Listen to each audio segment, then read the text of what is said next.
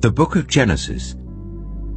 Genesis chapter 1. In the beginning, God created the heavens and the earth. Now the earth was formless and empty. Darkness was over the surface of the deep, and the Spirit of God was hovering over the waters. And God said, "Let there be light." And there was light. God saw that the light was good, and he separated the light from the darkness. God called the light day, and the darkness he called night. And there was evening and there was morning, the first day. And God said, "Let there be a vault between the waters to separate water from water." So God made the vault and separated the water under the vault from the water above it. And it was so. God called the vault sky. And there was evening and there was morning, the second day. And God said, "Let the water under the sky be gathered to one place, and let dry ground appear." And it was so. God called the dry ground land, and the gathered waters he called seas. And God saw that it was good.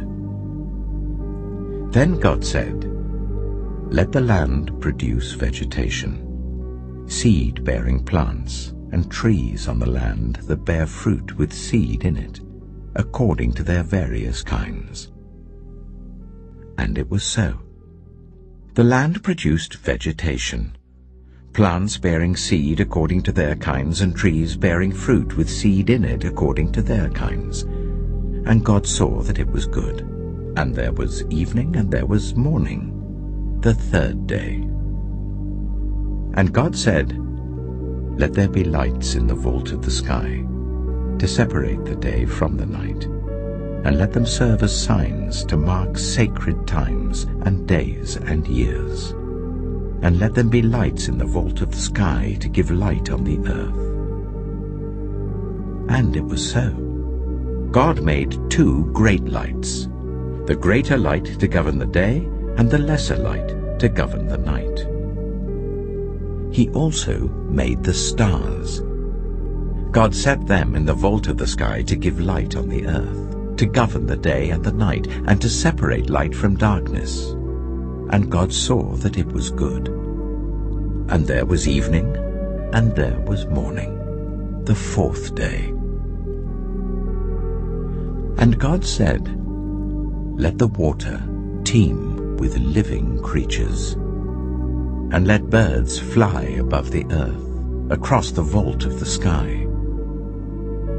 So God created the great creatures of the sea, and every living thing with which the water teems and that moves about in it according to their kinds, and every winged bird according to its kind. And God saw that it was good. God blessed them and said, "Be fruitful, and increase in number, and fill the water in the seas, and let the birds increase on the earth." And there was evening, and there was morning, the fifth day. And God said, "Let the land produce living creatures according to their kinds, the livestock, the creatures that move along the ground, and the wild animals, each according to its kind." And it was so. God made the wild animals according to their kinds, the livestock according to their kinds, and all the creatures that move along the ground according to their kinds. And God saw that it was good. Then God said, "Let us make mankind in our image, in our likeness, so that they may rule over the fish in the sea and the birds in the sky, over the livestock and all the wild animals, and over all the creatures that move along the ground." So God created mankind in his own image. In the image of God he created them, male and female he created them. God blessed them and said to them, "Be fruitful and increase in number. Fill the earth and subdue it. Rule over the fish in the sea and the birds in the sky, and over every living creature that moves on the ground. Then God said, I give you every seed-bearing plant on the face of the whole earth, and every tree that has fruit with seed in it. They will be yours for food, and to all the beasts of the earth and all the birds in the sky and all the creatures that move along the ground, everything that has the breath of life in it, I give every green plant for food. And it was so. God saw all that he had made, and it was very good. And there was evening and there was morning, the sixth day. Genesis chapter 2. Thus the heavens and the earth were completed in all their vast array. By the seventh day, God had finished the work he had been doing. So on the seventh day he rested from all his work. Then God blessed the seventh day and made it holy, because on it he rested from all the work of creating that he had done. This is the account of the heavens and the earth when they were created, when the Lord God made the earth and the heavens. Now no shrub had yet appeared on the earth, and no plant had yet sprung up. For the Lord God had not sent rain on the earth, and there was no one to work the ground. But streams came up from the earth and watered the whole surface of the ground. Then the Lord God formed a man from the dust of the ground, and breathed into his nostrils the breath of life. And the man became a living being. Now the Lord God had planted a garden in the east, in Eden, and there he put the man he had formed. The Lord God made all kinds of trees grow out of the ground, trees that were pleasing to the eye and good for food. In the middle of the garden were the tree of life and the tree of the knowledge of good and evil. A river watering the garden flowed from Eden. From there it was separated into 4 headwaters. The name of the first is the Pishon. It winds through the entire land of Havilah, where there is gold. The gold of that land is good. Aromatic resin and onyx are also there. The name of the second river is the Gihon. It winds through the entire land of Cush. The name of the third river is the Tigris. It runs along the east side of Ashur, and the fourth river is the Euphrates. The Lord God took the man and put him in the Garden of Eden to work it and take care of it. And the Lord God commanded the man, "You are free to eat from any tree in the garden, but you must not eat from the tree of the knowledge of good and evil, for when you eat from it, you will certainly die." The Lord God said, "It is not good for the man to be alone. I will make a helper suitable for him." Now the Lord God had formed out of the ground all the wild animals and all the birds in the sky. He brought them to the man to see what he would name them, and whatever the man called each living creature, that was its name. So the man gave names to all the livestock, the birds in the sky, and all the wild animals. But for Adam no suitable helper was found. So the Lord God caused the man to fall into a deep sleep. And while he was sleeping, he took one of the man's ribs and then closed up the place with flesh. Then the Lord God made a woman from the rib he had taken out of the man, and he brought her to the man. The man said, "This is now bone of my bones and flesh of my flesh. She shall be called woman, for she was taken out of man." That is why a man leaves his father and mother and is united to his wife, and they become one flesh. Adam and his wife were both naked, and they felt no shame. Genesis chapter 3. Now the snake was more crafty than any of the wild animals the Lord God had made. He said to the woman, "Did God really say, You must not eat from any tree in the garden?" The woman said to the snake, "We may eat fruit from the trees in the garden, but God did say, 'You must not eat fruit from the tree that is in the middle of the garden, and you must not touch it, or you will die.'" "You will not certainly die," the snake said to the woman. "For God knows that when you eat from it, your eyes will be opened, and you will be like God, knowing good and evil." When the woman saw that the fruit of the tree was good for food and pleasing to the eye, and also desirable for gaining wisdom, she took some and ate it. She also gave some to her husband who was with her, and he ate it. Then the eyes of both of them were opened, and they realized they were naked. So they sewed fig leaves together and made coverings for themselves. Then the man and his wife heard the sound of the Lord God as he was walking in the garden in the cool of the day. And they hid from the Lord God among the trees of the garden. But the Lord God called to the man, "Where are you?" He answered, "I heard you in the garden, and I was afraid because I was naked, so I hid." And he said, "Who told you that you were naked? Have you eaten from the tree that I commanded you not to eat from?"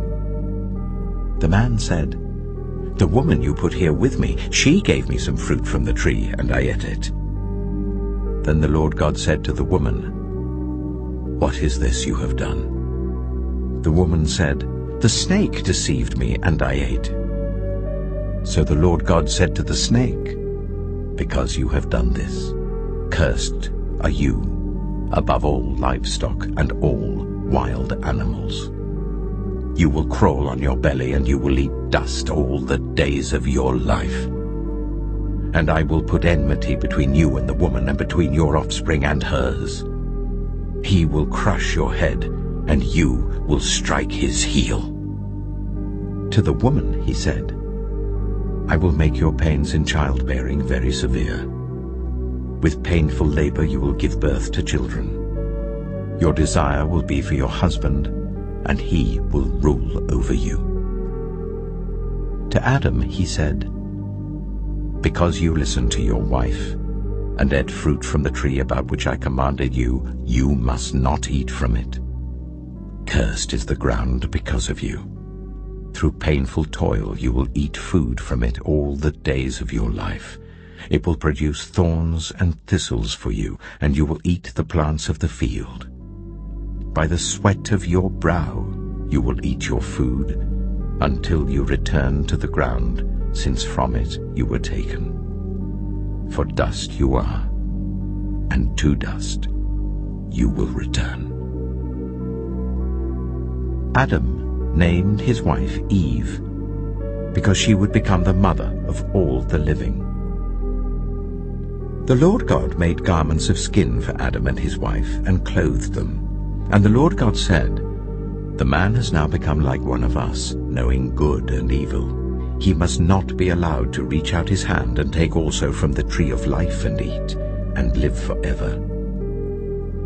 So the Lord God banished him from the Garden of Eden to work the ground from which he had been taken. After he drove the man out, he placed on the east side of the Garden of Eden cherubim and a flaming sword, flashing back and forth to guard the way to the tree of life. Genesis chapter 4. Adam made love to his wife Eve, and she became pregnant and gave birth to Cain. She said, "With the help of the Lord I have brought forth a man." Later she gave birth to his brother Abel. Now Abel kept flocks, and Cain worked the soil. In the course of time, Cain brought some of the fruits of the soil as an offering to the Lord. But Abel also brought an offering, fat portions from some of the firstborn of his flock. The Lord looked with favor on Abel and his offering, but on Cain and his offering he did not look with favor. So Cain was very angry, and his face was downcast. Then the Lord said to Cain, "Why are you angry? Why is your face downcast? If you do what is right, Will you not be accepted? But if you do not do what is right, sin is crouching at your door. It desires to have you, but you must rule over it." Now Cain said to his brother Abel, "Let's go out to the field." While they were in the field, Cain attacked his brother Abel and killed him. Then the Lord said to Cain, "Where is your brother Abel?" "I don't know," he replied. "Am I my brother's keeper?" The Lord said, "What have you done? Listen, your brother's blood cries out to me from the ground. Now you are under a curse and driven from the ground, which opened its mouth to receive your brother's blood from your hand. When you work the ground, it will no longer yield its crops for you. You will be a restless wanderer on the earth." Cain said to the Lord, "My punishment is more than I can bear. Today you are driving me from the land, and I will be hidden from your presence. I will be a restless wanderer on the earth, and whoever finds me will kill me." But the Lord said to him, "Not so. Anyone who kills Cain will suffer vengeance 7 times over." Then the Lord put a mark on Cain, so that no one who found him would kill him. So Cain went out from the Lord's presence and lived in the land of Nod, east of Eden. Cain made love to his wife, and she became pregnant and gave birth to Enoch. Cain was then building a city, and he named it after his son Enoch. To Enoch was born Irad, and Irad was the father of Mehujael, and Mehujael was the father of Methusael, and Methusael was the father of Lamech. Lamech married 2 women, one named Ada and the other Zillah. Ada gave birth to Jabal. He was the father of those who live in tents and raise livestock. His brother's name was Jubal. He was the father of all who play stringed instruments and pipes. Zillah also had a son, Tubal-Cain, who forged all kinds of tools out of bronze and iron. Tubal-Cain's sister was Naamah. Lamech said to his wives, "Ada and Zillah, listen to me. Wives of Lamech, hear my words. I have killed a man for wounding me, a young man for injuring me. If Cain is avenged 7 times, then Lamech 77 times." Adam made love to his wife again, and she gave birth to a son and named him Seth, saying, "God has granted me another child in place of Abel, since Cain killed him." Seth also had a son, and he named him Enosh. At that time, people began to call on the name of the Lord. Genesis chapter 5. This is the written account of Adam's family line. When God created mankind, he made them in the likeness of God. He created them male and female and blessed them, and he named them mankind when they were created. When Adam had lived 130 years, he had a son in his own likeness, in his own image, and he named him Seth. After Seth was born, Adam lived 800 years and had other sons and daughters. Altogether, Adam lived a total of 930 years, and then he died. When Seth had lived 105 years, he became the father of Enosh. After he became the father of Enosh, Seth lived 807 years and had other sons and daughters. Altogether, Seth lived a total of 912 years, and then he died. When Enosh had lived 90 years, he became the father of Kenan. After he became the father of Kenan, Enosh lived 815 years and had other sons and daughters. Altogether, Enosh lived a total of 905 years, and then he died. When Kenan had lived 70 years, he became the father of Mahalalel. After he became the father of Mahalalel, Kenan lived 840 years and had other sons and daughters. Altogether, Kenan lived a total of 910 years, and then he died. When Mahalalel had lived 65 years, he became the father of Jared. After he became the father of Jared, Mahalalel lived 830 years and had other sons and daughters. Altogether, Mahalalel lived a total of 895 years, and then he died. When Jared had lived 162 years, he became the father of Enoch. After he became the father of Enoch, Jared lived 800 years and had other sons and daughters. Altogether, Jared lived a total of 962 years, and then he died. When Enoch had lived 65 years, he became the father of Methuselah. After he became the father of Methuselah, Enoch walked faithfully with God 300 years and had other sons and daughters. Altogether, Enoch lived a total of 365 years. Enoch walked faithfully with God.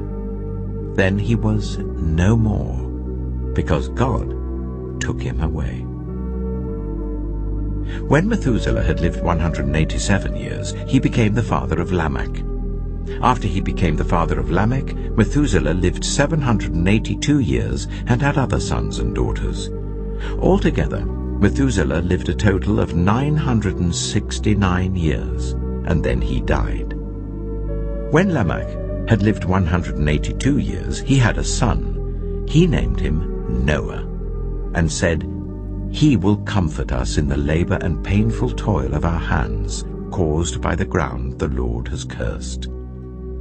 After Noah was born, Lamech lived 595 years and had other sons and daughters. Altogether, Lamech lived a total of 777 years, and then he died. After Noah was 500 years old, he became the father of Shem, Ham, and Japheth. Genesis chapter 6. When human beings began to increase in number on the earth, and daughters were born to them, the sons of God saw that the daughters of humans were beautiful, and they married any of them they chose. Then the Lord said, "My spirit will not contend with humans forever, for they are mortal. Their days will be 120 years. The Nephilim were on the earth in those days, and also afterward, when the sons of God went to the daughters of humans and had children by them. They were the heroes of old, men of renown. The Lord saw how great the wickedness of the human race had become on the earth, and that every inclination of the thoughts of the human heart was only evil all the time. The Lord regretted that he had made human beings on the earth, and his heart was deeply troubled. So the Lord said, "I will wipe from the face of the earth the human race I have created, and with them the animals, the birds, and the creatures that move along the ground, for I regret that I have made them." But Noah found favor in the eyes of the Lord. This is the account of Noah and his family.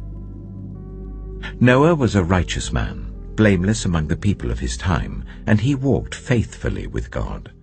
Noah had 3 sons, Shem, Ham, and Japheth. Now the earth was corrupt in God's sight, and was full of violence. God saw how corrupt the earth had become, for all the people on the earth had corrupted their ways. So God said to Noah, "I am going to put an end to all people, for the earth is filled with violence because of them. I am surely going to destroy both them and the earth. So make yourself an ark of cypress wood, make rooms in it, and coat it with pitch inside and out. This is how you are to build it. The ark is to be 300 cubits long, 50 cubits wide, and 30 cubits high. Make a roof for it, leaving below the roof an opening 1 cubit high all around. Put a door in the side of the ark, and make lower, middle, and upper decks. I'm going to bring floodwaters on the earth to destroy all life under the heavens, every creature that has the breath of life in it. Everything on earth will perish." But I will establish my covenant with you, and you will enter the ark, you and your sons and your wife and your sons' wives with you. You are to bring into the ark 2 of all living creatures, male and female, to keep them alive with you, 2 of every kind of bird, of every kind of animal, and of every kind of creature that moves along the ground will come to you to be kept alive. You are to take every kind of food that is to be eaten and store it away as food for you and for them. Noah did everything just as God commanded him. Genesis chapter 7. The Lord then said to Noah, "Go into the ark, you and your whole family, because I have found you righteous in this generation.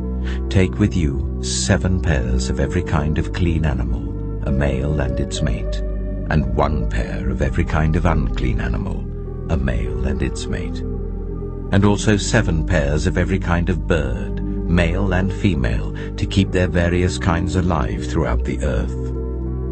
7 days from now I will send rain on the earth for 40 days and 40 nights, and I will wipe from the face of the earth every living creature I have made."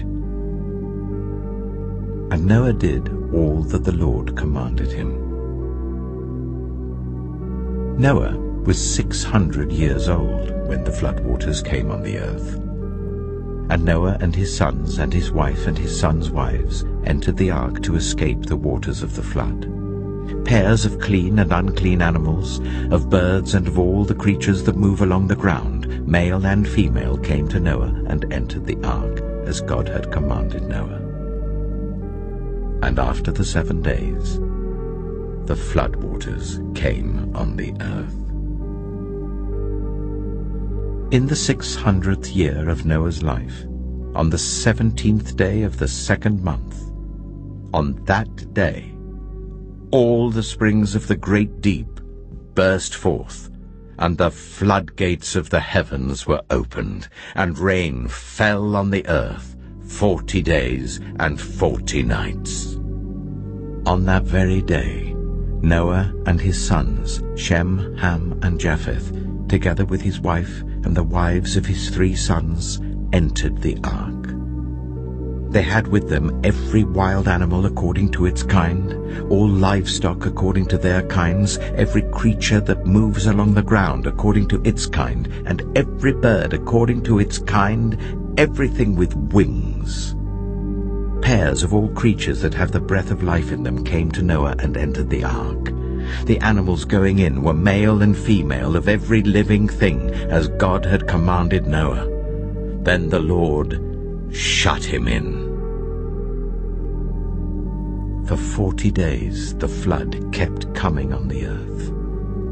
And as the waters increased, they lifted the ark high above the earth. The waters rose and increased greatly on the earth, and the ark floated on the surface of the water. They rose greatly on the earth, and all the high mountains under the entire heavens were covered. The waters rose and covered the mountains to a depth of more than 15 cubits. Every living thing that moved on land perished. Birds, livestock, wild animals, all the creatures that swarm over the earth, and all mankind. Everything on dry land that had the breath of life in its nostrils died. Every living thing on the face of the earth was wiped out. People and animals and the creatures that move along the ground and the birds were wiped from the earth. Only Noah was left, and those with him in the ark. The waters flooded the earth for 150 days. Genesis chapter 8. But God remembered Noah and all the wild animals and the livestock that were with him in the ark. And he sent a wind over the earth, and the waters receded. Now the springs of the deep and the floodgates of the heavens had been closed, and the rain had stopped falling from the sky. The water receded steadily from the earth. At the end of the 150 days, the water had gone down. And on the 17th day of the 7th month, the ark came to rest on the mountains of Ararat. The waters continued to recede until the 10th month, and on the first day of the 10th month, the tops of the mountains became visible. After 40 days, Noah opened a window he had made in the ark and sent out a raven, and it kept flying back and forth until the water had dried up from the earth. Then he sent out a dove to see if the water had receded from the surface of the ground. But the dove could find nowhere to perch because there was water over all the surface of the earth. So it returned to Noah in the ark. He reached out his hand and took the dove and brought it back to himself in the ark. He waited 7 more days and again sent out the dove from the ark. When the dove returned to him in the evening, there in its beak was a freshly plucked olive leaf. Then Noah knew that the water had receded from the earth. He waited 7 more days and sent the dove out again, but this time it did not return to him. By the first day of the 1st month of Noah's 601st year, the water had dried up from the earth. Noah then removed the covering from the ark and saw that the surface of the ground was dry. By the 27th day of the 2nd month, the earth was completely dry. Then God said to Noah, "Come out of the ark, you and your wife and your sons and their wives. Bring out every kind of living creature that is with you, the birds, the animals, and all the creatures that move along the ground, so they can multiply on the earth and be fruitful and increase in number on it." So Noah came out, together with his sons and his wife and his sons' wives. All the animals and all the creatures that move along the ground and all the birds, everything that moves on land, came out of the ark, one kind after another. Then Noah built an altar to the Lord, and taking some of all the clean animals and clean birds, he sacrificed burnt offerings on it. The Lord smelled the pleasing aroma and said in his heart, "Never again will I curse the ground because of humans, even though every inclination of the human heart is evil from childhood. And never again will I destroy all living creatures as I have done. As long as the earth endures, seed time and harvest, cold and heat, summer and winter, day and night, will never cease." Genesis chapter 9. Then God blessed Noah and his sons, saying to them, "Be fruitful and increase in number and fill the earth.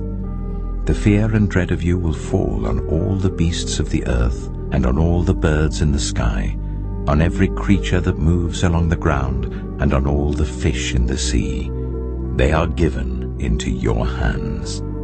Everything that lives and moves about will be food for you. Just as I gave you the green plants, I now give you everything. But you must not eat meat that has its lifeblood still in it. And for your lifeblood I will surely demand an accounting. I will demand an accounting from every animal, and from each human being too I will demand an accounting for the life of another human being.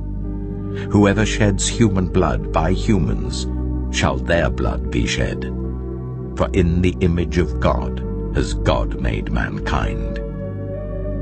As for you, be fruitful and increase in number.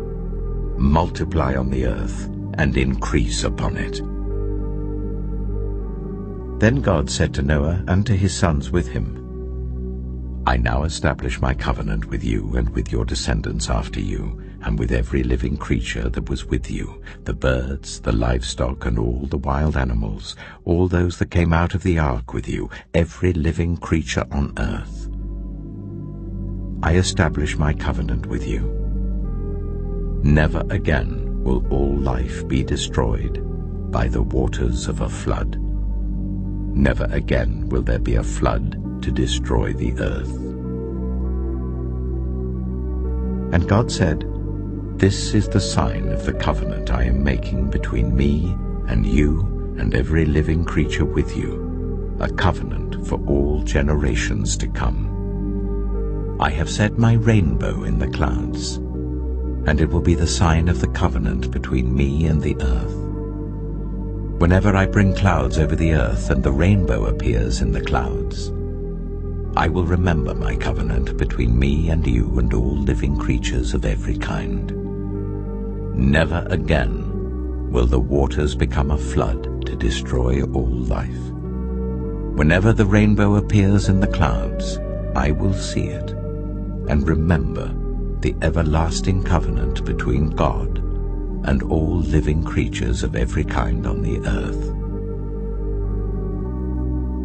So God said to Noah, "This is the sign of the covenant I have established between me and all life on the earth."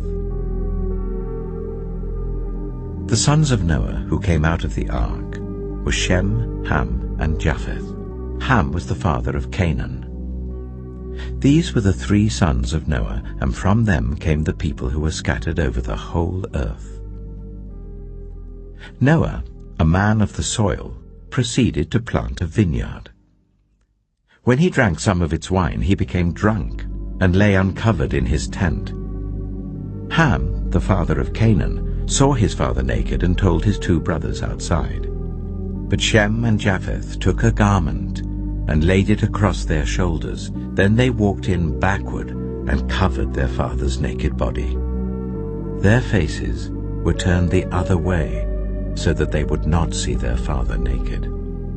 When Noah awoke from his wine and found out what his youngest son had done to him, he said, "Cursed be Canaan.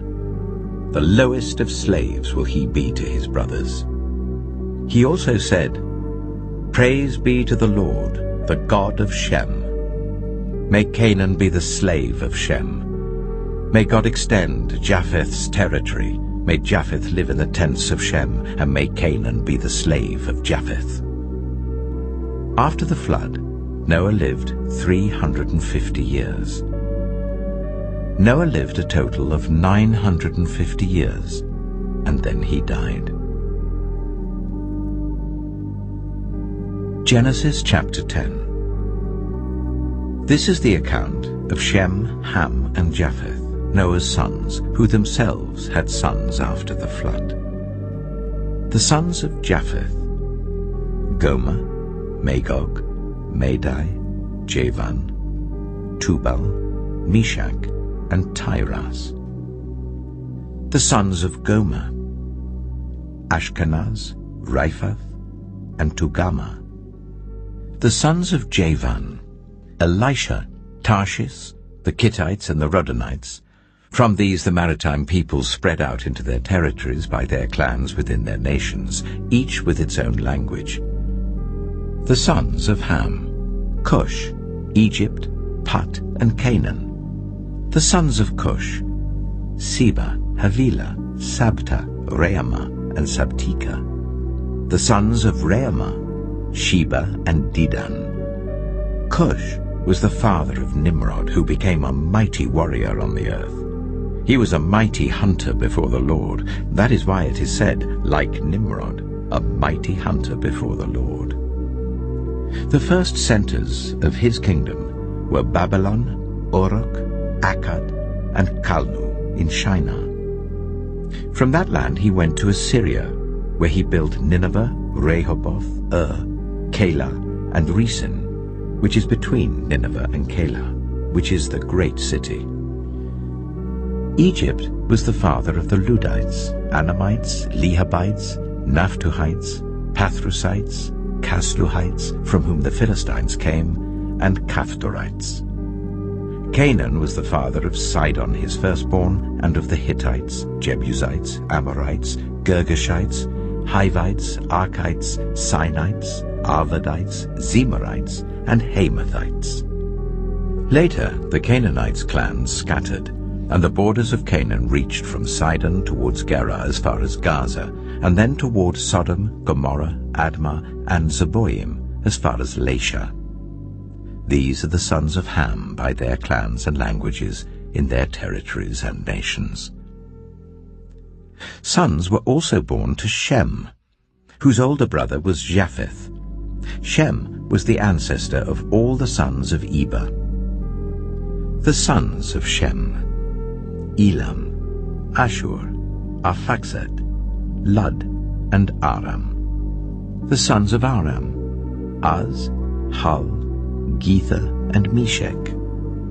Arphaxad was the father of Shelah, and Shelah the father of Eber. 2 sons were born to Eber. One was named Peleg, because in his time the earth was divided. His brother was named Joktan. Joktan was the father of Almodad, Sheleph, Hazamepheth, Jirah, Hadoram, Uzal, Dilah, Obal, Abimiel, Sheba, Ophir, Havilah, and Jobab. All these were sons of Joktan. The region where they lived stretched from Mesha towards Sephah in the eastern hill country. These are the sons of Shem by their clans and languages, in their territories and nations. These are the clans of Noah's sons, according to their lines of descent within their nations. From these, the nations spread out over the earth after the flood. Genesis chapter 11. Now the whole world had one language and a common speech. As people moved eastward, they found a plain in Shinar and settled there. They said to each other, "Come, let's make bricks and bake them thoroughly." They used brick instead of stone and bitumen for mortar. Then they said, "Come, let us build ourselves a city with a tower that reaches to the heavens, so that we may make a name for ourselves. Otherwise we will be scattered over the face of the whole earth." But the Lord came down to see the city and the tower the people were building. The Lord said, "If as one people speaking the same language they have begun to do this, then nothing they plan to do will be impossible for them. Come, let us go down and confuse their language, so they will not understand each other." So the Lord scattered them from there over all the earth, and they stopped building the city. That is why it was called Babel, because there the Lord confused the language of the whole world. From there the Lord scattered them over the face of the whole earth. This is the account of Shem's family line.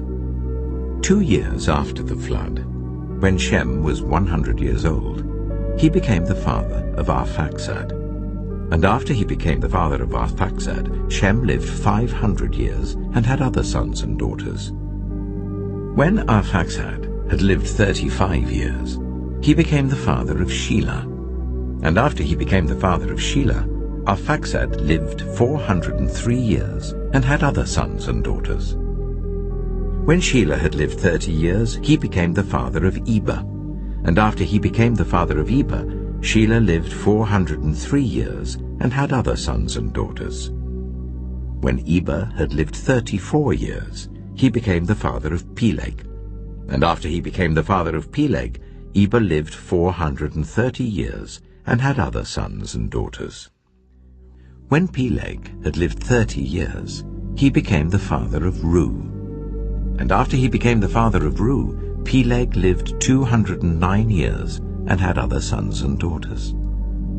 When Reu had lived 32 years, he became the father of Serug. And after he became the father of Serug, Reu lived 207 years and had other sons and daughters. When Serug had lived 30 years, he became the father of Nahor. And after he became the father of Nahor, Serug lived 200 years and had other sons and daughters. When Nahor had lived 29 years, he became the father of Terah. And after he became the father of Terah, Nahor lived 119 years and had other sons and daughters. After Terah had lived 70 years, he became the father of Abram, Nahor, and Haran. This is the account of Terah's family line. Terah became the father of Abram, Nahor, and Haran became the father of Lot. While his father Terah was still alive, Haran died in Ur of the Chaldeans in the land of his birth. Abram and Nahor both married. The name of Abram's wife was Sarai, and the name of Nahor's wife was Milcah. She was the daughter of Haran, the father of both Milcah and Iscah. Now Sarai was childless because she was not able to conceive. Terah took his son Abram, his grandson Lot, son of Haran, and his daughter-in-law Sarai, the wife of his son Abram, and together they set out from Ur of the Chaldeans to go to Canaan. But when they came to Haran, they settled there. Terah lived 205 years, and he died in Haran. Genesis chapter 12. The Lord had said to Abram, "Go from your country, your people and your father's household, to the land I will show you. I will make you into a great nation, and I will bless you. I will make your name great, and you will be a blessing. I will bless those who bless you, and whoever curses you I will curse, and all peoples on earth will be blessed through you." So Abram went as the Lord had told him, and Lot went with him. Abram was 75 years old when he set out from Haran. He took his wife Sarai, his nephew Lot, all the possessions they had accumulated, and the people they had acquired in Haran, and they set out for the land of Canaan, and they arrived there. Abram traveled through the land as far as the site of the great tree of Moreh at Shechem. At that time the Canaanites were in the land. The Lord appeared to Abram and said, "To your offspring I will give this land." So he built an altar there to the Lord who had appeared to him.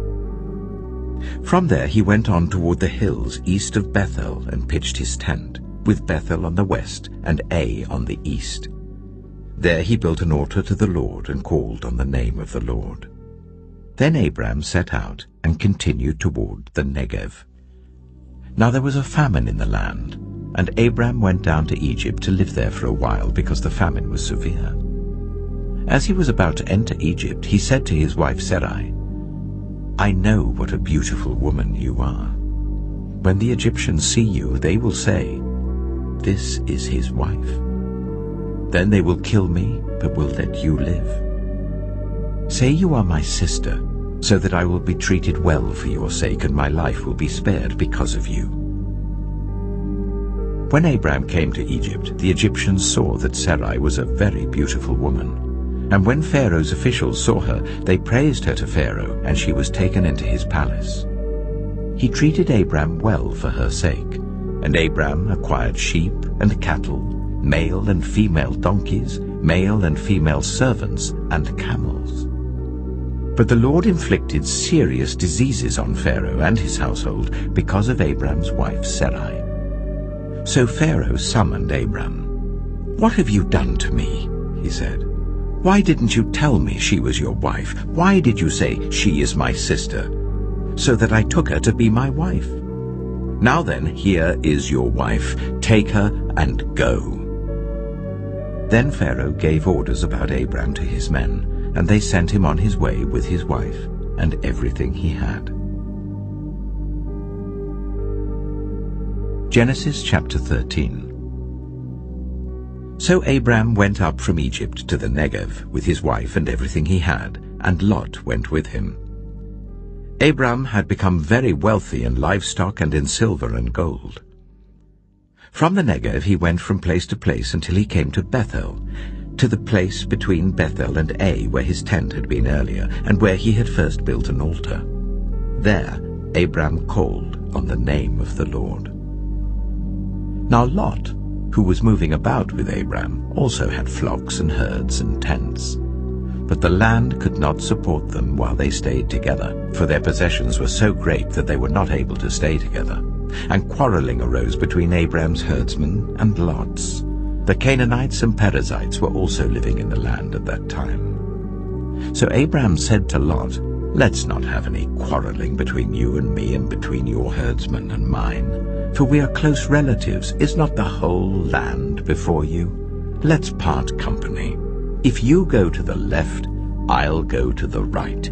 If you go to the right, I'll go to the left." Lot looked around and saw that the whole plain of the Jordan towards Zoar was well watered, like the garden of the Lord, like the land of Egypt. This was before the Lord destroyed Sodom and Gomorrah. So Lot chose for himself the whole plain of the Jordan and set out toward the east. The two men parted company. Abram lived in the land of Canaan, while Lot lived among the cities of the plain and pitched his tents near Sodom. Now the people of Sodom were wicked and were sinning greatly against the Lord. The Lord said to Abram, after Lot had parted from him, "Look around from where you are, to the north and south, to the east and west. All the land that you see, I will give to you and your offspring forever. I will make your offspring like the dust of the earth, so that if anyone could count the dust, then your offspring could be counted. Go, walk through the length and breadth of the land, for I am giving it to you." So Abram went to live near the great trees of Mamre at Hebron, where he pitched his tents. There he built an altar to the Lord. Genesis chapter 14. At the time when Amraphel was king of Shinar, Arioch, king of Elasar, Kedorlaomer, king of Elam, and Tidal, king of Goyim, these kings went to war against Bera, king of Sodom, Bersha, king of Gomorrah, Shinab, king of Admah, Shemeba, king of Zeboim, and the king of Bela, that is Zoar. All these latter kings joined forces in the valley of Siddim, that is the Dead Sea Valley. For 12 years they had been subject to Kedorlaomer, but in the 13th year they rebelled. In the 14th year, Kedorlaomer and the kings allied with him went out and defeated the Rephaites in Ashtaroth-Karnaim, the Zuzites in Ham, the Emites in Sheva, Kiriathaim, and the Horites in the hill country of Seir as far as El-Paran, near the desert. Then they turned back and went to En-Mishpat, that is Kadesh, and they conquered the whole territory of the Amalekites as well as the Amorites who were living in Hazazon-Tamar. Then the king of Sodom, the king of Gomorrah, the king of Admah, the king of Zeboim, and the king of Bela, that is Zoar, marched out and drew up their battle lines in the valley of Siddim against Kedorlaomer, king of Elam, Tidal, king of Goim, Amraphel, king of Shinar, and Arioch, king of Elasar, 4 kings against 5. Now the valley of Siddim was full of tar pits, and when the kings of Sodom and Gomorrah fled, some of the men fell into them, and the rest fled to the hills. The 4 kings seized all the goods of Sodom and Gomorrah and all their food. Then they went away. They also carried off Abram's nephew, Lot, and his possessions, since he was living in Sodom. A man who had escaped came and reported this to Abram the Hebrew. Now Abram was living near the great trees of Mamre the Amorite, a brother of Eshcol and Ane, all of whom were allied with Abram. When Abram heard that his relative had been taken captive, he called out 318 trained men born in his household, and went in pursuit as far as Dan. During the night, Abram divided his men to attack them, and he routed them, pursuing them as far as Hobah, north of Damascus. He recovered all the goods and brought back his relative Lot and his possessions, together with the women and the other people. After Abram returned from defeating Kedorlaomer and the kings allied with him, the king of Sodom came out to meet him in the valley of Shaveh, that is the king's valley. Then Melchizedek, king of Salem, brought out bread and wine. He was priest of God Most High, and he blessed Abram, saying, "Blessed be Abram by God Most High, creator of heaven and earth. and praise be to God Most High, who delivered your enemies into your hand." Then Abram gave him 1/10 of everything. The king of Sodom said to Abram, "Give me the people and keep the goods for yourself." But Abram said to the king of Sodom, "With raised hand I have sworn an oath to the Lord, God Most High, creator of heaven and earth, that I will accept nothing belonging to you, not even a thread or the strap of a sandal, so that you will never be able to say, 'I made Abram rich.' I will accept nothing but what my men have eaten and the share that belongs to the men who went with me, to Ane, Eshcol, and Mamre. Let them have their share." Genesis chapter 15. After this, the word of the Lord came to Abram in a vision. "Do not be afraid, Abram. I am your shield, your very great reward." But Abram said, "Sovereign Lord, what can you give me since I remain childless? And the one who will inherit my estate is Eliezer of Damascus." And Abram said, "You have given me no children, so a servant in my household will be my heir." Then the word of the Lord came to him, "This man will not be your heir, but a son who is your own flesh and blood will be your heir." He took him outside and said, "Look up at the sky and count the stars, if indeed you can count them." Then he said to him, "So shall your offspring be." Abram believed the Lord, and he credited to him as righteousness. He also said to him, "I am the Lord, who brought you out of Ur of the Chaldeans, to give you this land to take possession of it." But Abram said, "Sovereign Lord, how can I know that I will gain possession of it?" So the Lord said to him, "Bring me a heifer, a goat, and a ram, each 3 years old, along with a dove and a young pigeon." Abram brought all these to him, cut them in two, and arranged the halves opposite each other. The birds, however, he did not cut in half. Then birds of prey came down on the carcasses, but Abram drove them away. As the sun was setting, Abram fell into a deep sleep, and a thick and dreadful darkness came over him. Then the Lord said to him, "Know for certain that for 400 years your descendants will be strangers in a country not their own, and that they will be enslaved and ill-treated there. But I will punish the nation they serve as slaves, and afterward they will come out with great possessions.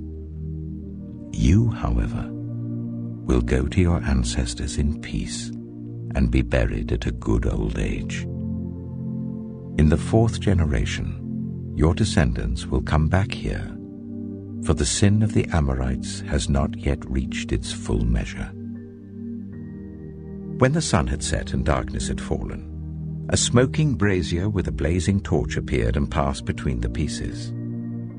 On that day the Lord made a covenant with Abram and said, "To your descendants I give this land, from the Wadi of Egypt to the great river, the Euphrates, the land of the Kenites, Kenizzites, Kadmonites, Hittites, Perizzites, Rephaites, Amorites, Canaanites, Girgashites, and Jebusites." Genesis chapter 16. Now Sarai, Abram's wife, had borne him no children, but she had an Egyptian slave named Hagar. So she said to Abram, "The Lord has kept me from having children. Go, sleep with my slave. Perhaps I can build a family through her." Abram agreed to what Sarai said. So after Abraham had been living in Canaan 10 years, Sarai his wife took her Egyptian slave Hagar and gave her to her husband to be his wife. He slept with Hagar, and she conceived. When she knew she was pregnant, she began to despise her mistress. Then Sarai said to Abram, "You are responsible for the wrong I'm suffering. I put my slave in your arms, and now that she knows she is pregnant, she despises me. May the Lord judge between you and me." "Your slave is in your hands," Abram said. "Do with her whatever you think best." Then Sarai ill-treated Hagar, so she fled from her. The angel of the Lord found Hagar near a spring in the desert. It was the spring that is beside the road to Shur. And he said, "Hagar, slave of Sarai, where have you come from and where are you going?" "I'm running away from my mistress Sarai," she answered. Then the angel of the Lord told her, "Go back to your mistress and submit to her." The angel added, "I will increase your descendants so much that they will be too numerous to count." The angel of the Lord also said to her, "You are now pregnant, and you will give birth to a son. You shall name him Ishmael, for the Lord has heard of your misery. He will be a wild donkey of a man. His hand will be against everyone, and everyone's hand against him, and he will live in hostility towards all his brothers." She gave this name to the Lord who spoke to her, "You are the God who sees me." For she said, "I have now seen the one who sees me." That is why the well was called Beer Lahai-roi. It is still there between Kadesh and Bered. So Hagar bore Abram a son, and Abram gave the name Ishmael to the son she had born. Abram was 86 years old when Hagar bore him Ishmael. Genesis chapter 17. When Abram was 99 years old, the Lord appeared to him and said, "I am God Almighty. Walk before me faithfully and be blameless. Then I will make my covenant between me and you, and will greatly increase your numbers." Abram fell face down, and God said to him, "As for me, this is my covenant with you. You will be the father of many nations. No longer will you be called Abram. Your name will be Abraham. For I have made you a father of many nations. I will make you very fruitful.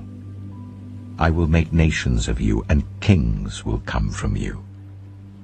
I will establish my covenant as an everlasting covenant between me and you and your descendants after you for the generations to come, to be your God and the God of your descendants after you. The whole land of Canaan, where you now reside as a foreigner, I will give as an everlasting possession to you and your descendants after you, and I will be their God." Then God said to Abraham, "As for you, you must keep my covenant, you and your descendants after you for the generations to come. This is my covenant with you and your descendants after you, the covenant you are to keep. Every male among you shall be circumcised. You are to undergo circumcision, and it will be the sign of the covenant between me and you. For the generations to come, every male among you who is 8 days old must be circumcised, including those born in your household or bought with money from a foreigner. Those who are not your offspring, whether born in your household or bought with your money, they must be circumcised. My covenant in your flesh is to be an everlasting covenant. Any uncircumcised male who has not been circumcised in the flesh will be cut off from his people. He has broken my covenant." God also said to Abraham, "As for Sarai your wife, you are no longer to call her Sarai.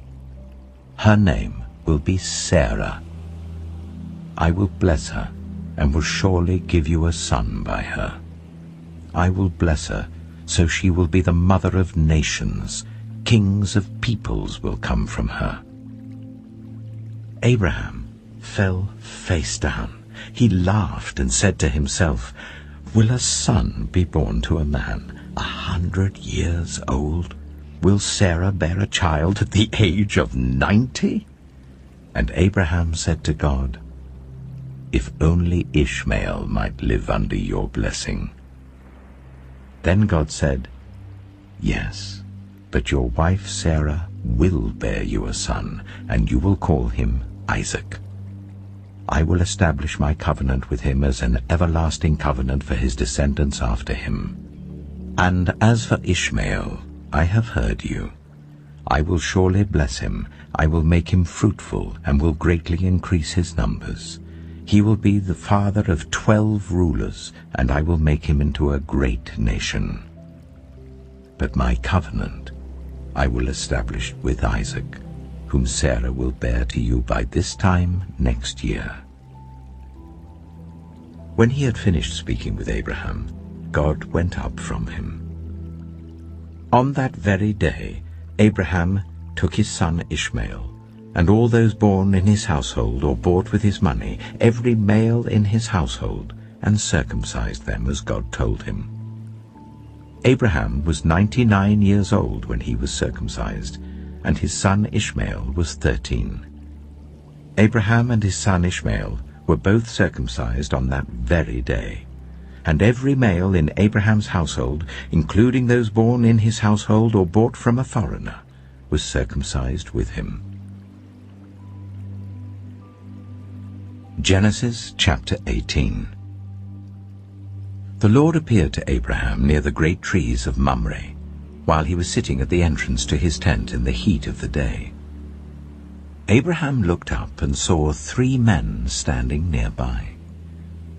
When he saw them, he hurried from the entrance of his tent to meet them and bowed low to the ground.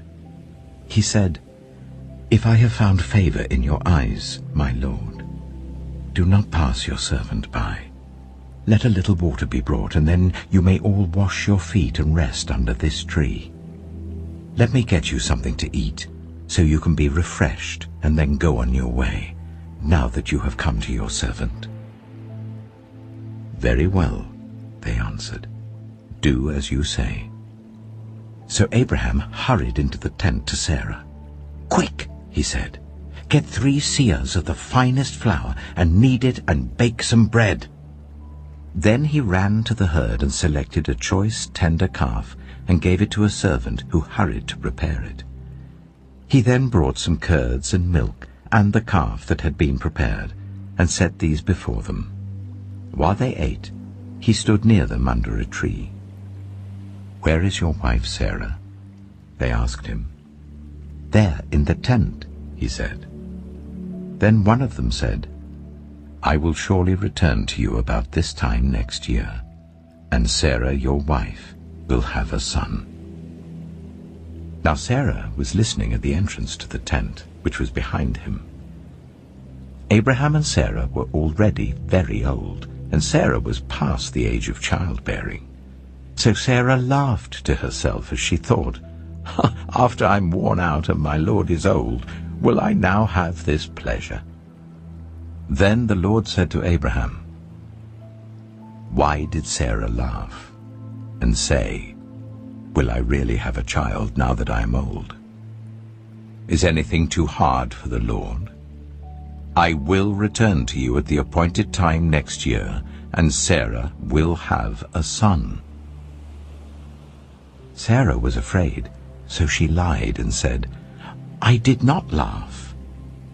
But he said, Yes, you did laugh. When the men got up to leave, they looked down towards Sodom, and Abraham walked along with them to see them on their way.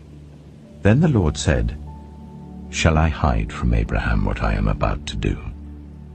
Abraham will surely become a great and powerful nation, and all nations on earth will be blessed through him, for I have chosen him so that he will direct his children and his household after him, to keep the way of the Lord by doing what is right and just, so that the Lord will bring about for Abraham what he has promised him. Then the Lord said, The outcry against Sodom and Gomorrah is so great, and their sin so grievous, that I will go down and see if what they have done is as bad as the outcry that has reached me. If not, I will know." The men turned away and went towards Sodom, but Abraham remained standing before the Lord. Then Abraham approached him and said, "Will you sweep away the righteous with the wicked? What if there are 50 righteous people in the city? Will you really sweep it away and not spare the place for the sake of the 50 righteous people in it? Far be it from you to do such a thing, to kill the righteous with the wicked, treating the righteous and the wicked alike? Far be it from you. Will not the judge of all the earth do right?" The Lord said, "If I find 50 righteous people in the city of Sodom, I will spare the whole place for their sake." Then Abraham spoke up again, "Now that I have been so bold as to speak to the Lord, though I am nothing but dust and ashes, what if the number of the righteous is 5 less than 50? Will you destroy the whole city for lack of 5 people?" "If I find 45 there," he said, "I will not destroy it." Once again he spoke to him, "What if only 40 are found there?" He said, "For the sake of 40, I will not do it." Then he said, "May the Lord not be angry, but let me speak. What if only 30 can be found there?" He answered, "I will not do it if I find 30 there." Abraham said, "Oh, now that I have been so bold as to speak to the Lord, what if only 20 can be found there?" He said, "For the sake of 20, I will not destroy it." Then he said, "May the Lord not be angry, but let me speak just once more. What if only 10 can be found there?" He answered, "For the sake of 10, I will not destroy it." When the Lord had finished speaking with Abraham, he left, and Abraham returned home. Genesis chapter 19. The 2 angels arrived at Sodom in the evening, and Lot was sitting in the gateway of the city. When he saw them, he got up to meet them and bowed down with his face to the ground. "My lords," he said, "please turn aside to your servant's house. You can wash your feet and spend the night and then go on your way early in the morning." "No," they answered, "we will spend the night in the square." But he insisted so strongly that they did go with him and entered his house. He prepared a meal for them, baking bread without yeast, and they ate. Before they had gone to bed, all the men from every part of the city of Sodom, both young and old, surrounded the house. They called to Lot, "Where are the men who came to you tonight? Bring them out to us, so that we can have sex with them." Lot went outside to meet them and shut the door behind him and said, "No, my friends, don't do this wicked thing. Look, I have 2 daughters who have never slept with a man. Let me bring them out to you, and you can do what you like with them, but don't do anything to these men, for they have come under the protection of my roof." "Get out of our way," they replied. "This fellow came here as a foreigner, and now he wants to play the judge. We'll treat you worse than them."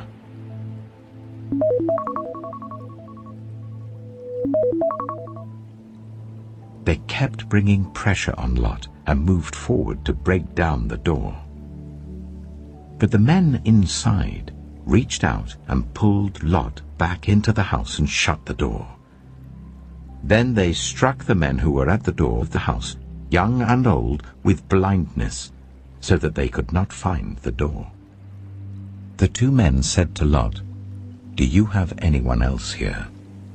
Sons-in-law, sons or daughters, or anyone else in the city who belongs to you?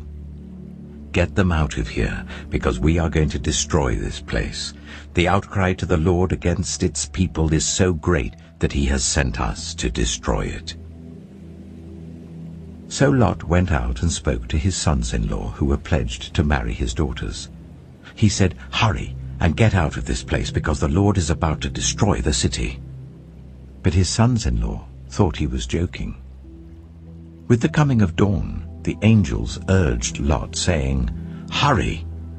Take your wife and your 2 daughters who are here, or you will be swept away when the city is punished." When he hesitated, the men grasped his hand and the hands of his wife and of his 2 daughters and led them safely out of the city, for the Lord was merciful to them. As soon as they had brought them out, one of them said, "Flee for your lives. Don't look back. And don't stop anywhere in the plain. Flee to the mountains, or you will be swept away." But Lot said to them, "No, my lords, please. Your servant has found favor in your eyes, and you have shown great kindness to me in sparing my life, but I can't flee to the mountains. This disaster will overtake me, and I'll die. Look, here is a town near enough to run to, and it is small. Let me flee to it. It is very small, isn't it? Then my life will be spared." He said to him, "Very well. I will grant this request too. I will not overthrow the town you speak of, but flee there quickly, because I cannot do anything until you reach it." That is why the town was called Zoar. By the time Lot reached Zoar, the sun had risen over the land. Then the Lord rained down burning sulfur on Sodom and Gomorrah, from the Lord out of the heavens. Thus he overthrew those cities and the entire plain, destroying all those living in the cities and also the vegetation in the land. But Lot's wife looked back, and she became a pillar of salt. Early the next morning, Abraham got up and returned to the place where he had stood before the Lord. He looked down toward Sodom and Gomorrah, toward all the land of the plain, and he saw dense smoke rising from the land, like smoke from a furnace. So when God destroyed the cities of the plain, he remembered Abraham, and he brought Lot out of the catastrophe that overthrew the cities where Lot had lived. Lot and his 2 daughters left Zoar and settled in the mountains, for he was afraid to stay in Zoar. He and his 2 daughters lived in a cave. One day, the older daughter said to the younger, "Our father is old, and there is no man around here to give us children, as is the custom all over the earth. Let's get our father to drink wine, and then sleep with him and preserve our family line through our father." That night, they got their father to drink wine, and the older daughter went in and slept with him. He was not aware of it when she laid down or when she got up. The next day, the older daughter said to the younger, "Last night I slept with my father. Let's get him to drink wine again tonight, and you go in and sleep with him, so we can preserve our family line through our father." So they got their father to drink wine that night also, and the younger daughter went in and slept with him. Again, he was not aware of it when she laid down or when she got up. So both of Lot's daughters became pregnant by their father. The older daughter had a son, and she named him Moab. He is the father of the Moabites of today. The younger daughter also had a son, and she named him Ben-Ami. He is the father of the Ammonites of today. Genesis chapter 20. Now Abraham moved on from there into the region of the Negev and lived between Kadesh and Shur. For a while he stayed in Gerar, and there Abraham said of his wife Sarah, "She is my sister." Then Abimelech, king of Gerar, sent for Sarah and took her. But God came to Abimelech in a dream one night and said to him, "You are as good as dead because of the woman you have taken. She is a married woman." Now Abimelech had not gone near her, so he said, "Lord, will you destroy an innocent nation? Did he not say to me, 'She is my sister'? And didn't she also say, 'He is my brother'? I've done this with a clear conscience and clean hands." Then God said to him in the dream, "Yes, I know you did this with a clear conscience, and so I have kept you from sinning against me. That is why I did not let you touch her. Now return the man's wife, for he is a prophet, and he will pray for you, and you will live. But if you do not return her, you may be sure that you and all who belong to you will die." Early the next morning, Abimelech summoned all his officials, and when he told them all that had happened, they were very much afraid. Then Abimelech called Abraham in and said, "What have you done to us? How have I wronged you that you have brought such guilt upon me and my kingdom? You have done things to me that should never be done." And Abimelech asked Abraham, "What was your reason for doing this?" Abraham replied, "I said to myself, there is surely no fear of God in this place, and they will kill me because of my wife. Besides, she really is my sister, the daughter of my father, though not of my mother, and she became my wife. And when God caused me to wander from my father's household, I said to her, 'This is how you can show your love to me. Everywhere we go, say of me, he is my brother.'" Then Abimelech brought sheep and cattle and male and female slaves and gave them to Abraham, and he returned Sarah his wife to him. And Abimelech said, "My land is before you. Live wherever you like." To Sarah he said, "I am giving your brother 1,000 shekels of silver. This is to cover the offense against you before all who are with you. You are completely vindicated." Then Abraham prayed to God, and God healed Abimelech, his wife, and his female slaves, so they could have children again. For the Lord had kept all the women in Abimelech's household from conceiving because of Abraham's wife Sarah. Genesis chapter 21. Now the Lord was gracious to Sarah, as he had said, and the Lord did for Sarah what he had promised. Sarah became pregnant and bore a son to Abraham in his old age, at the very time God had promised him. Abraham gave the name Isaac to the son Sarah bore him. When his son Isaac was 8 days old, Abraham circumcised him as God commanded him. Abraham was 100 years old when his son Isaac was born to him. Sarah said, "God has brought me laughter, and everyone who hears about this will laugh with me." And she added, "Who would have said to Abraham that Sarah would nurse children? Yet I have borne him a son in his old age." The child grew and was weaned, and on the day Isaac was weaned, Abraham held a great feast. But Sarah saw that the son whom Hagar the Egyptian had borne to Abraham was mocking, and she said to Abraham, "Get rid of that slave woman and her son, for that woman's son will never share in the inheritance with my son Isaac." The matter distressed Abraham greatly because it concerned his son. But God said to him, "Do not be so distressed about the boy and your slave woman. Listen to whatever Sarah tells you, because it is through Isaac that your offspring will be reckoned. I will make the son of the slave into a nation also, because he is your offspring." God heard the boy crying. And the angel of God called to Hagar from heaven and said to her, "What is the matter, Hagar?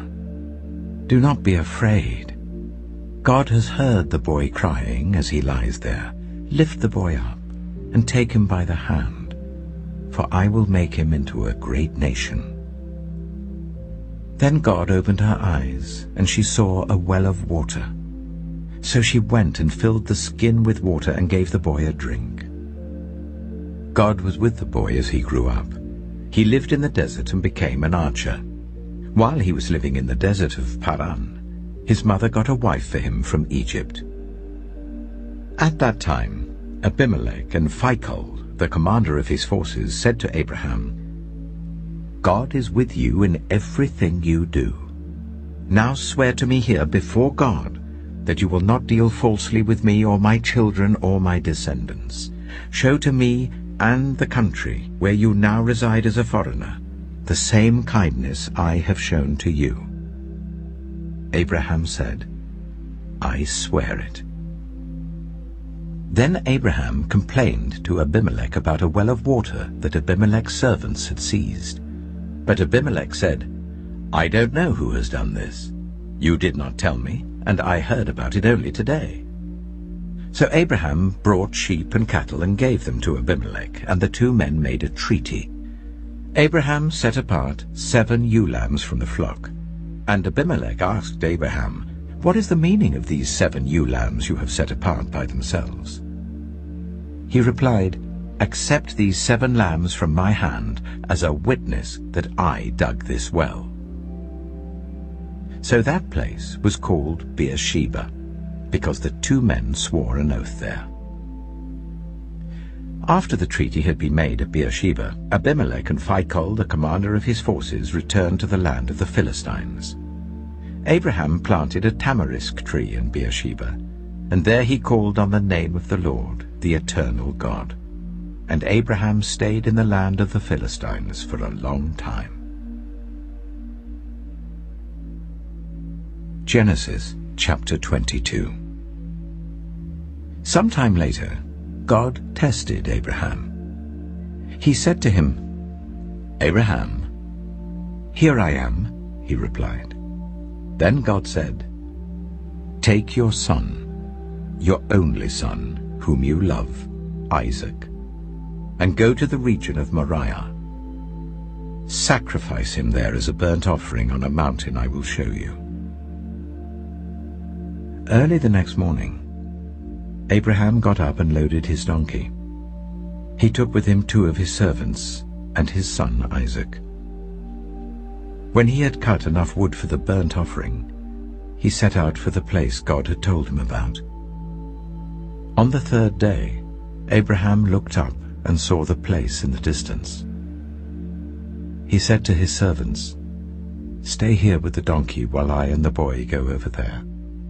We will worship, and then we will come back to you." Abraham took the wood for the burnt offering and placed it on his son Isaac, and he himself carried the fire and the knife. As the 2 of them went on together, Isaac spoke up and said to his father Abraham, "Father?" "Yes, my son," Abraham replied. "The fire and wood are here," Isaac said. "But where is the lamb for the burnt offering?" Abraham answered, "God himself will provide the lamb for the burnt offering, my son." And the 2 of them went on together. When they reached the place God had told him about, Abraham built an altar there and arranged the wood on it. He bound his son Isaac and laid him on the altar on top of the wood. Then he reached out his hand and took the knife to slay his son. But the angel of the Lord called out to him from heaven, "Abraham! Abraham!" "Here I am," he replied. "Do not lay a hand on the boy," he said. "Do not do anything to him. Now I know that you fear God, because you have not withheld from me your son, your only son." Abraham looked up, and there in the thicket he saw a ram caught by its horns. He went over and took the ram and sacrificed it as a burnt offering instead of his son. So Abraham called that place, "The Lord will provide," and to this day it is said, "On the mountain of the Lord it will be provided." The angel of the Lord called to Abraham from heaven a 2nd time and said, "I swear by myself, declares the Lord, that because you have done this and have not withheld your son, your only son, I will surely bless you and make your descendants as numerous as the stars in the sky and as the sand on the seashore. Your descendants will take possession of the cities of their enemies, and through your offspring all nations on earth will be blessed, because you have obeyed me." Then Abraham returned to his servants, and they set off together for Beersheba. And Abraham stayed in Beersheba. Sometime later, Abraham was told, "Milcah is also a mother. She has borne sons to your brother Nahor. Uz the firstborn, Buz his brother, Kemuel the father of Aram, Kesed, Hazo, Pildash, Jiplaph, and Bethuel. Bethuel became the father of Rebekah. Milcah bore these 8 sons to Abraham's brother Nahor. His concubine, whose name was Rumah, also had sons, Teba, Gaham, Tehash, and Maacah." Genesis chapter 23. Sarah lived to be 127 years old. She died at Kiriath Arba, that is Hebron, in the land of Canaan. And Abraham went to mourn for Sarah and to weep over her. Then Abraham rose from beside his dead wife and spoke to the Hittites. He said, "I am a foreigner and stranger among you. Sell me some property for a burial site here, so I can bury my dead." The Hittites replied to Abraham, "Sir, listen to us. You are a mighty prince among us. Bury your dead in the choicest of our tombs. None of us will refuse you his tomb for burying your dead." Then Abraham rose and bowed down before the people of the land, the Hittites. He said to them, "If you are willing to let me bury my dead, then listen to me and intercede with Ephron, son of Zohar, on my behalf. So he will sell me the cave of Machpelah, which belongs to him and is at the end of his field. Ask him to sell it to me for the full price as a burial site among you." Ephron the Hittite was sitting among his people, and he replied to Abraham in the hearing of all the Hittites who had come to the gates of his city. "No, my lord," he said, "listen to me. I give you the field, and I give you the cave that is in it. I give it to you in the presence of my people. Bury your dead." Again Abraham bowed down before the people of the land, and he said to Ephron in their hearing, "Listen to me. If you will, I will pay the price of the field. Accept it from me, so I can bury my dead there." Ephron answered Abraham, "Listen to me, my lord. The land is worth 400 shekels of silver. But what is that between you and me? Bury your dead." Abraham agreed to Ephron's terms, and weighed out for him the price he had named in the hearing of the Hittites, 400 shekels of silver, according to the weight current among the merchants. So Ephron's field in Machpelah, near Mamre, both the field and the cave in it, and all the trees within the borders of the field, was legally made over to Abraham as his property, in the presence of all the Hittites who had come to the gate of the city. Afterwards Abraham buried his wife Sarah in the cave in the field of Machpelah, near Mamre, which is at Hebron, in the land of Canaan.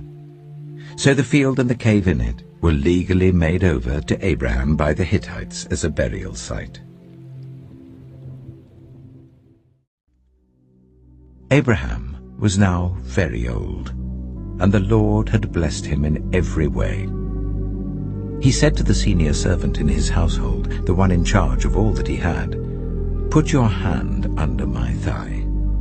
I want you to swear by the Lord, the God of heaven and the God of earth, that you will not get a wife for my son from the daughters of the Canaanites among whom I am living, but will go to my country and my own relatives and get a wife for my son Isaac." The servant asked him, "What if the woman is unwilling to come back with me to this land? Shall I then take your son back to the country you came from?" "Make sure that you do not take my son back there," Abraham said. "The Lord, the God of heaven, who brought me out of my father's household and my native land, and who spoke to me and promised me on oath, saying, 'To your offspring I will give this land,' he will send his angel before you, so that you can get a wife for my son from there. If the woman is unwilling to come back with you, then you will be released from this oath of mine. Only do not take my son back there." So the servant put his hand under the thigh of his master Abraham, and swore an oath to him concerning this matter. Then the servant left, taking with him 10 of his master's camels, loaded with all kinds of good things from his master. He set out for Aram Naharaim, and made his way to the town of Nahor. He made the camels kneel down near the well outside the town. It was toward evening, the time the women go out to draw water. Then he prayed, "Lord, God of my master Abraham, make me successful today and show kindness to my master Abraham. See, I am standing beside this spring, and the daughters of the townspeople are coming out to draw water. May it be that when I say to a young woman, 'Please let down your jar that I may have a drink,' and she says, 'Drink, and I'll water your camels too.' Let her be the one you have chosen for your servant Isaac. By this I will know that you have shown kindness to my master." Before he had finished praying, Rebekah came out with her jar on her shoulder. She was the daughter of Bethuel, son of Milcah, who was the wife of Abraham's brother Nahor. The woman was very beautiful, a virgin. No man had ever slept with her. She went down to the spring, filled her jar, and came up again. The servant hurried to meet her and said, "Oh, please give me a little water from your jar." "Drink, my lord," she said, and quickly lowered the jar to her hands and gave him a drink. After she had given him a drink, she said, "I'll draw water for your camels too until they've had enough to drink." So she quickly emptied her jar into the trough, ran back to the well to draw more water, and drew enough for all his camels. Without saying a word, the man watched her closely to learn whether or not the Lord had made his journey successful. When the camels had finished drinking, the man took out a gold nose ring weighing a beaker and 2 gold bracelets weighing 10 shekels. Then he asked, "Whose daughter are you? Please tell me, is there room in your father's house for us to spend the night?" She answered him, "I am the daughter of Bethuel, the son that Milcah bore to Nahor." And she added, "We have plenty of straw and fodder, as well as room for you to spend the night." Then the man bowed down and worshipped the Lord, saying, "Praise be to the Lord, the God of my master Abraham, who has not abandoned his kindness and faithfulness to my master. As for me, the Lord has led me on the journey to the house of my master's relatives." The young woman ran and told her mother's household about these things. Now Rebekah had a brother named Laban, and he hurried out to the man at the spring. As soon as he had seen the nose ring and the bracelets on his sister's arms, and had heard Rebekah tell what the man had said to her, he went out to the man and found him standing by the camels near the spring. "Come, you who are blessed by the Lord," he said. "Why are you standing out here? I have prepared the house and a place for the camels." So the man went to the house, and the camels were unloaded. Straw and fodder were brought for the camels, and water for him and his men to wash their feet. Then food was set before him. But he said, "I will not eat until I have told you what I have to say." "Then tell us," Laban said. So he said, "I am Abraham's servant. The Lord has blessed my master abundantly, and he has become wealthy. He has given him sheep and cattle, silver and gold, male and female servants, and camels and donkeys. My master's wife, Sarah, has borne him a son in her old age, and he has given him everything he owns.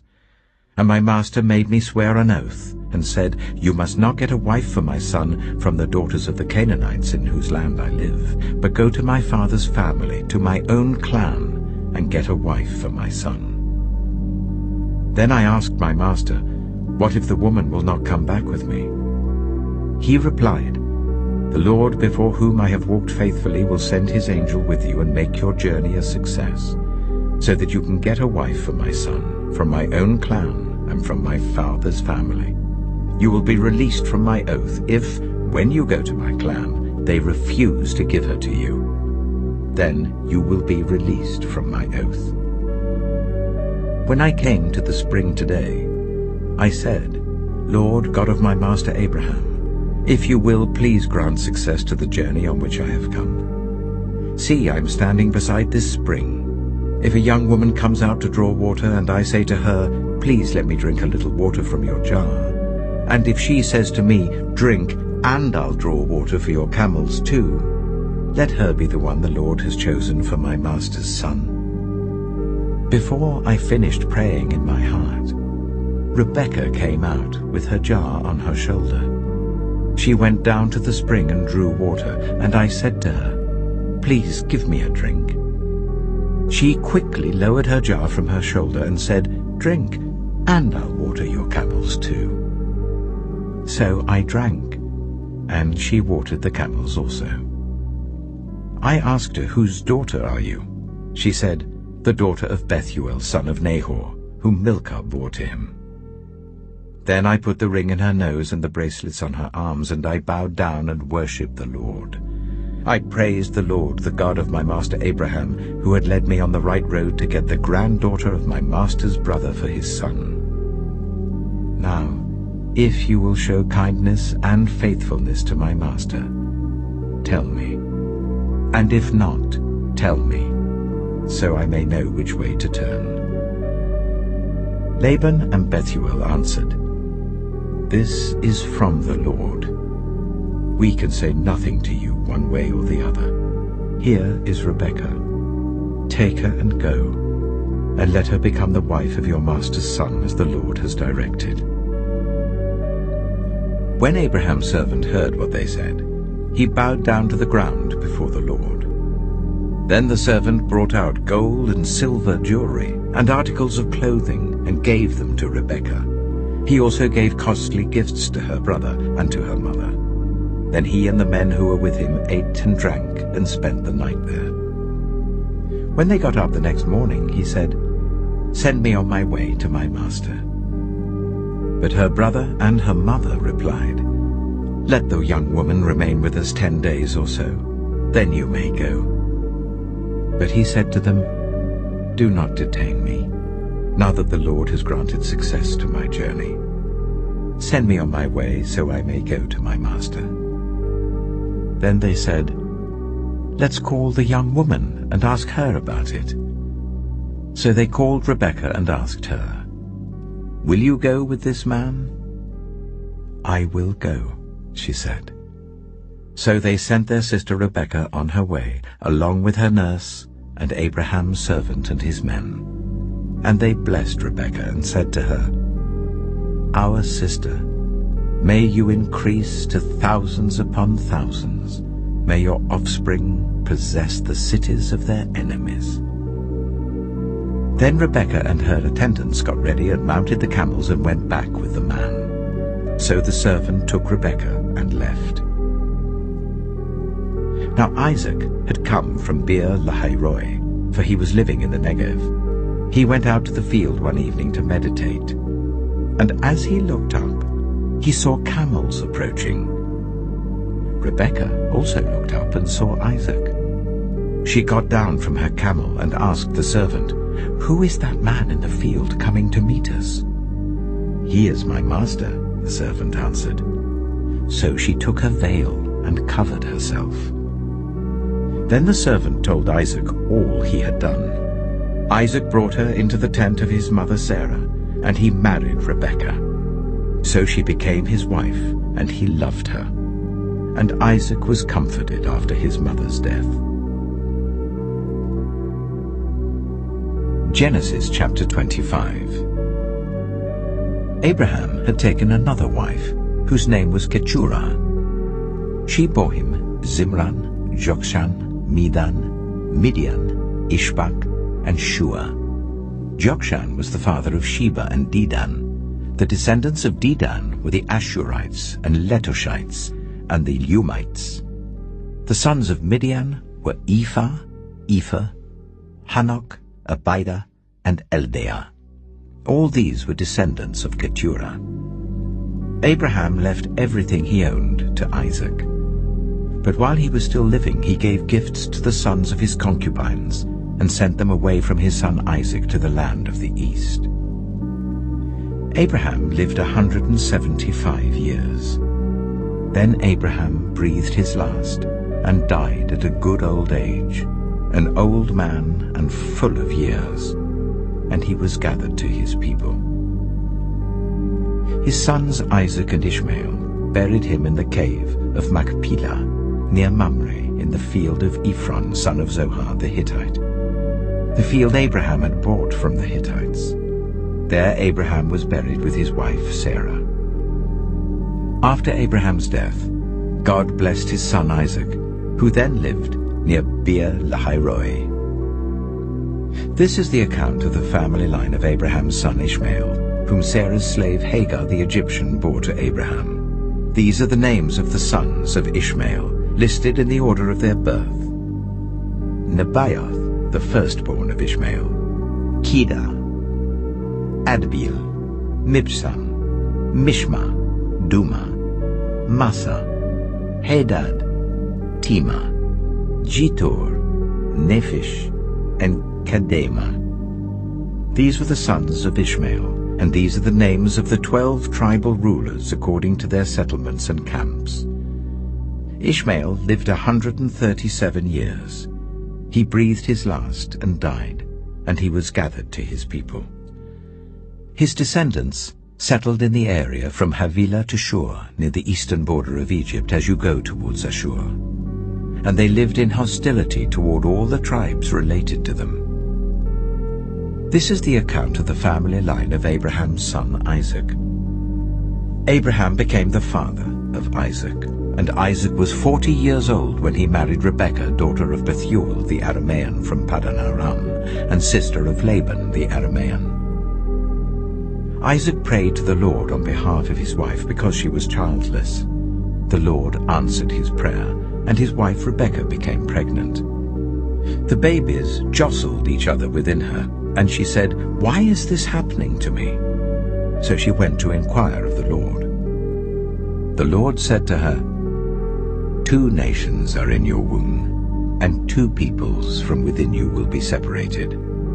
1 people will be stronger than the other, and the older will serve the younger." When the time came for her to give birth, there were twin boys in her womb. The first to come out was red, and his whole body was like a hairy garment, so they named him Esau. After this his brother came out, with his hand grasping Esau's heel, so he was named Jacob. Isaac was 60 years old when Rebekah gave birth to them. The boys grew up, and Esau became a skillful hunter, a man of the open country, while Jacob was content to stay at home among the tents. Isaac, who had a taste for wild game, loved Esau, but Rebekah loved Jacob. Once, when Jacob was cooking some stew, Esau came in from the open country, famished. He said to Jacob, "Quick, let me have some of that red stew. I'm famished." That is why he was also called Edom. Jacob replied, "First sell me your birthright." "Look, I am about to die," Esau said. "What good is the birthright to me?" But Jacob said, "Swear to me first." So he swore an oath to him, selling his birthright to Jacob. Then Jacob gave Esau some bread and some lentil stew. He ate and drank and then got up and left. So Esau despised his birthright. Genesis chapter 26. Now there was a famine in the land, besides the previous famine in Abraham's time. And Isaac went to Abimelech, king of the Philistines, in Gerar. The Lord appeared to Isaac and said, "Do not go down to Egypt. Live in the land where I tell you to live. Stay in this land for a while, and I will be with you and will bless you. For to you and your descendants I will give all these lands, and will confirm the oath I swore to your father Abraham. I will make your descendants as numerous as the stars in the sky, and will give them all these lands. And through your offspring all nations on earth will be blessed, because Abraham obeyed me and did everything I required of him, keeping my commands, my decrees, and my instructions."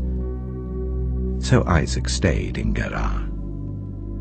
When the men of that place asked him about his wife, he said, "She is my sister," because he was afraid to say, "She is my wife." He thought, "The men of this place might kill me on account of Rebekah, because she is beautiful."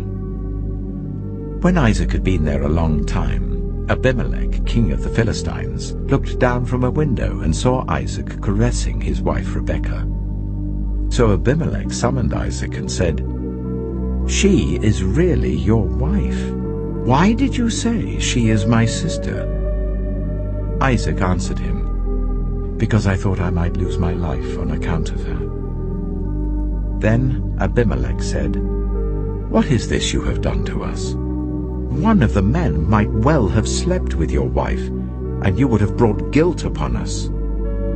So Abimelech gave orders to all the people, "Anyone who harms this man or his wife shall surely be put to death." Isaac planted crops in that land, and the same year reaped 100-fold, because the Lord blessed him. The man became rich, and his wealth continued to grow until he became very wealthy. He had so many flocks and herds and servants that the Philistines envied him. So all the wells that his father's servants had dug in the time of his father Abraham, the Philistines stopped up, filling them with earth. Then Abimelech said to Isaac, "Move away from us. You have become too powerful for us." So Isaac moved away from there and encamped in the valley of Gerar, where he settled. Isaac reopened the wells that had been dug in the time of his father Abraham, which the Philistines had stopped up after Abraham died, and he gave them the same names his father had given them. Isaac's servants dug in the valley and discovered a well of fresh water there. But the herdsmen of Gerar quarreled with those of Isaac and said, "The water is ours." So he named the well Esek, because they disputed with him. Then they dug another well, but they quarreled over that one also. So he named it Sitnah. He moved from there and dug another well, and no one quarreled over it. He named it Rehoboth, saying, "Now the Lord has given us room, and we will flourish in the land." From there he went up to Beersheba. That night the Lord appeared to him and said, "I am the God of your father Abraham. Do not be afraid, for I am with you. I will bless you and will increase the number of your descendants for the sake of my servant Abraham." Isaac built an altar there and called on the name of the Lord. There he pitched his tent, and there his servants dug a well. Meanwhile, Abimelech had come to him from Gerar with Huzzah, his personal advisor, and Phicol, the commander of his forces. Isaac asked them, "Why have you come to me, since you were hostile to me and sent me away?" They answered, "We saw clearly that the Lord was with you. So we said, there ought to be a sworn agreement between us and you. Let us make a treaty with you, that you will do us no harm, just as we did not harm you, but always treated you well and sent you away peacefully. And now you are blessed by the Lord." Isaac then made a feast for them, and they ate and drank. Early the next morning the men swore an oath to each other. Then Isaac sent them on their way, and they went away peacefully. That day Isaac's servants came and told him about the well they had dug. They said, "We've found water." He called it Sheba, and to this day the name of the town has been Beersheba. When Esau was 40 years old, he married Judith, daughter of Beeri the Hittite, and also Basemath, daughter of Elon the Hittite. They were a source of grief to Isaac and Rebekah. Genesis chapter 27. When Isaac was old and his eyes were so weak that he could no longer see, he called for Esau his older son and said to him, "My son." "Here I am," he answered. Isaac said, I am now an old man and don't know the day of my death. Now then, get your equipment, your quiver and bow, and go out to the open country to hunt some wild game for me. Prepare me the kind of tasty food I like, and bring it to me to eat, so that I may give you my blessing before I die." Now Rebekah was listening as Isaac spoke to his son Esau. When Esau left for the open country to hunt game and bring it back, Rebekah said to her son Jacob, "Look, I overheard your father say to your brother Esau, 'Bring me some game and prepare me some tasty food to eat, so that I may give you my blessing in the presence of the Lord before I die.' Now, my son, listen carefully and do what I tell you. Go out to the flock and bring me 2 choice young goats, so I can prepare some tasty food for your father, just the way he likes it. Then take it to your father to eat, so that he may give you his blessing before he dies." Jacob said to Rebekah his mother, "But my brother Esau is a hairy man, while I have smooth skin. What if my father touches me? I would appear to be tricking him, and would bring down a curse on myself rather than a blessing." His mother said to him, "My son, let the curse fall on me. Just do what I say. Go and get them for me." So he went and got them and brought them to his mother, and she prepared some tasty food, just the way his father liked it. Then Rebekah took the best clothes of Esau, her older son, which she had in the house, and put them on her younger son Jacob. She also covered his hands and the smooth part of his neck with the goat skins. Then she handed to her son Jacob the tasty food and the bread she had made. He went to his father and said, "My father?" "Yes, my son," he answered. "Who is it?" Jacob said to his father, "I am Esau, your firstborn. I have done as you told me. Please sit up and eat some of my game, so that you may give me your blessing." Isaac asked his son, "How did you find it so quickly, my son?" "The Lord your God gave me success," he replied. Then Isaac said to Jacob, "Come near so I can touch you, my son, to know whether you really are my son Esau or not." Jacob went close to his father Isaac, who touched him and said, "The voice is the voice of Jacob, but the hands are the hands of Esau." He did not recognize him, for his hands were hairy like those of his brother Esau, so he proceeded to bless him. "Are you really my son Esau?" he asked. "I am," he replied. Then he said, "My son, bring me some of your game to eat, so that I may give you my blessing." Jacob brought it to him, and he ate, and he brought some wine, and he drank. Then his father Isaac said to him, "Come here, my son, and kiss me." So he went to him and kissed him. When Isaac caught the smell of his clothes, he blessed him and said, "Ah, the smell of my son is like the smell of a field that the Lord has blessed. May God give you heaven's dew and earth's richness, an abundance of grain and new wine. May nations serve you and peoples bow down to you. Be Lord over your brothers, and may the sons of your mother bow down to you. May those who curse you be cursed, and those who bless you be blessed." After Isaac finished blessing him, and Jacob had scarcely left his father's presence, his brother Esau came in from hunting. He too prepared some tasty food and brought it to his father. Then he said to him, "My father, please sit up and eat some of my game, so that you may give me your blessing." His father Isaac asked him, "Who are you?" "I am your son," he answered, "your firstborn, Esau."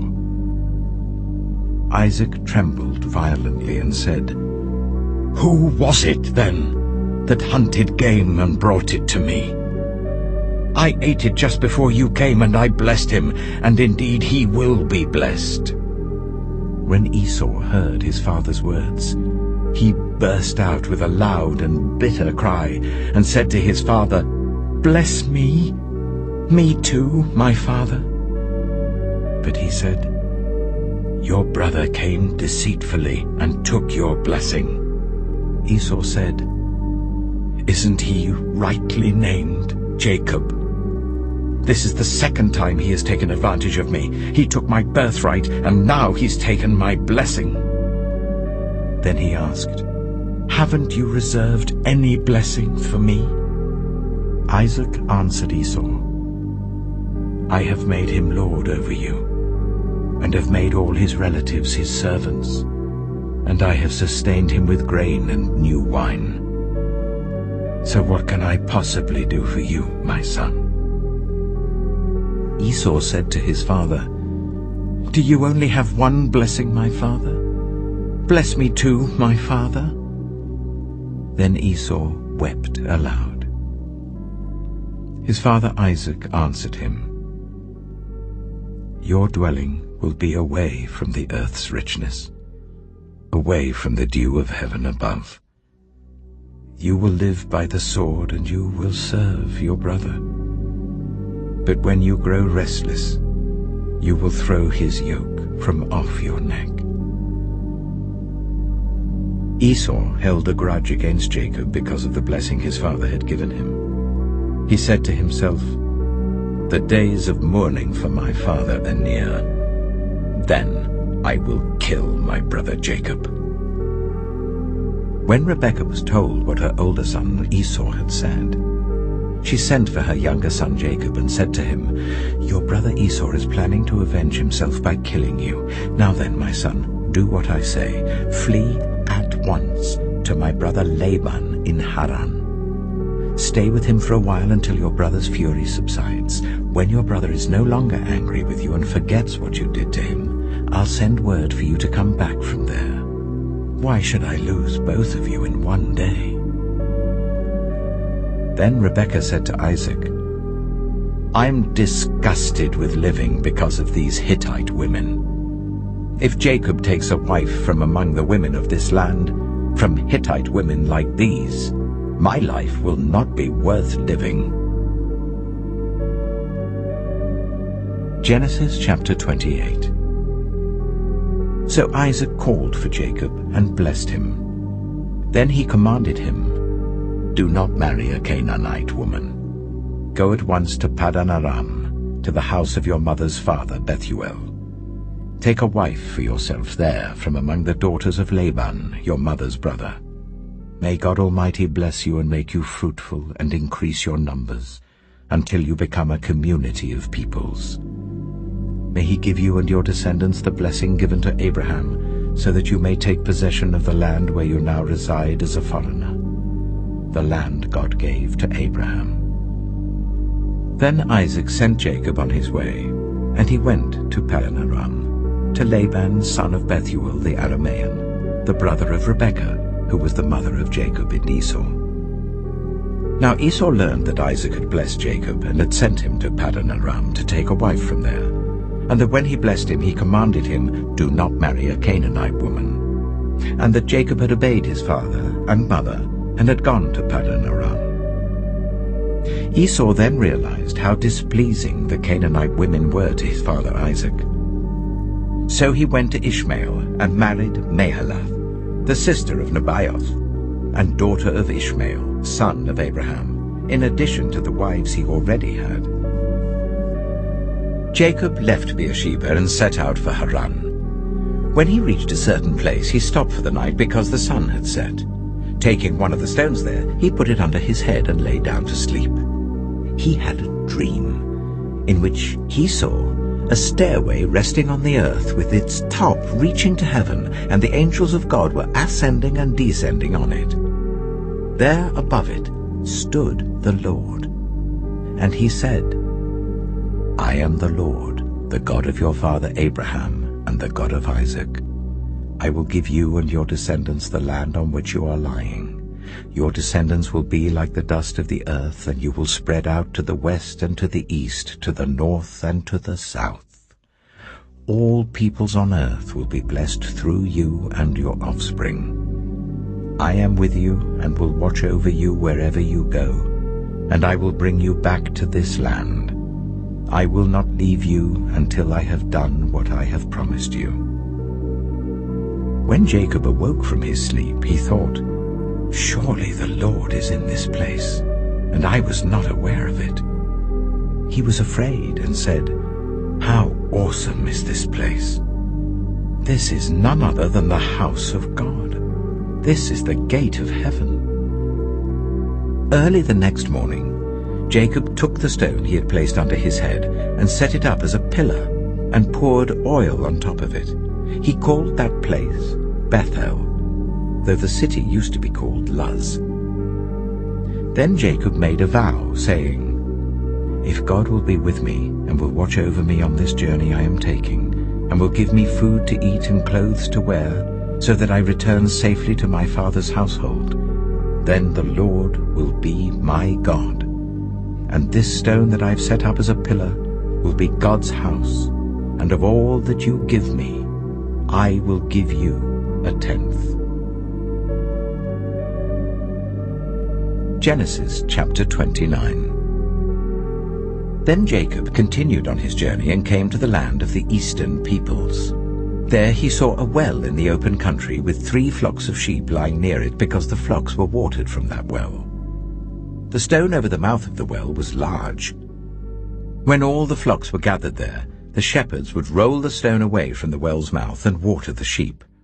Then they would return the stone to its place over the mouth of the well. Jacob asked the shepherds, "My brothers, where are you from?" "We're from Haran," they replied. He said to them, "Do you know Laban, Nahor's grandson?" "Yes, we know him," they answered. Then Jacob asked them, "Is he well?" "Yes, he is," they said. "And here comes his daughter Rachel with the sheep." "Look," he said, "the sun is still high. It is not time for the flocks to be gathered. Water the sheep and take them back to pasture." "We can't," they replied, "until all the flocks are gathered and the stone has been rolled away from the mouth of the well. Then we will water the sheep." While he was still talking with them, Rachel came with her father's sheep, for she was a shepherd. When Jacob saw Rachel, daughter of his uncle Laban, and Laban's sheep, he went over and rolled the stone away from the mouth of the well and watered his uncle's sheep. Then Jacob kissed Rachel and began to weep aloud. He had told Rachel that he was a relative of her father and a son of Rebekah. So she ran and told her father. As soon as Laban heard the news about Jacob, his sister's son, he hurried to meet him. He embraced him and kissed him and brought him to his home. And there Jacob told him all these things. Then Laban said to him, "You are my own flesh and blood." After Jacob had stayed with him for a whole month, Laban said to him, "Just because you're a relative of mine, should you work for me for nothing? Tell me what your wages should be." Now Laban had 2 daughters. The name of the older was Leah, and the name of the younger was Rachel. Leah had weak eyes, but Rachel had a lovely figure and was beautiful. Jacob was in love with Rachel and said, "I'll work for you 7 years in return for your younger daughter Rachel." Laban said, "It's better that I give her to you than to some other man. Stay here with me." So Jacob served 7 years to get Rachel, but they seemed like only a few days to him because of his love for her. Then Jacob said to Laban, "Give me my wife. My time is completed, and I want to make love to her." So Laban brought together all the people of the place and gave a feast. But when evening came, he took his daughter Leah and brought her to Jacob, and Jacob made love to her. And Laban gave his servant Zilpah to his daughter as her attendant. When morning came, there was Leah. So Jacob said to Laban, "What is this you have done to me? I served you for Rachel, didn't I? Why have you deceived me?" Laban replied, "It is not our custom here to give the younger daughter in marriage before the older one. Finish this daughter's bridal week. Then we will give you the younger one also in return for another 7 years of work." And Jacob did so. He finished the week with Leah, and then Laban gave him his daughter Rachel to be his wife. Laban gave his servant Bilhah to his daughter Rachel as her attendant. Jacob made love to Rachel also, and his love for Rachel was greater than his love for Leah, and he worked for Laban another 7 years. When the Lord saw that Leah was not loved, he enabled her to conceive, but Rachel remained childless. Leah became pregnant and gave birth to a son. She named him Reuben, for she said, "It is because the Lord has seen my misery. Surely my husband will love me now." She conceived again, and when she gave birth to a son, she said, "Because the Lord heard that I am not loved, he gave me this one too." So she named him Simeon. Again she conceived, and when she gave birth to a son, she said, "Now at last my husband will become attached to me, because I have borne him 3 sons." So he was named Levi. She conceived again, and when she gave birth to a son, she said, "This time I will praise the Lord." So she named him Judah. Then she stopped having children.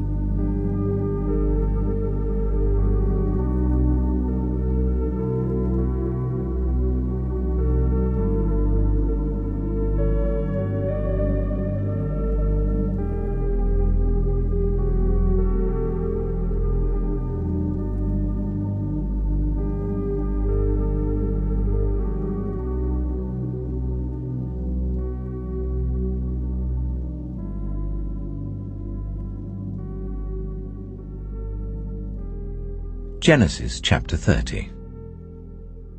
When Rachel saw that she was not bearing Jacob any children, she became jealous of her sister. So she said to Jacob, "Give me children or I'll die." Jacob became angry with her and said, "Am I in the place of God, who has kept you from having children?" Then she said, "Here is Bilhah, my servant. Sleep with her, so that she can bear children for me, and I too can build a family through her." So she gave him her servant Bilhah as a wife.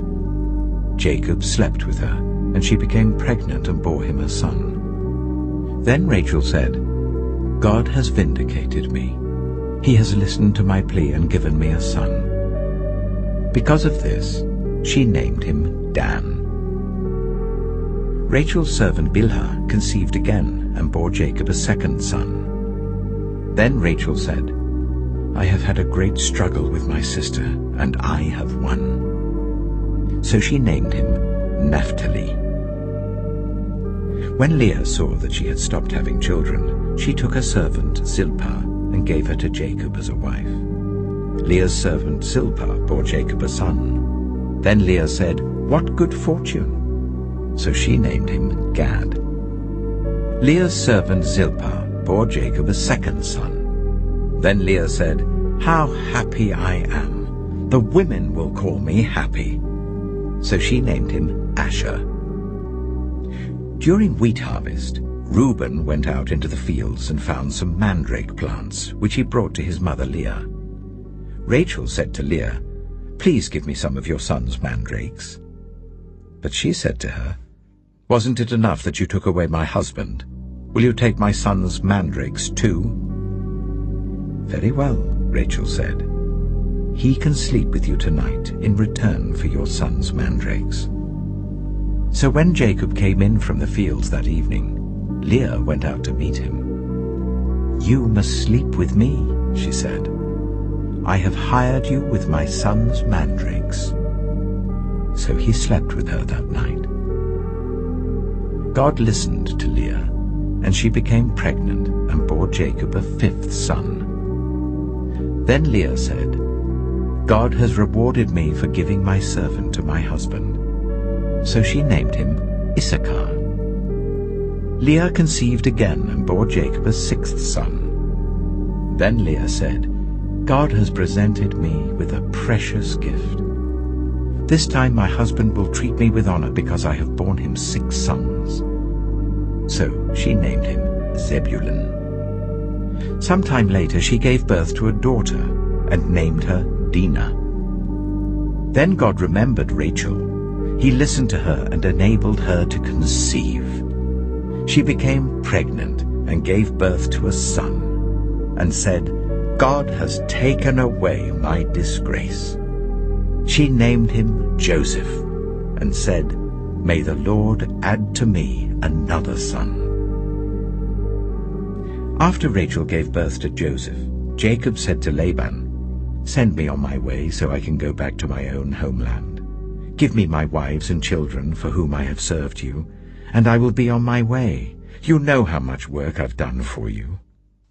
But Laban said to him, "If I have found favor in your eyes, please stay. I have learned by divination that the Lord has blessed me because of you." He added, "Name your wages, and I will pay them."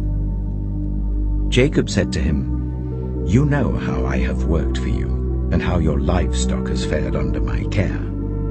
The little you had before I came has increased greatly, and the Lord has blessed you wherever I have been.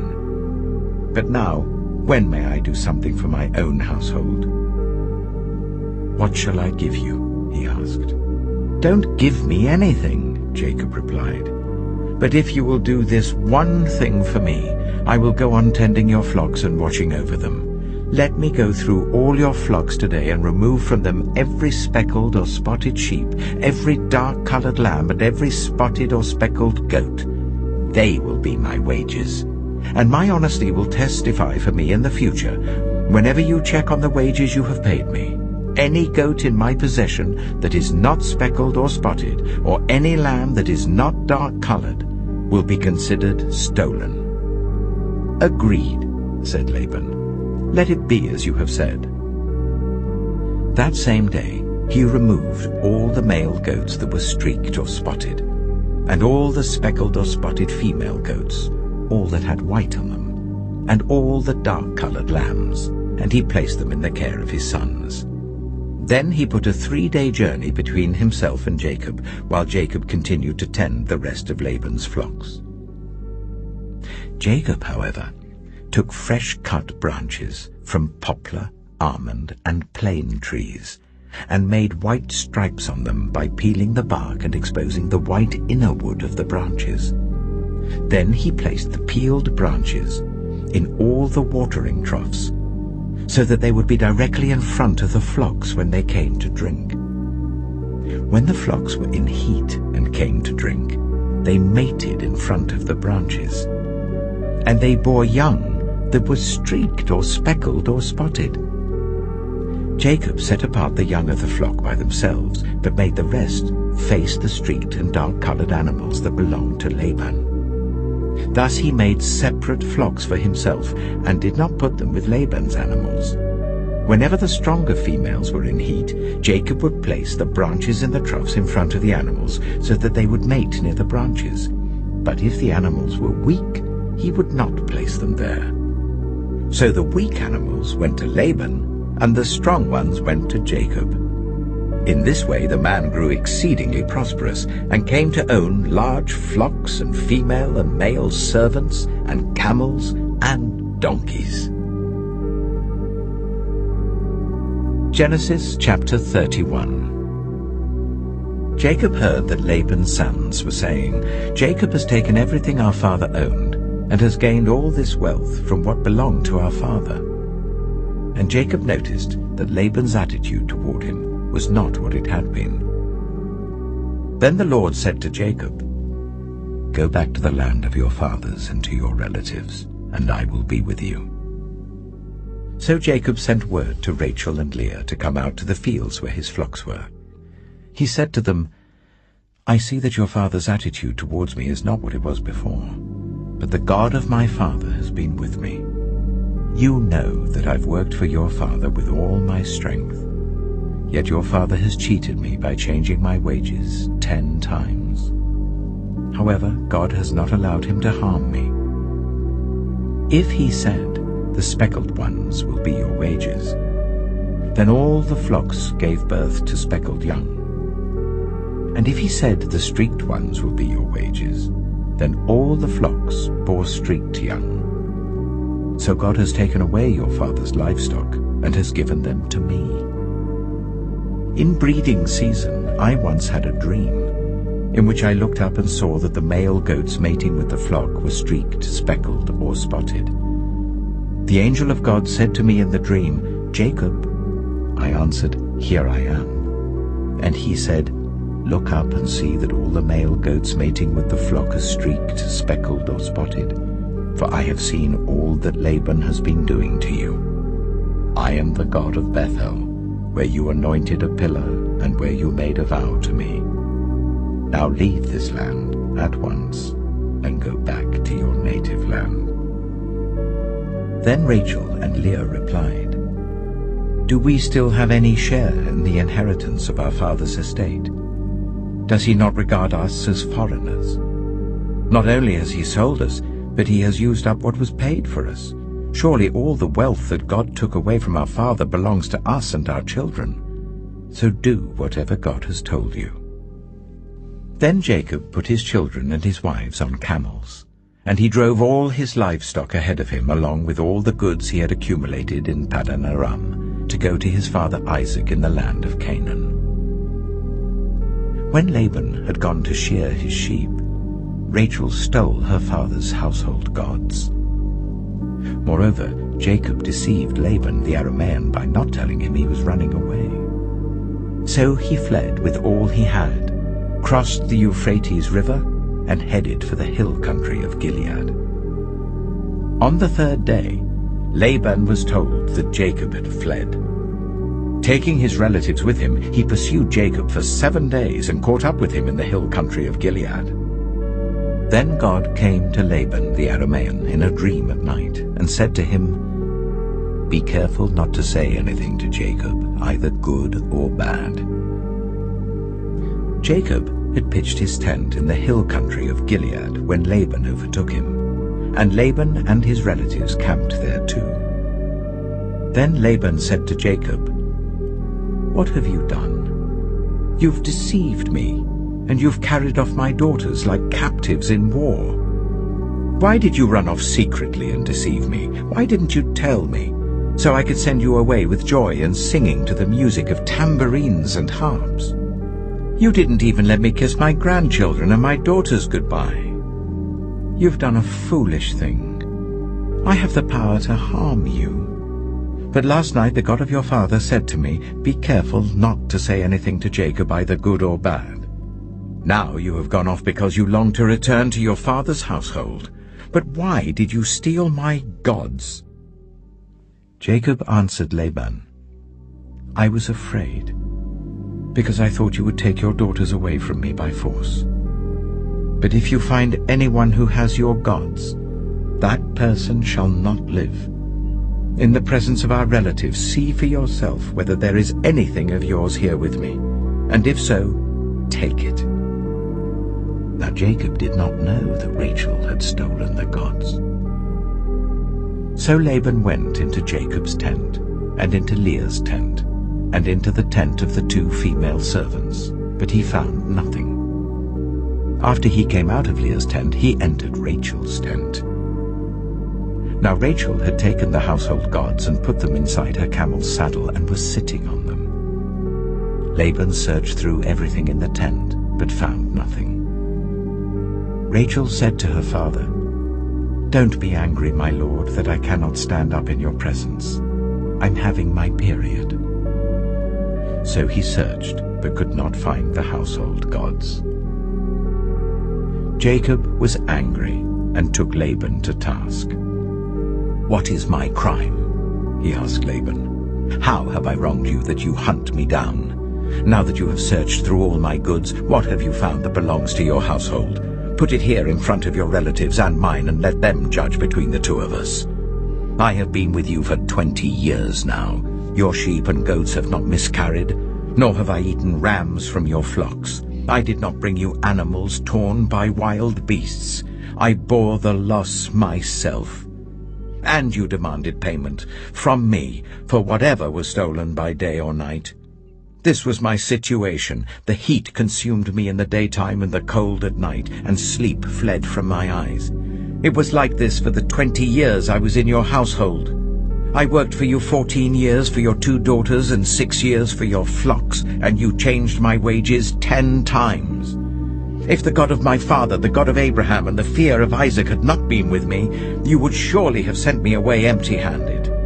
But God has seen my hardship and the toil of my hands, and last night he rebuked you. Laban answered Jacob, "The women are my daughters, the children are my children, and the flocks are my flocks. All you see is mine.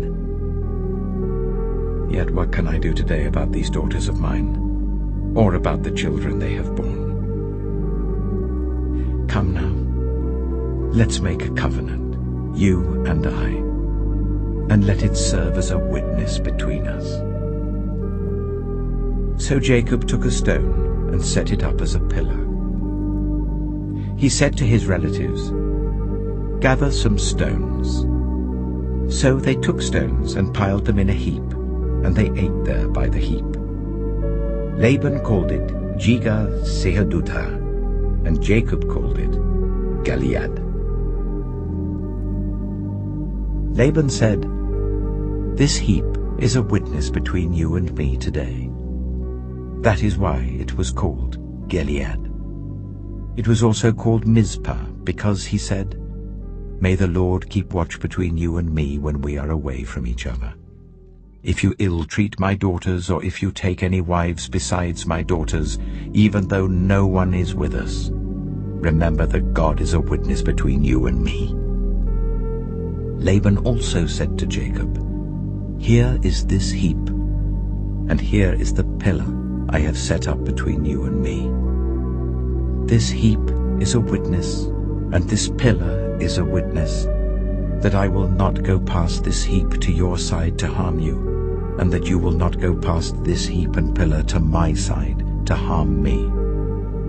May the God of Abraham and the God of Nahor, the God of their father, judge between us."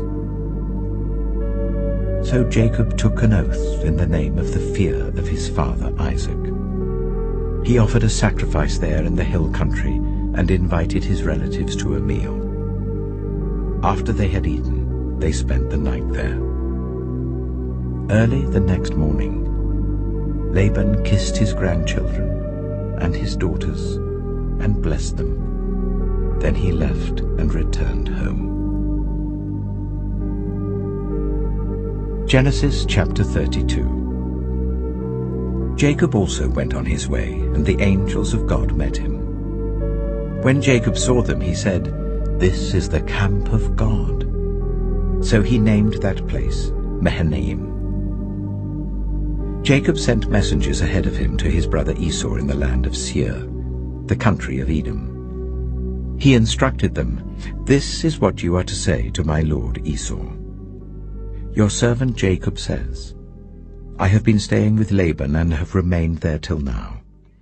I have cattle and donkeys, sheep and goats, male and female servants. Now I am sending this message to my lord, that I may find favor in your eyes." When the messengers returned to Jacob, they said, "We went to your brother Esau, and now he is coming to meet you, and 400 men are with him." In great fear and distress, Jacob divided the people who were with him into 2 groups, and the flocks and herds and camels as well. He thought, if Esau comes and attacks one group, the group that is left may escape. Then Jacob prayed, "O God of my father Abraham, God of my father Isaac, Lord, you who said to me, 'Go back to your country and your relatives, and I will make you prosper.' I am unworthy of all the kindness and faithfulness you have shown your servant. I had only my staff when I crossed this Jordan, but now I have become 2 camps.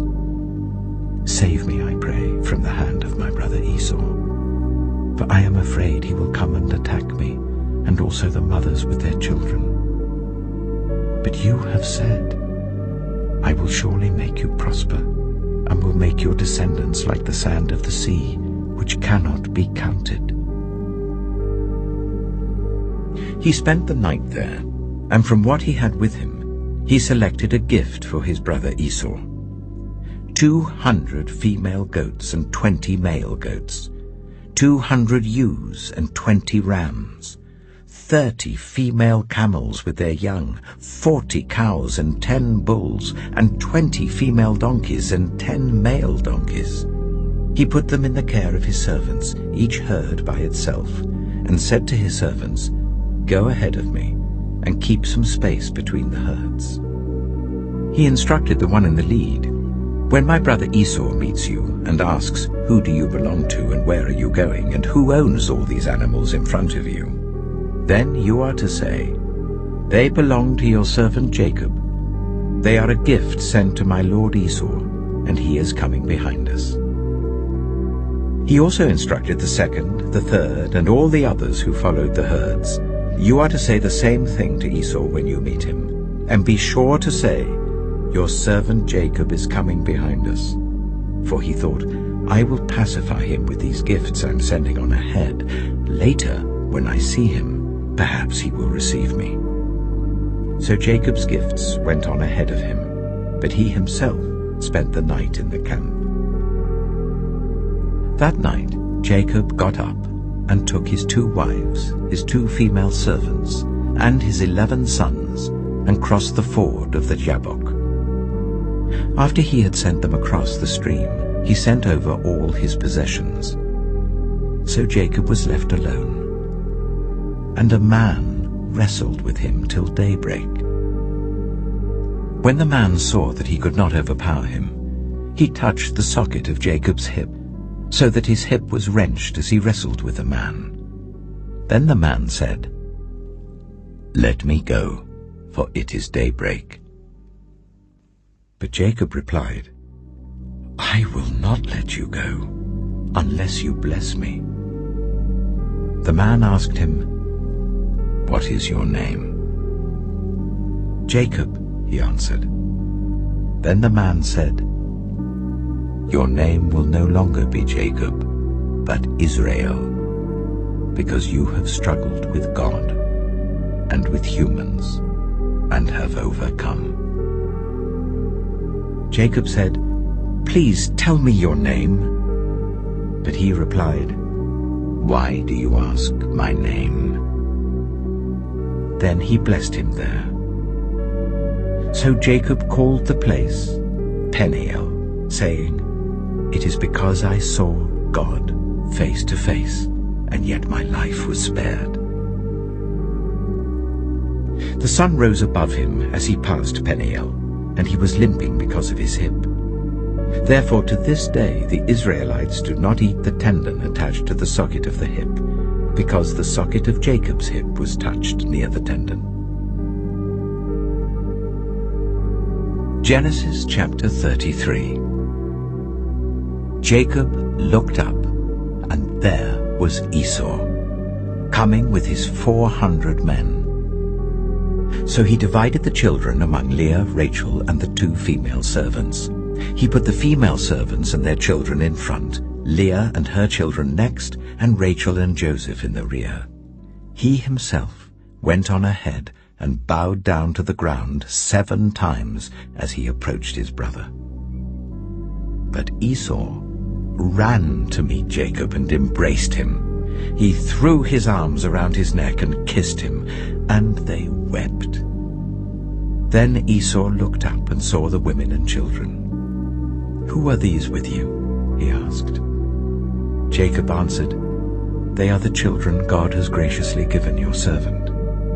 Then the female servants and their children approached and bowed down.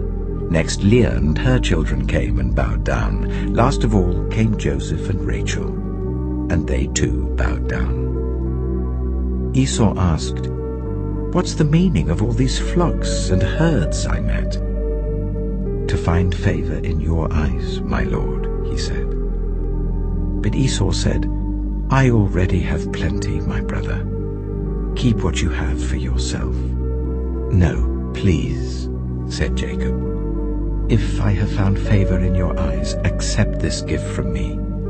For to see your face is like seeing the face of God now that you have received me favorably. Please accept the present that was brought to you, for God has been gracious to me, and I have all I need."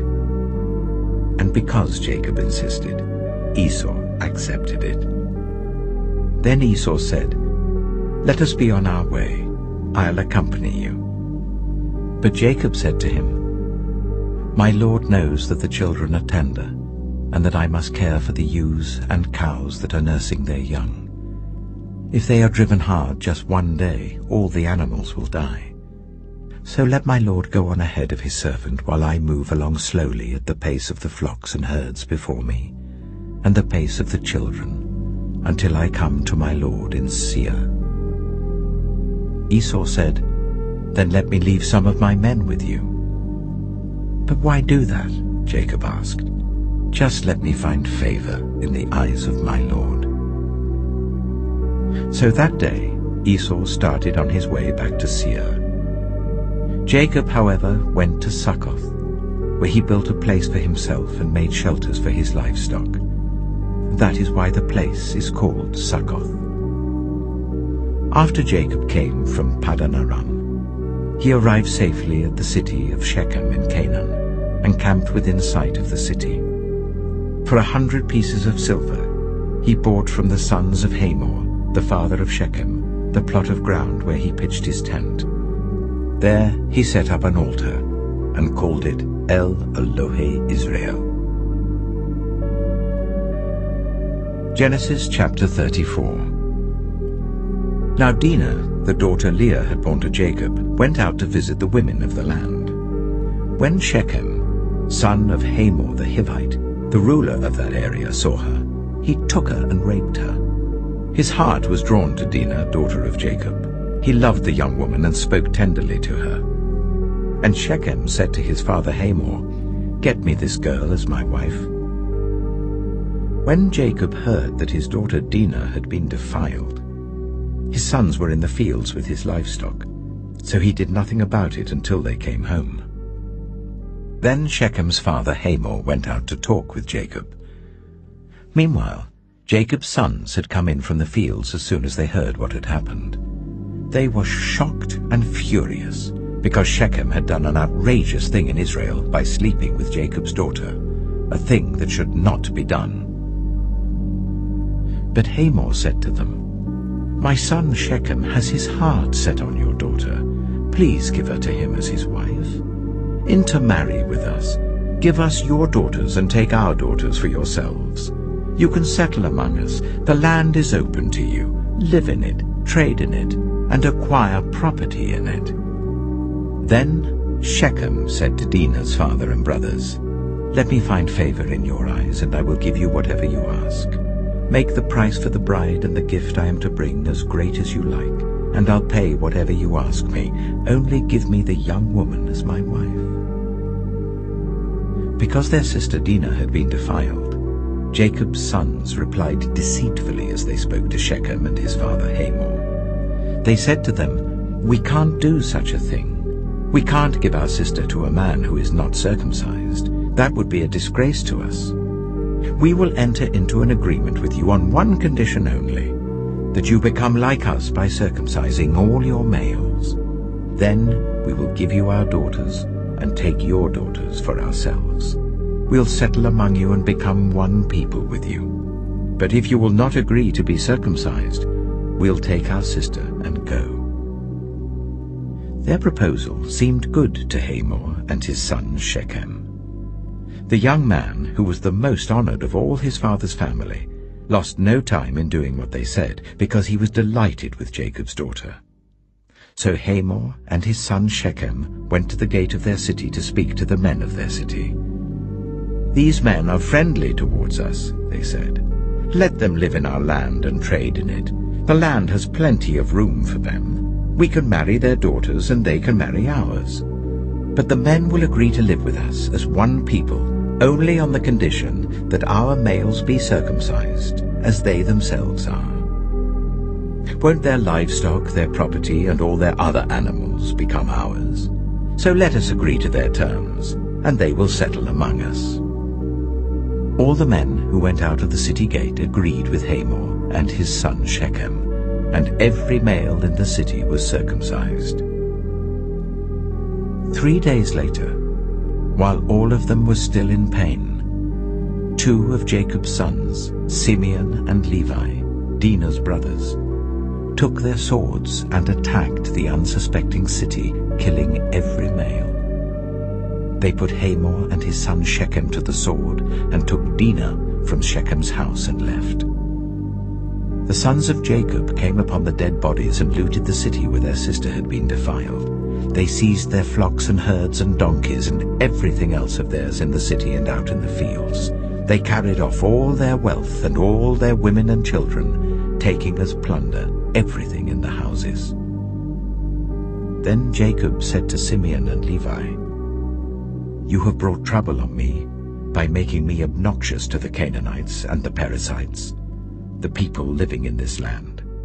We are few in number, and if they join forces against me and attack me, I and my household will be destroyed." But they replied, "Should he have treated our sister like a prostitute?" Genesis chapter 35. Then God said to Jacob, "Go up to Bethel and settle there, and build an altar there to God, who appeared to you when you were fleeing from your brother Esau." So Jacob said to his household and to all who were with him, "Get rid of the foreign gods you have with you, and purify yourselves and change your clothes. Then come, let us go up to Bethel, where I will build an altar to God, who answered me in the day of my distress, and who has been with me wherever I have gone." So they gave Jacob all the foreign gods they had, and the rings in their ears, and Jacob buried them under the oak at Shechem. Then they set out, and the terror of God fell on the towns all around them, so that no one pursued them. Jacob and all the people with him came to Luz, that is Bethel, in the land of Canaan. There he built an altar, and he called the place El Bethel, because it was there that God revealed himself to him when he was fleeing from his brother. Now Deborah, Rebekah's nurse, died, and was buried under the oak outside Bethel, so it was named Allon-Bacuth. After Jacob returned from Paddan Aram, God appeared to him again and blessed him. God said to him, "Your name is Jacob, but you will no longer be called Jacob. Your name will be Israel." So he named him Israel. And God said to him, "I am God Almighty. Be fruitful and increase in number. A nation and a community of nations will come from you, and kings will be among your descendants. The land I gave to Abraham and Isaac I also give to you, and I will give this land to your descendants after you." Then God went up from him at the place where he had talked with him. Jacob set up a stone pillar at the place where God had talked with him, and he poured out a drink offering on it. He also poured oil on it. Jacob called the place where God had talked with him Bethel. Then they moved on from Bethel. While they were still some distance from Ephrath, Rachel began to give birth and had great difficulty. And as she was having great difficulty in childbirth, the midwife said to her, "Don't despair, for you have another son." As she breathed her last, for she was dying, she named her son Ben-Oni, but his father named him Benjamin. So Rachel died, and was buried on the way to Ephrath, that is Bethlehem. Over her tomb Jacob set up a pillar, and to this day that pillar marks Rachel's tomb. Israel moved on again and pitched his tent beyond Migdal Eder. While Israel was living in that region, Reuben went in and slept with his father's concubine Bilhah, and Israel heard of it. Jacob had 12 sons. The sons of Leah: Reuben, the firstborn of Jacob, Simeon, Levi, Judah, Issachar, and Zebulun. The sons of Rachel: Joseph and Benjamin. The sons of Rachel's servant Bilhah: Dan and Naphtali. The sons of Leah's servant Zilpah: Gad and Asher. These were the sons of Jacob who were born to him in Paddan Aram. Jacob came home to his father Isaac in Mamre, near Kiriath Arba, that is Hebron, where Abraham and Isaac had stayed. Isaac lived 180 years. Then he breathed his last and died, and was gathered to his people, old and full of years. And his sons Esau and Jacob buried him. Genesis chapter 36. This is the account of the family line of Esau, that is, Edom. Esau took his wives from the women of Canaan: Adah, daughter of Elon the Hittite, and Aholibamah, daughter of Anah and granddaughter of Zibeon the Hittite, and Basemath, daughter of Ishmael and sister of Nebaioth. Adah bore Eliphaz to Esau, Basemath bore Ruel, and Aholibamah bore Jeush, Jalem, and Korah. These were the sons of Esau who were born to him in Canaan. Esau took his wives and sons and daughters and all the members of his household, as well as his livestock and all his other animals and all the goods he had acquired in Canaan, and moved to a land some distance from his brother Jacob. Their possessions were too great for them to remain together. The land where they were staying could not support them both because of their livestock. So Esau, that is Edom, settled in the hill country of Seir. This is the account of the family line of Esau, the father of the Edomites, in the hill country of Seir. These are the names of Esau's sons: Eliphaz, the son of Esau's wife Adah, and Ruel, the son of Esau's wife Basemath. The sons of Eliphaz: Teman, Omar, Zepho, Gatim, and Kenaz. Esau's son Eliphaz also had a concubine named Timnah, who bore him Amalek. These were grandsons of Esau's wife Adah. The sons of Ruel: Nahath, Zerah, Shammah, and Mitzah. These were grandsons of Esau's wife Basemath. The sons of Esau's wife Aholibamah, daughter of Anah and granddaughter of Zibeon, whom she bore to Esau: Jeush, Jalem, and Korah. These were the chiefs among Esau's descendants. The sons of Eliphaz, the firstborn of Esau: chiefs Teman, Omar, Zepho, Kenaz, Korah, Gatim, and Amalek. These were the chiefs descended from Eliphaz in Edom. They were grandsons of Adah. The sons of Esau's son Ruel: chiefs Nahath, Zerah, Shammah, and Mitzah. These were the chiefs descended from Ruel in Edom. They were grandsons of Esau's wife Basemath. The sons of Esau's wife Aholibamah: chiefs Jeush, Jalem, and Korah. These were the chiefs descended from Esau's wife Aholibamah, daughter of Anah. These were the sons of Esau, that is Edom, and these were their chiefs. These were the sons of Seir the Horite, who were living in the region: Lotan, Shobal, Zibeon, Anah, Dishon, Ezer, and Dishan. These sons of Seir in Edom were Horite chiefs. The sons of Lotan: Horai and Homam. Timnah was Lotan's sister. The sons of Shobal: Alvan, Manahath, Ebal, Shapho, and Onam. The sons of Zibeon: Ea and Ana. This is the Ana who discovered the hot springs in the desert while he was grazing the donkeys of his father Zibeon. The children of Ana, Dishon and Aholibama, daughter of Ana. The sons of Dishon, Hemdan, Eshban, Ithran, and Kiran. The sons of Ezer, Bilhan, Zevan, and Achan. The sons of Dishan, Az and Aran. These were the Horite chiefs: Lotan, Shobal, Zibeon, Ana, Dishon, Ezer, and Dishan. These were the Horite chiefs according to their divisions in the land of Seir.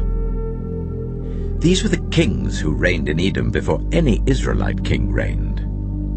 Bela, son of Beor, became king of Edom. His city was named Dinhabah. When Bela died, Jobab, son of Zerah from Bozrah, succeeded him as king. When Jobab died, Husham from the land of the Temanites succeeded him as king. When Husham died, Hadad, son of Bedad, who defeated Midian in the country of Moab, succeeded him as king. His city was named Avith. When Hadad died, Samlah from Masrekah succeeded him as king. When Samlah died, Shaul from Rehoboth on the river succeeded him as king. When Shaul died, Baal-Hanan, son of Akbor, succeeded him as king. When Baal-Hanan, son of Akbor, died, Hadad succeeded him as king. His city was named Peiu, and his wife's name was Mehetabel, daughter of Matred, the daughter of Mezahab. These were the chiefs descended from Esau, by name according to their clans and regions: Timnah, Aliva, Jetheth, Aholibama, Elah, Pinon, Kizah, Teman, Mibzah, Magdiel, and Iram. These were the chiefs of Edom according to their settlements in the land they occupied. This is the family line of Esau, the father of the Edomites. Genesis chapter 37. Jacob lived in the land where his father had stayed, the land of Canaan. This is the account of Jacob's family line. Joseph, a young man of 17, was tending the flocks with his brothers, the sons of Bilhah and the sons of Zilpah, his father's wives. And he brought their father a bad report about them. Now Israel loved Joseph more than any of his other sons, because he had been born to him in his old age, and he made an ornate robe for him. When his brothers saw that their father loved him more than any of them, they hated him and could not speak a kind word to him. Joseph had a dream, and when he told it to his brothers, they hated him all the more. He said to them, "Listen to this dream I had. We were binding sheaves of corn out in the field when suddenly my sheaf rose and stood upright, while your sheaves gathered round mine and bowed down to it." His brothers said to him, "Do you intend to reign over us? Will you actually rule us?" And they hated him all the more because of his dream and what he had said. Then he had another dream, and he told it to his brothers. "Listen," he said, "I had another dream, and this time the sun and moon and 11 stars were bowing down to me." When he told his father as well as his brothers, his father rebuked him and said, "What is this dream you had? Will your mother and I and your brothers actually come and bow down to the ground before you?" His brothers were jealous of him, but his father kept the matter in mind. Now his brothers had gone to graze their father's flocks near Shechem. And Israel said to Joseph, "As you know, your brothers are grazing the flocks near Shechem. Come, I'm going to send you to them." "Very well," he replied. So he said to him, "Go and see if all is well with your brothers and with the flocks, and bring word back to me." Then he sent him off from the valley of Hebron. When Joseph arrived at Shechem, a man found him wandering around in the fields and asked him, "What are you looking for?" He replied, "I'm looking for my brothers. Can you tell me where they are grazing their flocks?" "They've moved on from here," the man answered. I heard them say, 'Let's go to Dothan.'" So Joseph went after his brothers and found them near Dothan. But they saw him in the distance, and before he reached them they plotted to kill him. "Here comes that dreamer," they said to each other.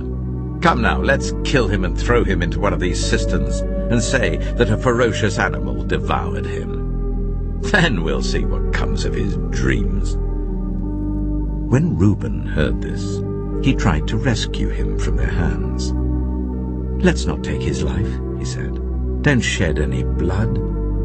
Throw him into this cistern here in the wilderness, but don't lay a hand on him."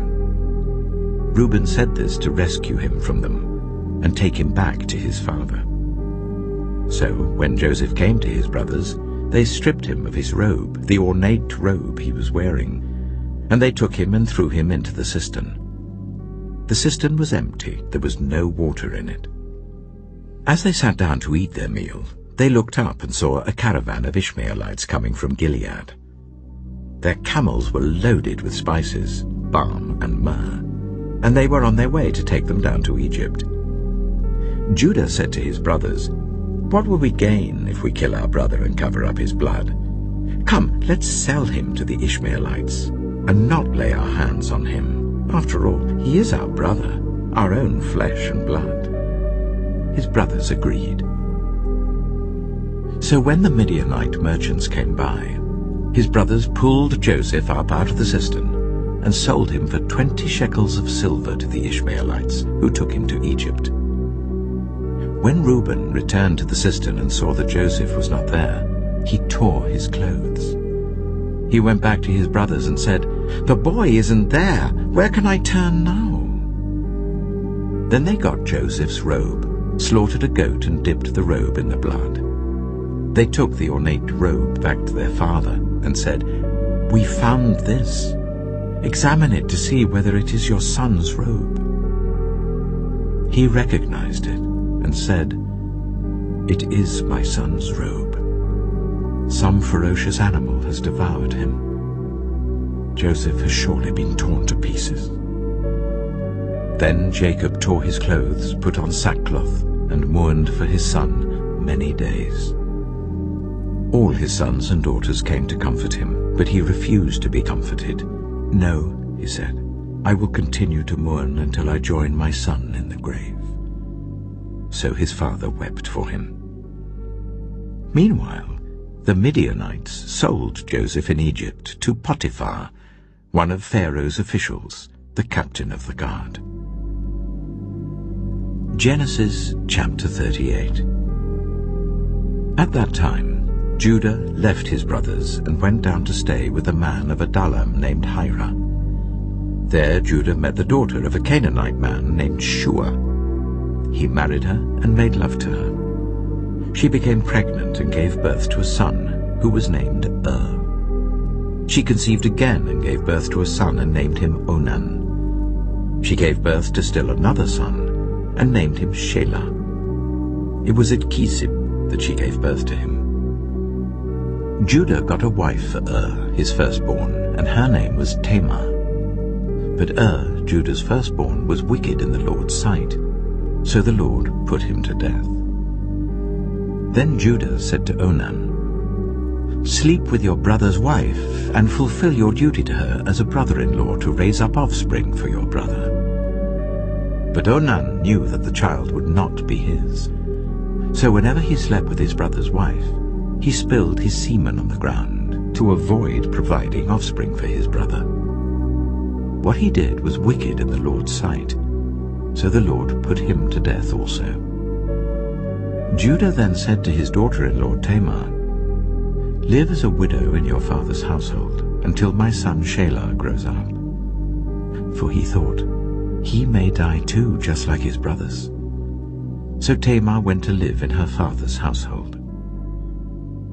After a long time, Judah's wife, the daughter of Shua, died. When Judah had recovered from his grief, he went up to Timnah to the men who were shearing his sheep, and his friend Hira the Adullamite went with him. When Tamar was told, "Your father-in-law is on his way to Timnah to shear his sheep," she took off her widow's clothes, covered herself with a veil to disguise herself, and then sat down at the entrance to Enaim, which is on the road to Timnah, for she saw that though Shelah had now grown up, she had not been given to him as his wife.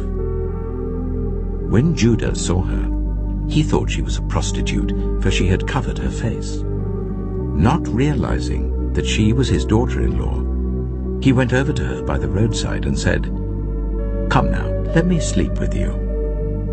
"And what will you give me to sleep with you?" she asked. "I'll send you a young goat from my flock," he said. "Will you give me something as a pledge until you send it?" she asked. He said, "What pledge should I give you?" "Your seal and its cord and the staff in your hand," she answered. So he gave them to her and slept with her, and she became pregnant by him. After she left, she took off her veil and put on her widow's clothes again.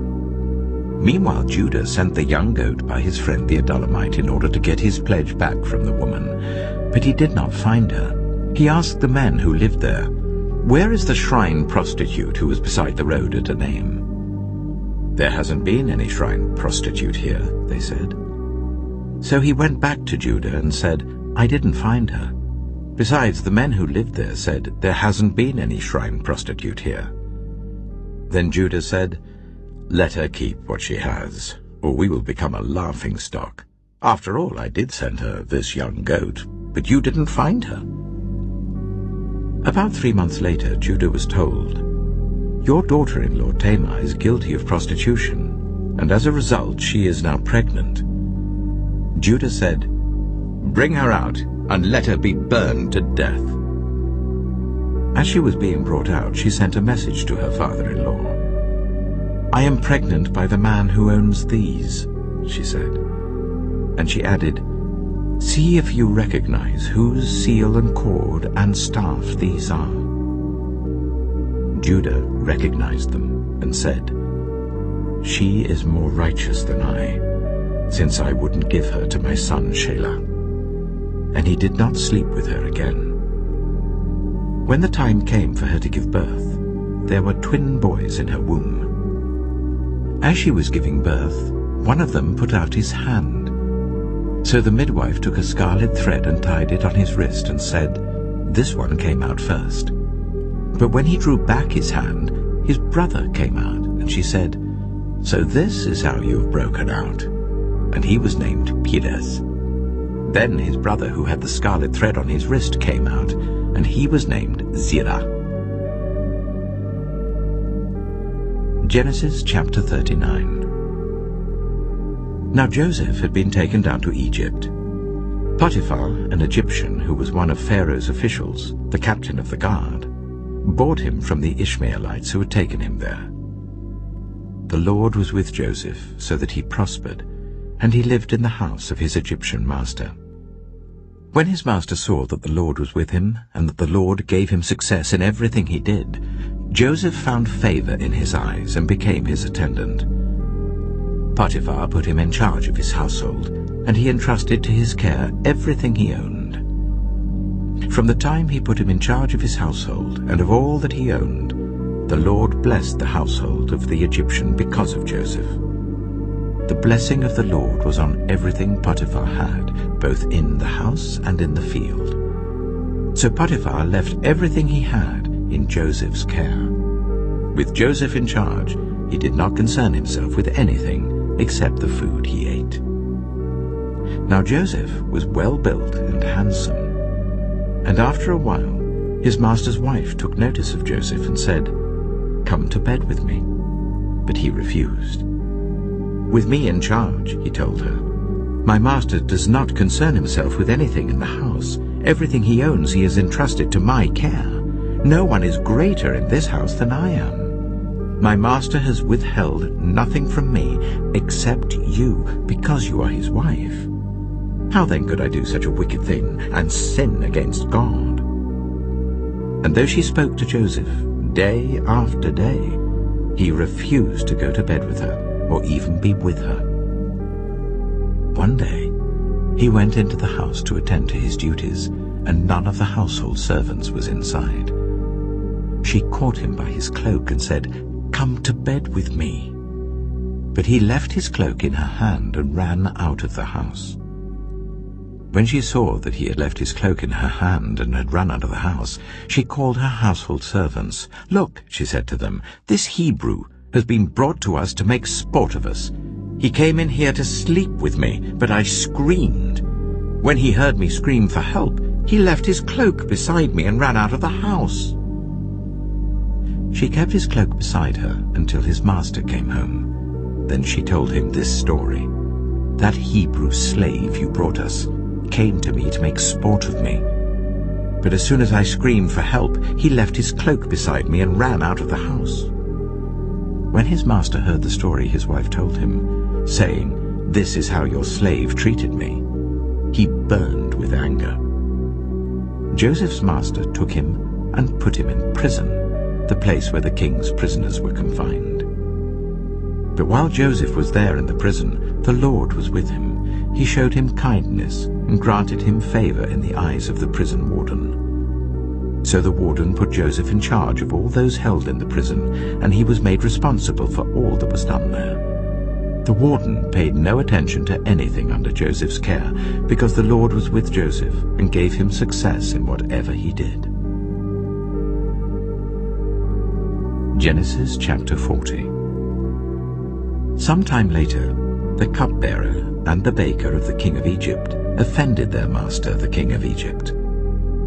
Pharaoh was angry with his two officials, the chief cupbearer and the chief baker, and put them in custody in the house of the captain of the guard, in the same prison where Joseph was confined. The captain of the guard assigned them to Joseph, and he attended them. After they had been in custody for some time, each of the two men, the cupbearer and the baker of the king of Egypt, who were being held in prison, had a dream the same night, and each dream had a meaning of its own.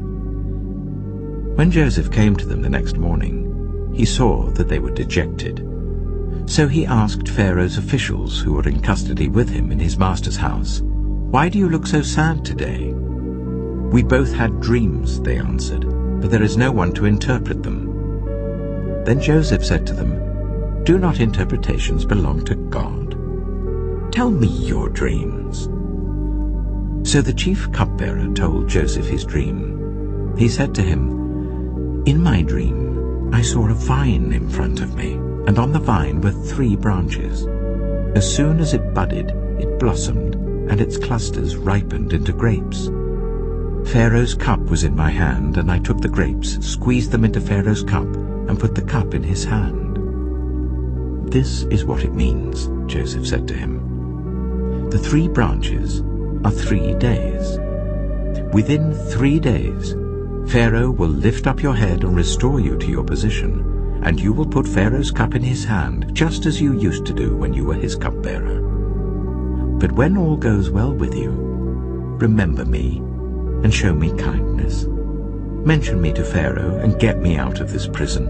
I was forcibly carried off from the land of the Hebrews, and even here I've done nothing to deserve being put in a dungeon."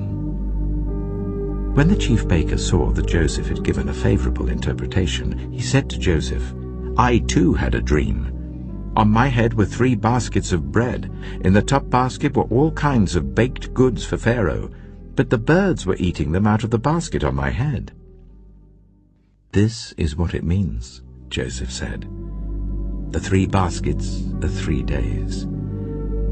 Within 3 days, Pharaoh will lift off your head and impale your body on a pole, and the birds will eat away your flesh." Now the 3rd day was Pharaoh's birthday, and he gave a feast for all his officials. He lifted up the heads of the chief cupbearer and the chief baker in the presence of his officials. He restored the chief cupbearer to his position, so that he once again put the cup into Pharaoh's hand. But he impaled the chief baker, just as Joseph had said to them in his interpretation. The chief cupbearer, however, did not remember Joseph. He forgot him. Genesis chapter 41. When 2 full years had passed, Pharaoh had a dream. He was standing by the Nile, when out of the river there came up 7 cows, sleek and fat, and they grazed among the reeds.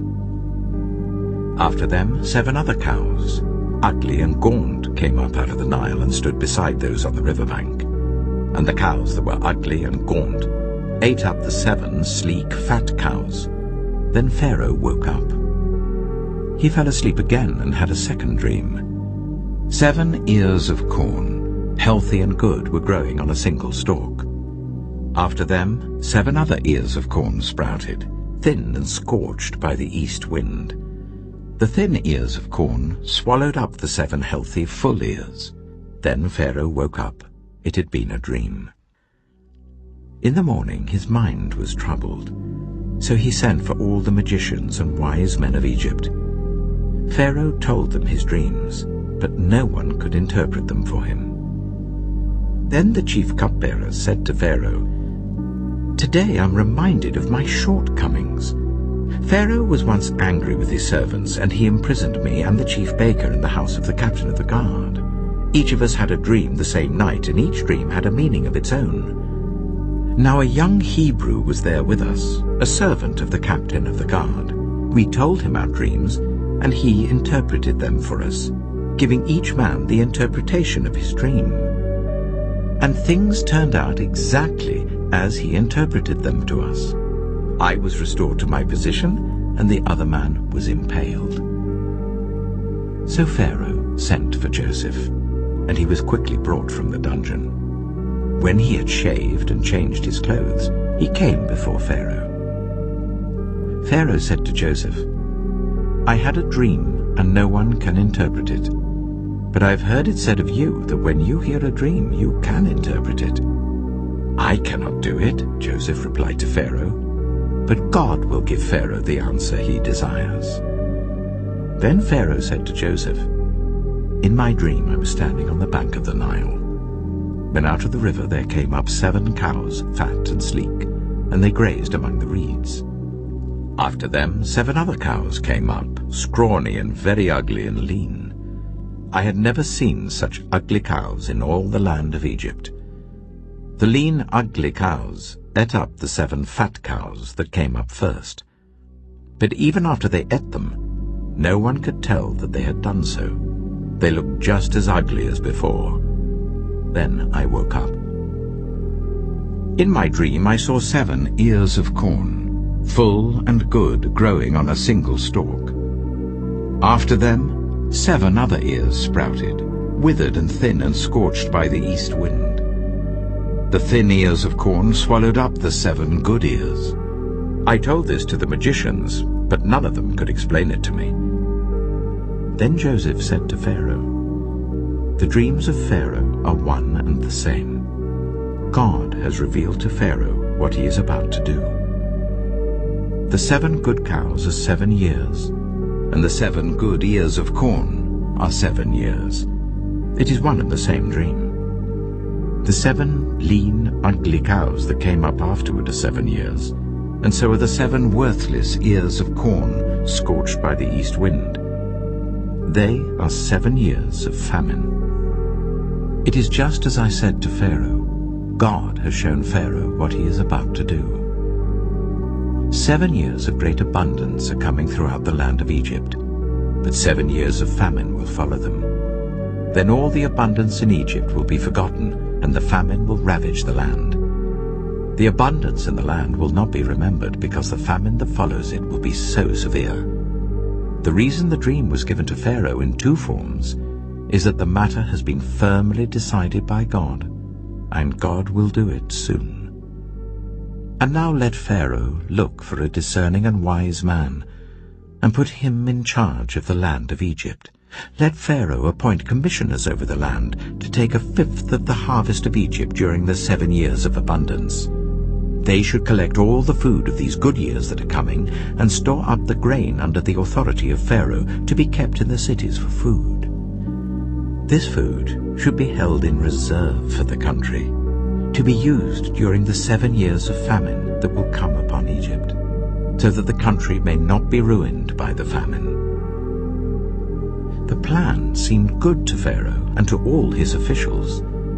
So Pharaoh asked them, "Can we find anyone like this man, one in whom is the Spirit of God?" Then Pharaoh said to Joseph, "Since God has made all this known to you, there is no one so discerning and wise as you. You shall be put in charge of my palace, and all my people are to submit to your orders. Only with respect to the throne will I be greater than you." So Pharaoh said to Joseph, "I hereby put you in charge of the whole land of Egypt." Then Pharaoh took his signet ring from his finger and put it on Joseph's finger. He dressed him in robes of fine linen and put a gold chain around his neck. He had him ride in a chariot as his second in command, and people shouted before him, "Make way!" Thus he put him in charge of the whole land of Egypt. Then Pharaoh said to Joseph, "I am Pharaoh, but without your word, no one will lift hand or foot in all Egypt." Pharaoh gave Joseph the name Zapanath-Paneah, and gave him Asenath, daughter of Potiphera, priest of On, to be his wife. And Joseph went throughout the land of Egypt. Joseph was 30 years old when he entered the service of Pharaoh, king of Egypt. And Joseph went out from Pharaoh's presence and traveled throughout Egypt. During the 7 years of abundance, the land produced plentifully. Joseph collected all the food produced in those 7 years of abundance in Egypt and stored it in the cities. In each city he put the food grown in the fields surrounding it. Joseph stored up huge quantities of grain like the sand of the sea. It was so much that he stopped keeping records because it was beyond measure. Before the years of famine came, 2 sons were born to Joseph by Asenath, daughter of Potiphera, priest of On. Joseph named his firstborn Manasseh, and said, "It is because God has made me forget all my trouble and all my father's household." The second son he named Ephraim, and said, "It is because God has made me fruitful in the land of my suffering." The 7 years of abundance in Egypt came to an end, and the 7 years of famine began, just as Joseph had said. There was famine in all the other lands, but in the whole land of Egypt there was food. When all Egypt began to feel the famine, the people cried to Pharaoh for food. Then Pharaoh told all the Egyptians, "Go to Joseph and do what he tells you." When the famine had spread over the whole country, Joseph opened all the storehouses and sold grain to the Egyptians, for the famine was severe throughout Egypt.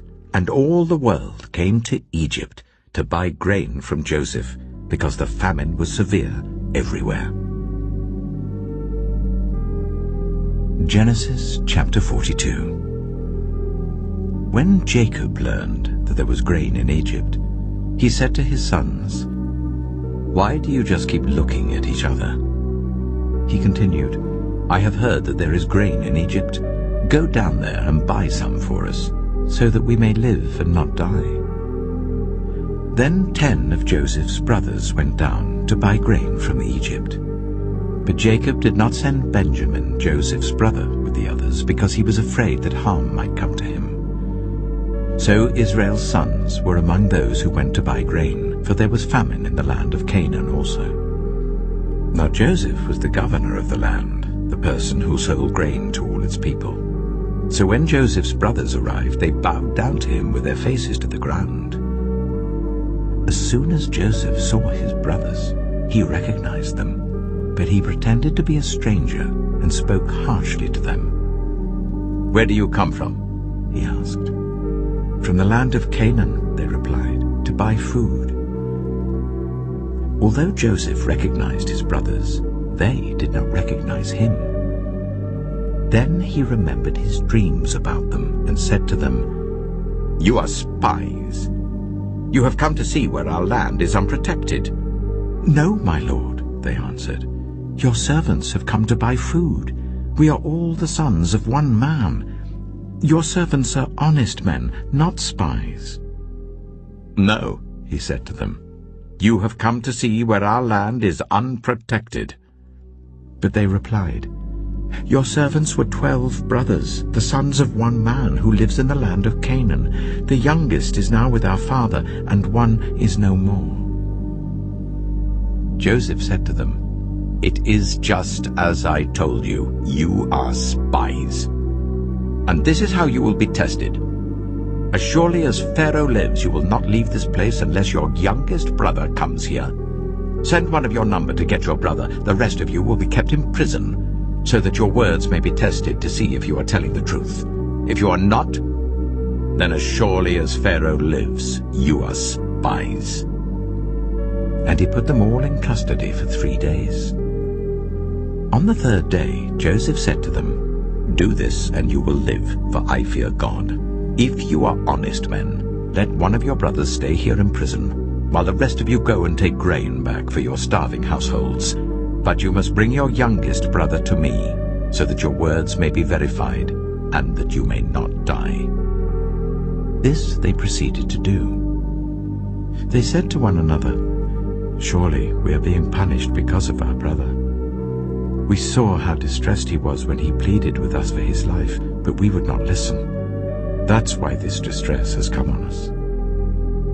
Reuben replied, "Didn't I tell you not to sin against the boy? But you wouldn't listen. Now we must give an accounting for his blood." They did not realize that Joseph could understand them, since he was using an interpreter. He turned away from them and began to weep, but then came back and spoke to them again. He had Simeon taken from them and bound before their eyes.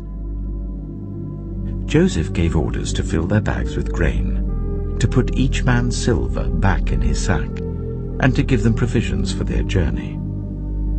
After this was done for them, they loaded their grain on their donkeys and left. At the place where they stopped for the night, one of them opened his sack to get feed for his donkey, and he saw his silver in the mouth of his sack. "My silver has been returned," he said to his brothers. "Here it is in my sack." Their hearts sank, and they turned to each other trembling and said, "What is this that God has done to us?" When they came to their father Jacob in the land of Canaan, they told him all that had happened to them.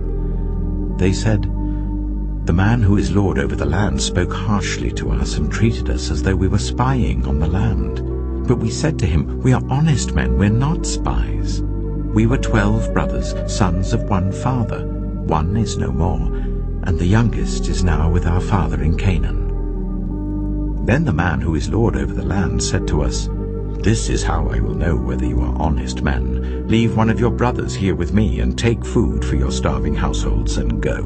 But bring your youngest brother to me, so I will know that you are not spies, but honest men. Then I will give your brother back to you, and you can trade in the land.' As they were emptying their sacks, there in each man's sack was his pouch of silver. When they and their father saw the money pouches, they were frightened. Their father Jacob said to them, 'You have deprived me of my children. Joseph is no more, and Simeon is no more. And now you want to take Benjamin? Everything is against me.'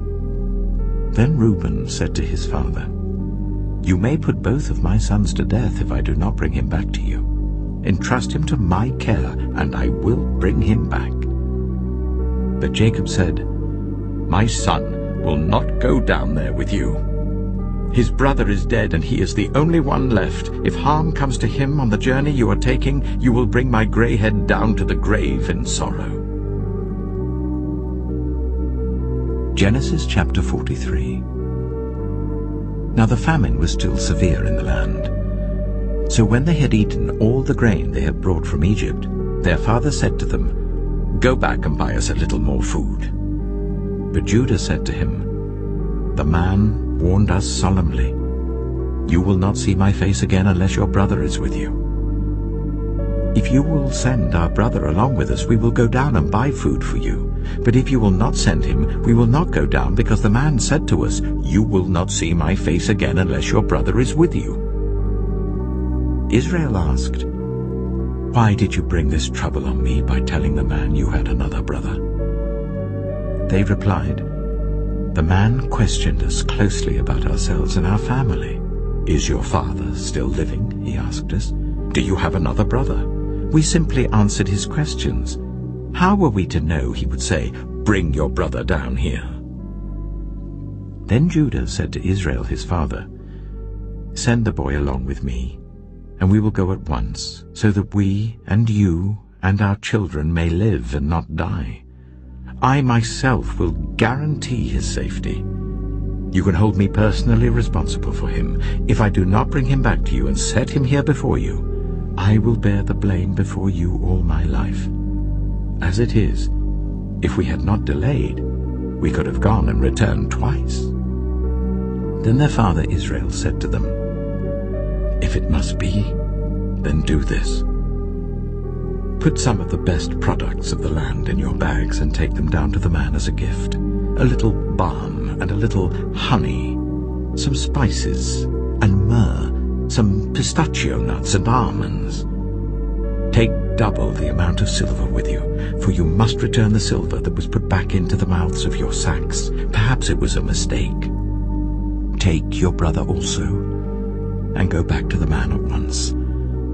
And may God Almighty grant you mercy before the man, so that he will let your other brother and Benjamin come back with you.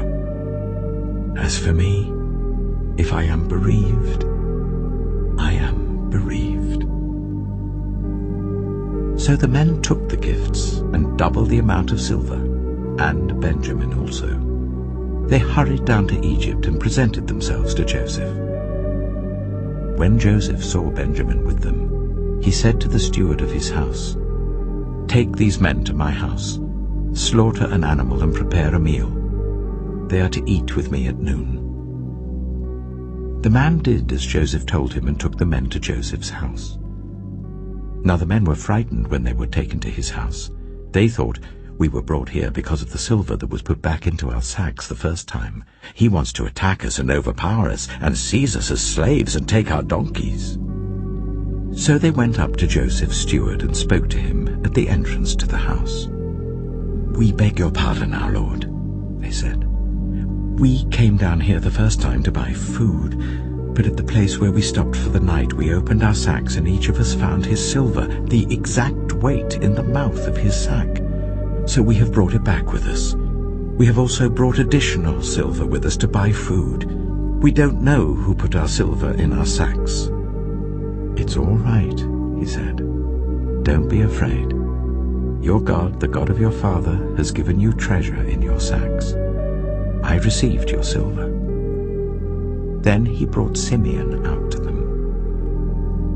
The steward took the men into Joseph's house, gave them water to wash their feet, and provided fodder for their donkeys. They prepared their gifts for Joseph's arrival at noon, because they had heard that they were to eat there. When Joseph came home, they presented to him the gifts they had brought into the house, and they bowed down before him to the ground. He asked them how they were, and then he said, "How is your aged father you told me about? Is he still living?" They replied, "Your servant our father is still alive and well," and they bowed down, prostrating themselves before him. As he looked about and saw his brother Benjamin, his own mother's son, he asked, "Is this your youngest brother, the one you told me about?" And he said, "God be gracious to you, my son." Deeply moved at the sight of his brother, Joseph hurried out and looked for a place to weep. He went into his private room and wept there. After he had washed his face, he came out and, controlling himself, said, "Serve the food." They served him by himself, the brothers by themselves, and the Egyptians who ate with him by themselves, because Egyptians could not eat with Hebrews, for that is detestable to Egyptians. The men had been seated before him in the order of their ages, from the firstborn to the youngest, and they looked at each other in astonishment. When portions were served to them from Joseph's table, Benjamin's portion was 5 times as much as anyone else's. So they feasted and drank freely with him. Genesis chapter 44. Now Joseph gave these instructions to the steward of his house. Fill the men's sacks with as much food as they can carry, and put each man's silver in the mouth of his sack. Then put my cup, the silver one, in the mouth of the youngest one's sack, along with the silver for his grain. And he did as Joseph said. As morning dawned, the men were sent on their way with their donkeys. They had not gone far from the city when Joseph said to his steward, "Go after those men at once, and when you catch up with them, say to them, 'Why have you repaid good with evil? Isn't this the cup my master drinks from, and also uses for divination? This is a wicked thing you have done.'" When he caught up with them, he repeated these words to them. But they said to him, "Why does my lord say such things? Far be it from your servants to do anything like that. We even brought back to you from the land of Canaan the silver we found inside the mouths of our sacks. So why would we steal silver or gold from your master's house? If any of your servants is found to have it, he will die, and the rest of us will become my lord's slaves." "Very well then," he said, "let it be as you say.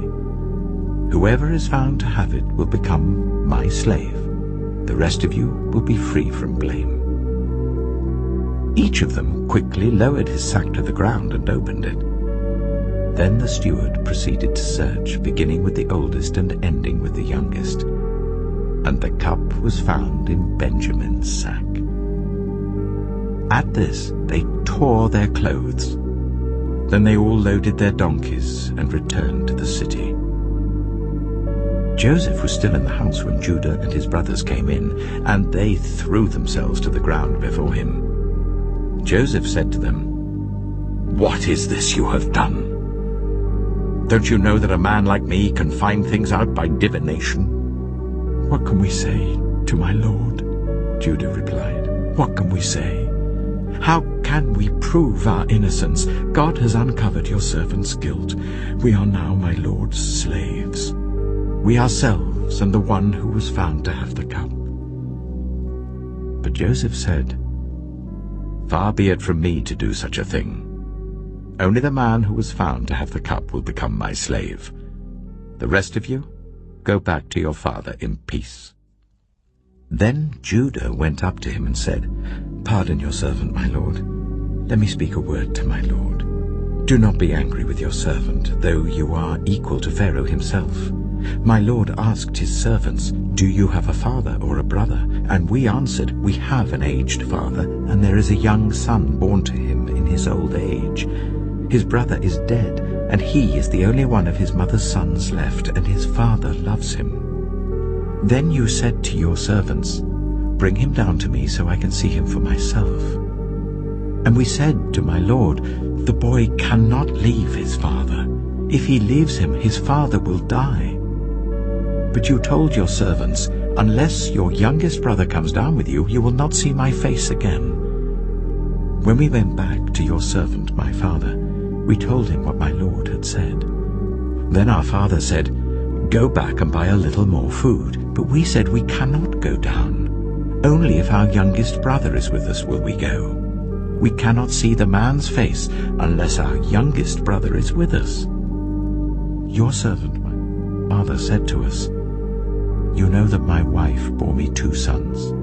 One of them went away from me, and I said, "He has surely been torn to pieces," and I have not seen him since. If you take this one from me too, and harm comes to him, you will bring my grey head down to the grave in misery. So now, if the boy is not with us, when I go back to your servant my father, and if my father, whose life is closely bound up with the boy's life, sees that the boy isn't there, he will die. Your servants will bring the grey head of our father down to the grave in sorrow. Your servant guaranteed the boy's safety to my father. I said, if I do not bring him back to you, I will bear the blame before you, my father, all my life. Now then, please let your servant remain here as my lord's slave in place of the boy, and let the boy return with his brothers. How can I go back to my father if the boy is not with me? No, Do not let me see the misery that would come on my father. Genesis chapter 45.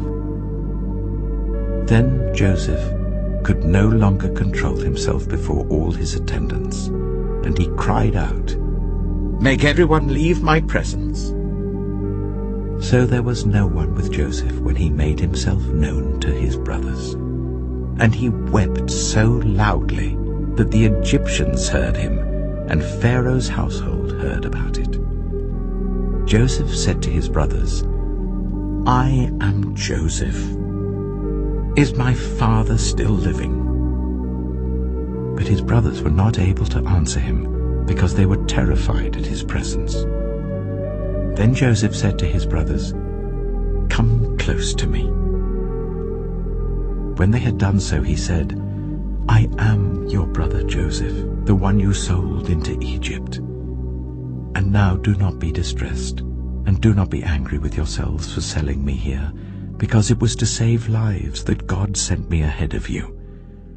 For 2 years now there has been famine in the land, and for the next 5 years there will be no plowing and reaping.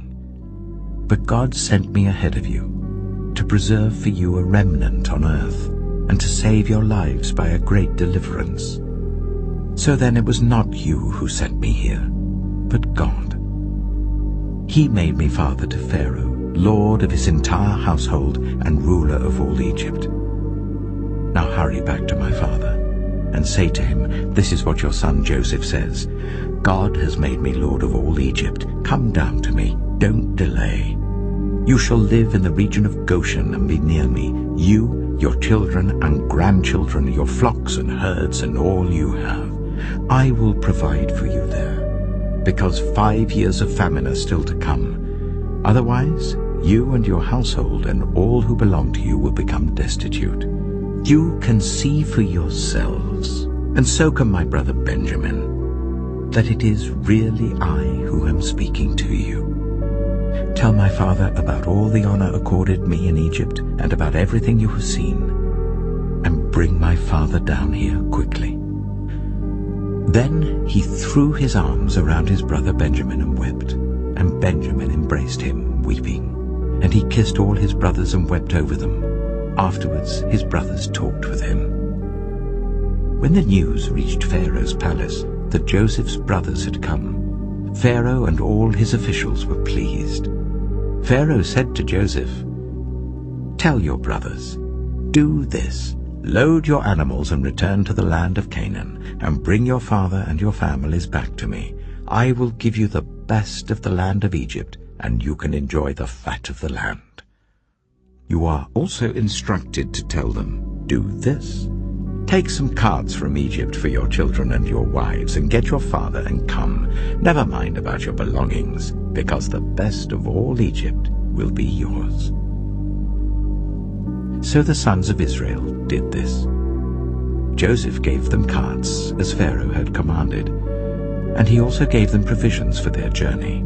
To each of them he gave new clothing, but to Benjamin he gave 300 shekels of silver and 5 sets of clothes. And this is what he sent to his father: 10 donkeys loaded with the best things of Egypt, and 10 female donkeys loaded with grain and bread and other provisions for his journey. Then he sent his brothers away, and as they were leaving he said to them, "Don't quarrel on the way." So they went up out of Egypt and came to their father Jacob in the land of Canaan. They told him, "Joseph is still alive. In fact, he is ruler of all Egypt." Jacob was stunned. He did not believe them. But when they told him everything Joseph had said to them, and when he saw the carts Joseph had sent to carry him back, the spirit of their father Jacob revived. And Israel said, "I'm convinced. My son Joseph is still alive. I will go and see him before I die."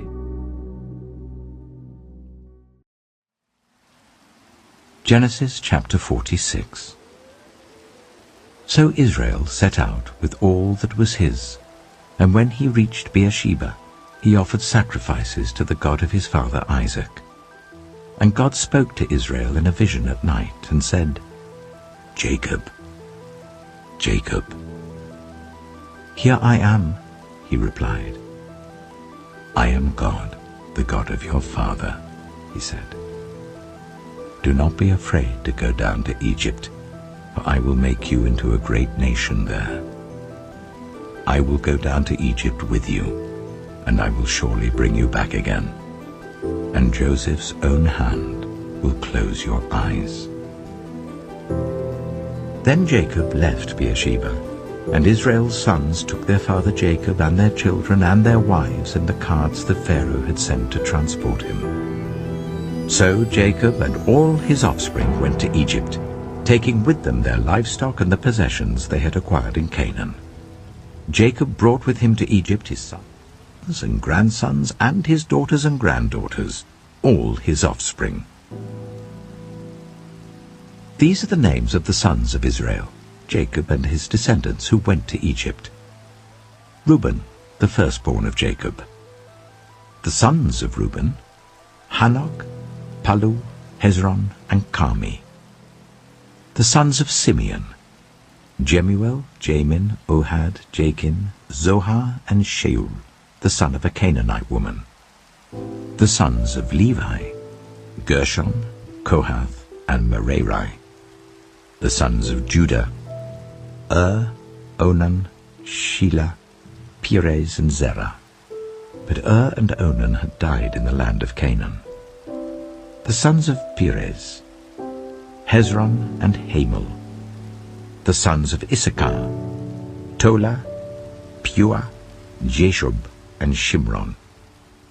The sons of Zebulun, Sered, Elon, and Jahilel.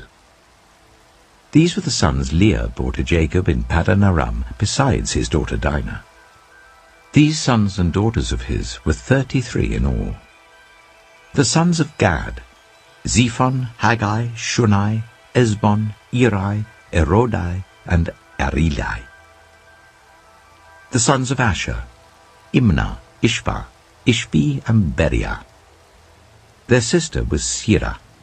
The sons of Beriah, Heber and Malkiel. These were the children born to Jacob by Zilpah, whom Laban had given to his daughter Leah, 16 in all. The sons of Jacob's wife Rachel, Joseph and Benjamin. In Egypt, Manasseh and Ephraim were born to Joseph by Asenath, daughter of Potiphar, priest of On. The sons of Benjamin, Bela, Becher, Ashbel, Jirah, Naaman, Ehi, Rosh, Mappin, Huppim, and Ard. These were the sons of Rachel who were born to Jacob, 14 in all. The son of Dan, Hushim. The sons of Naphtali, Jaziel, Gunai, Jezer, and Shillem. These were the sons born to Jacob by Bilhah, whom Laban had given to his daughter Rachel, 7 in all. All those who went to Egypt with Jacob, those who were his direct descendants, not counting his sons' wives, numbered 66 persons. With the 2 sons who had been born to Joseph in Egypt, the members of Jacob's family, which went to Egypt, were 70 in all. Now Jacob sent Judah ahead of him to Joseph to get directions to Goshen. When they arrived in the region of Goshen, Joseph had his chariot made ready and went to Goshen to meet his father Israel. As soon as Joseph appeared before him, he threw his arms around his father and wept for a long time. Israel said to Joseph, "Now I'm ready to die, since I have seen for myself that you are still alive." Then Joseph said to his brothers and to his father's household, "I will go up and speak to Pharaoh, and will say to him, 'My brothers and my father's household who are living in the land of Canaan have come to me.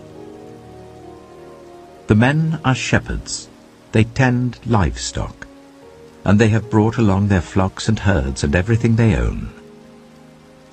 When Pharaoh calls you in and asks, 'What is your occupation?' you should answer, 'Your servants have tended livestock from our boyhood on, just as our fathers did.' Then you will be allowed to settle in the region of Goshen, for all shepherds are detestable to the Egyptians. Genesis chapter 47.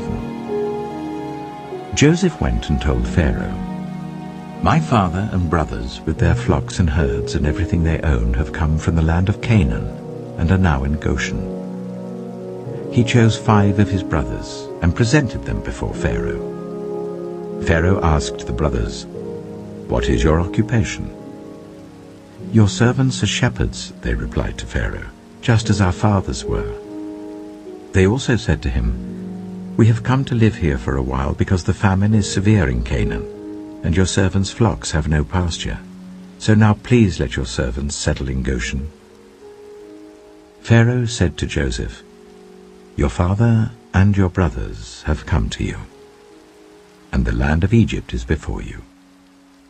Settle your father and your brothers in the best part of the land. Let them live in Goshen. And if you know of any among them with special ability, put them in charge of my own livestock." Then Joseph brought his father Jacob in and presented him before Pharaoh. After Jacob blessed Pharaoh, Pharaoh asked him, "How old are you?" And Jacob said to Pharaoh, "The years of my pilgrimage are 130. My years have been few and difficult, and they do not equal the years of the pilgrimage of my fathers." Then Jacob blessed Pharaoh and went out from his presence. So Joseph settled his father and his brothers in Egypt and gave them property in the best part of the land, the district of Ramesses, as Pharaoh directed. Joseph also provided his father and his brothers and all his father's household with food according to the number of their children. There was no food, however, in the whole region because the famine was severe. Both Egypt and Canaan wasted away because of the famine. Joseph collected all the money that was to be found in Egypt and Canaan in payment for the grain that they were buying, and he brought it to Pharaoh's palace. When the money of the people of Egypt and Canaan was gone, all Egypt came to Joseph and said, "Give us food. Why should we die before your eyes? Our money is all gone." "Then bring your livestock," said Joseph. "I will sell you food in exchange for your livestock, since your money is gone." So they brought their livestock to Joseph, and he gave them food in exchange for their horses, their sheep and goats, their cattle and donkeys. And he brought them through that year with food in exchange for all their livestock. When that year was over, they came to him the following year and said, "We cannot hide from our lord the fact that since our money is gone and our livestock belongs to you, there is nothing left for our lord except our bodies and our land. Why should we perish before your eyes, we and our land as well? Buy us and our land in exchange for food, and we with our land will be in bondage to Pharaoh. Give us seed so that we may live and not die, and that the land may not become desolate." So Joseph bought all the land in Egypt for Pharaoh. The Egyptians, one and all, sold their fields because the famine was too severe for them. The land became Pharaoh's, and Joseph reduced the people to servitude from one end of Egypt to the other. However, he did not buy the land of the priests, because they received a fixed allowance from Pharaoh, and had food enough from the allowance Pharaoh gave them. That is why they did not sell their land. Joseph said to the people, "Now that I have bought you and your land today for Pharaoh, here is seed for you so you can plant the ground. But when the crop comes in, give 1/5 of it to Pharaoh. The other 4/5 you may keep as seed for the fields and as food for yourselves and your households and your children." "You have saved our lives," they said. "May we find favor in the eyes of our Lord. We will be in bondage to Pharaoh." So Joseph established it as a law concerning land in Egypt, still in force today, that 1/5 of the produce belongs to Pharaoh. It was only the land of the priests that did not become Pharaoh's. Now the Israelites settled in Egypt in the region of Goshen. They acquired property there and were fruitful and increased greatly in number. Jacob lived in Egypt 17 years, and the years of his life were 147. When the time drew near for Israel to die, he called for his son Joseph and said to him, "If I have found favor in your eyes, put your hand under my thigh and promise that you will show me kindness and faithfulness. Do not bury me in Egypt. But when I rest with my fathers, carry me out of Egypt and bury me where they are buried." "I will do as you say," he said. "Swear to me," he said. Then Joseph swore to him, and Israel worshipped as he leaned on the top of his staff. Genesis chapter 48.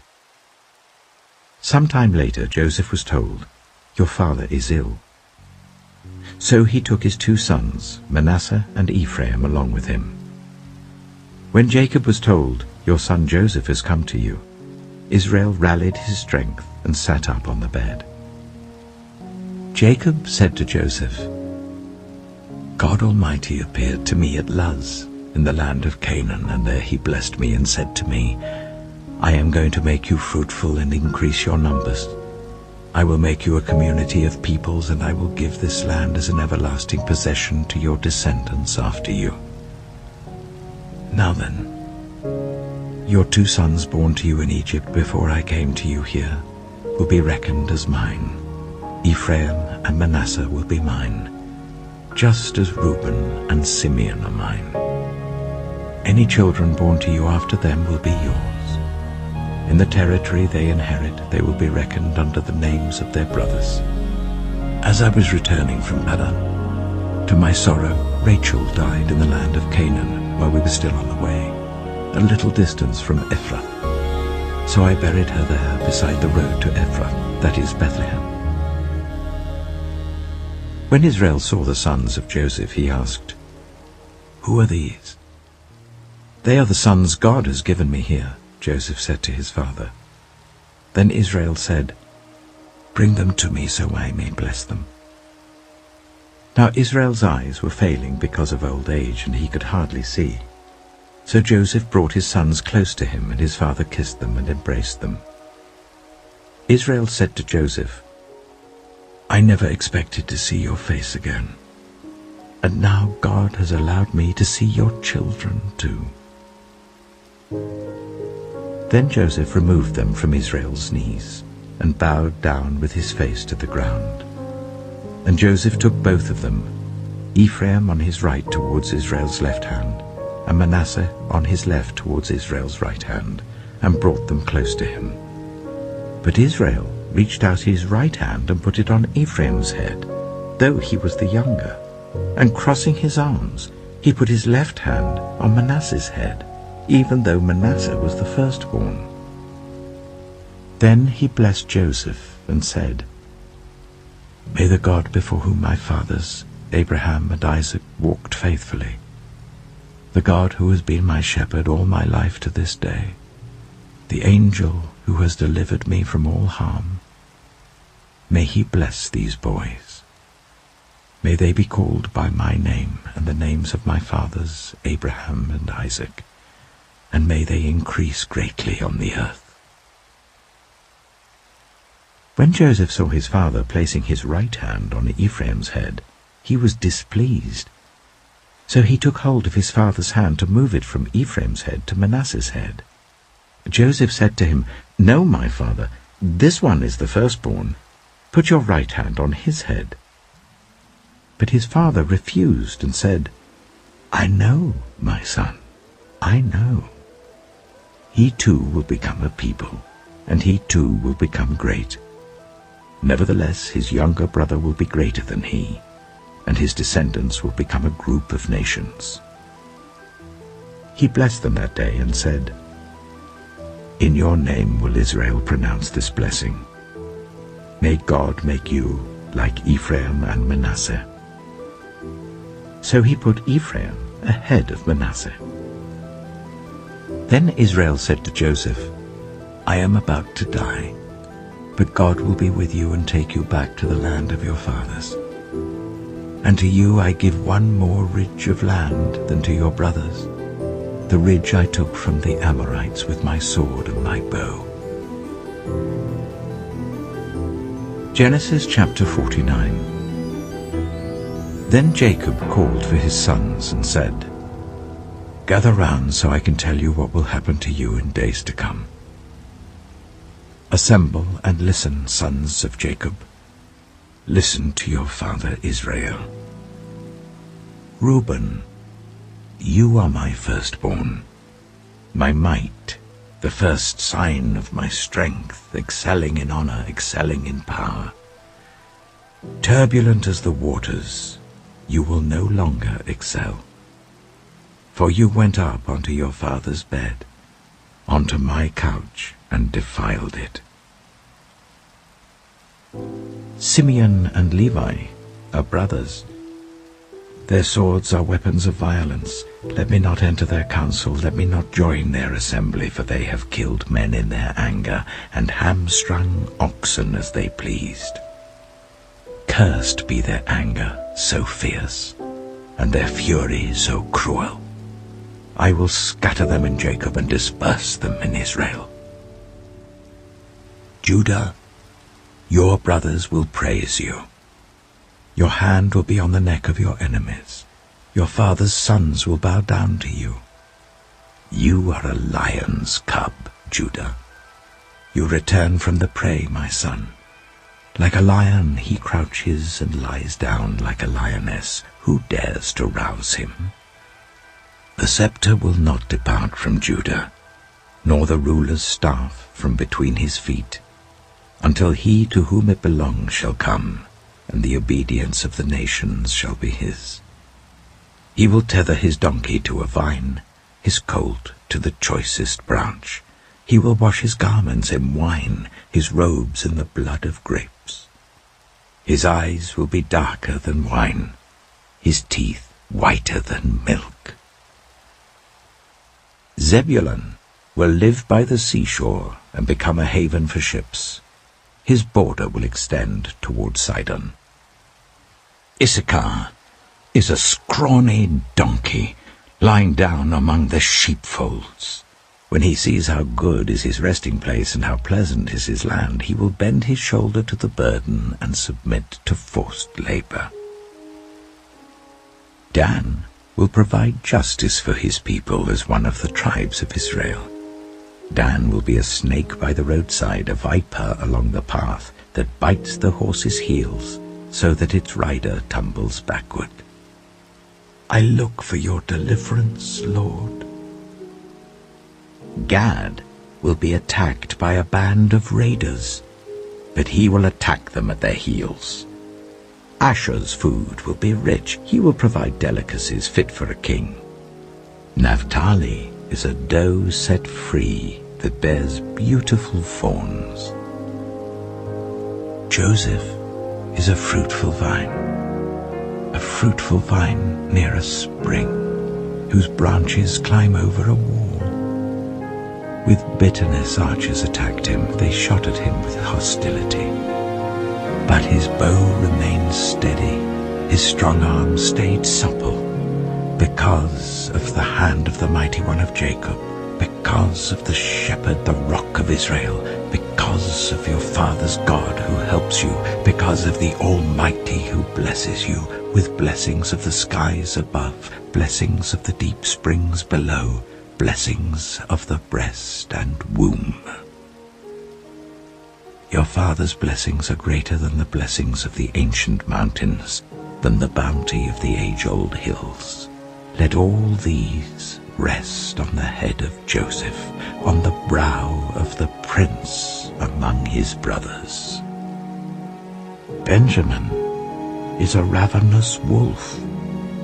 In the morning he devours the prey. In the evening he divides the plunder.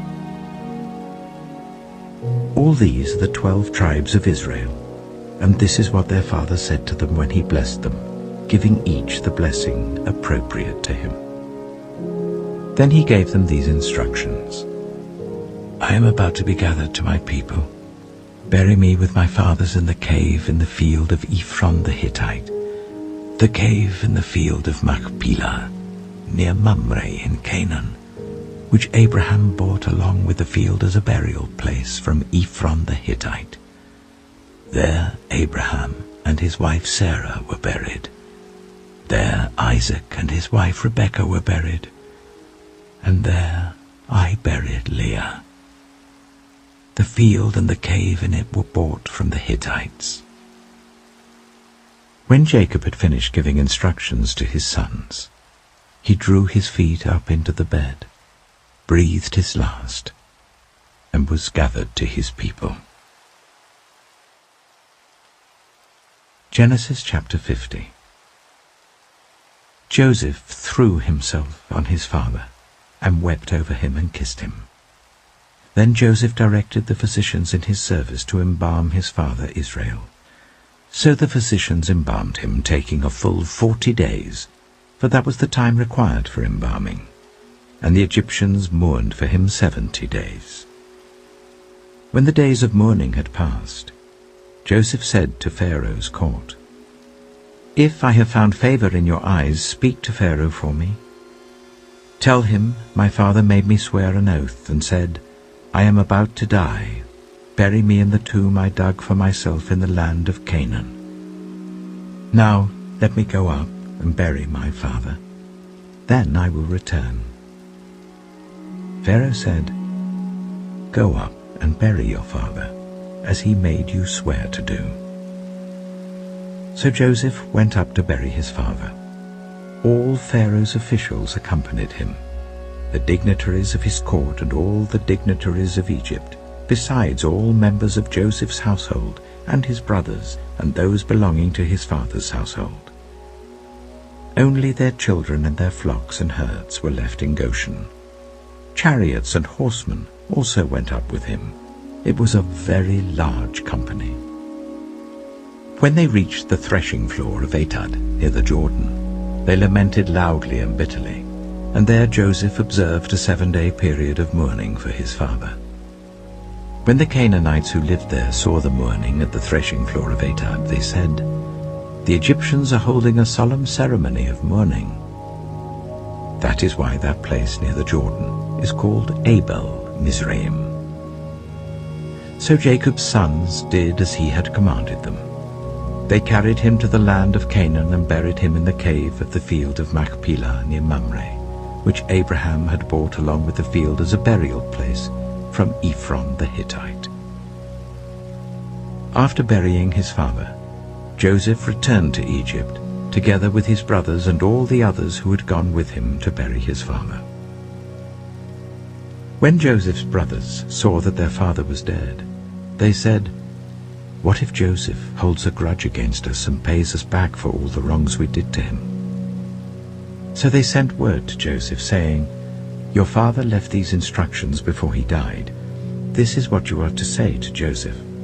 I ask you to forgive your brothers the sins and the wrongs they committed in treating you so badly. Now please forgive the sins of the servants of the God of your father." When their message came to him, Joseph wept. His brothers then came and threw themselves down before him. "We are your slaves," they said. But Joseph said to them, "Don't be afraid. Am I in the place of God? You intended to harm me, but God intended it for good, to accomplish what is now being done, the saving of many lives. So then don't be afraid. I will provide for you and your children." And he reassured them and spoke kindly to them. Joseph stayed in Egypt, along with all his father's family. He lived 110 years and saw the 3rd generation of Ephraim's children. Also the children of Machir, son of Manasseh, were placed at birth on Joseph's knees. Then Joseph said to his brothers, "I am about to die, but God will surely come to your aid and take you up out of this land, to the land he promised on oath to Abraham, Isaac, and Jacob." And Joseph made the Israelites swear an oath and said, "God will surely come to your aid, and then you must carry my bones up from this place."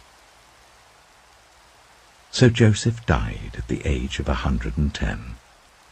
and after they embalmed him, he was placed in a coffin in Egypt.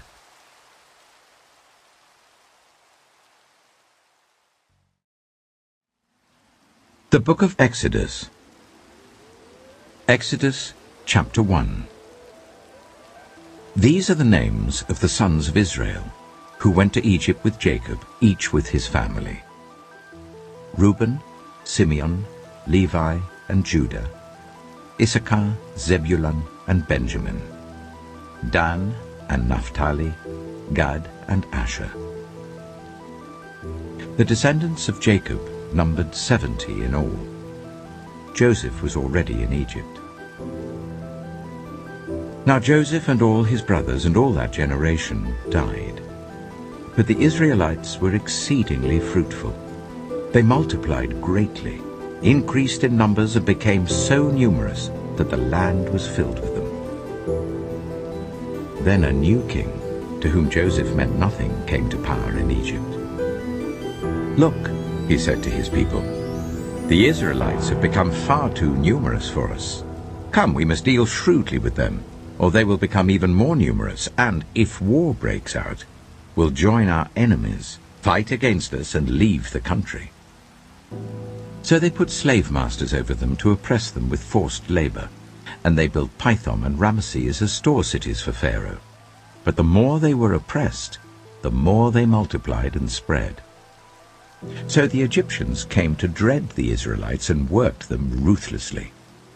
They made their lives bitter with harsh labor in brick and mortar and with all kinds of work in the fields. In all their harsh labor, the Egyptians worked them ruthlessly. The king of Egypt said to the Hebrew midwives, whose names were Shiphrah and Puah, "When you are helping the Hebrew women during childbirth on the delivery stool, if you see that the baby is a boy, kill him. But if it is a girl, let her live." The midwives, however, feared God and did not do what the king of Egypt had told them to do. They let the boys live. Then the king of Egypt summoned the midwives and asked them, "Why have you done this? Why have you let the boys live?" The midwives answered Pharaoh, "Hebrew women are not like Egyptian women. They are vigorous and give birth before the midwives arrive." So God was kind to the midwives, and the people increased and became even more numerous. And because the midwives feared God, he gave them families of their own. Then Pharaoh gave this order to all his people: "Every Hebrew boy that is born you must throw into the Nile, but let every girl live." Exodus chapter 2. Now a man of the tribe of Levi married a Levi woman, and she became pregnant and gave birth to a son. When she saw that he was a fine child, she hid him for 3 months. But when she could hide him no longer, she got a papyrus basket for him and coated it with tar and pitch. Then she placed the child in it and put it among the reeds along the bank of the Nile. His sister stood at a distance to see what would happen to him.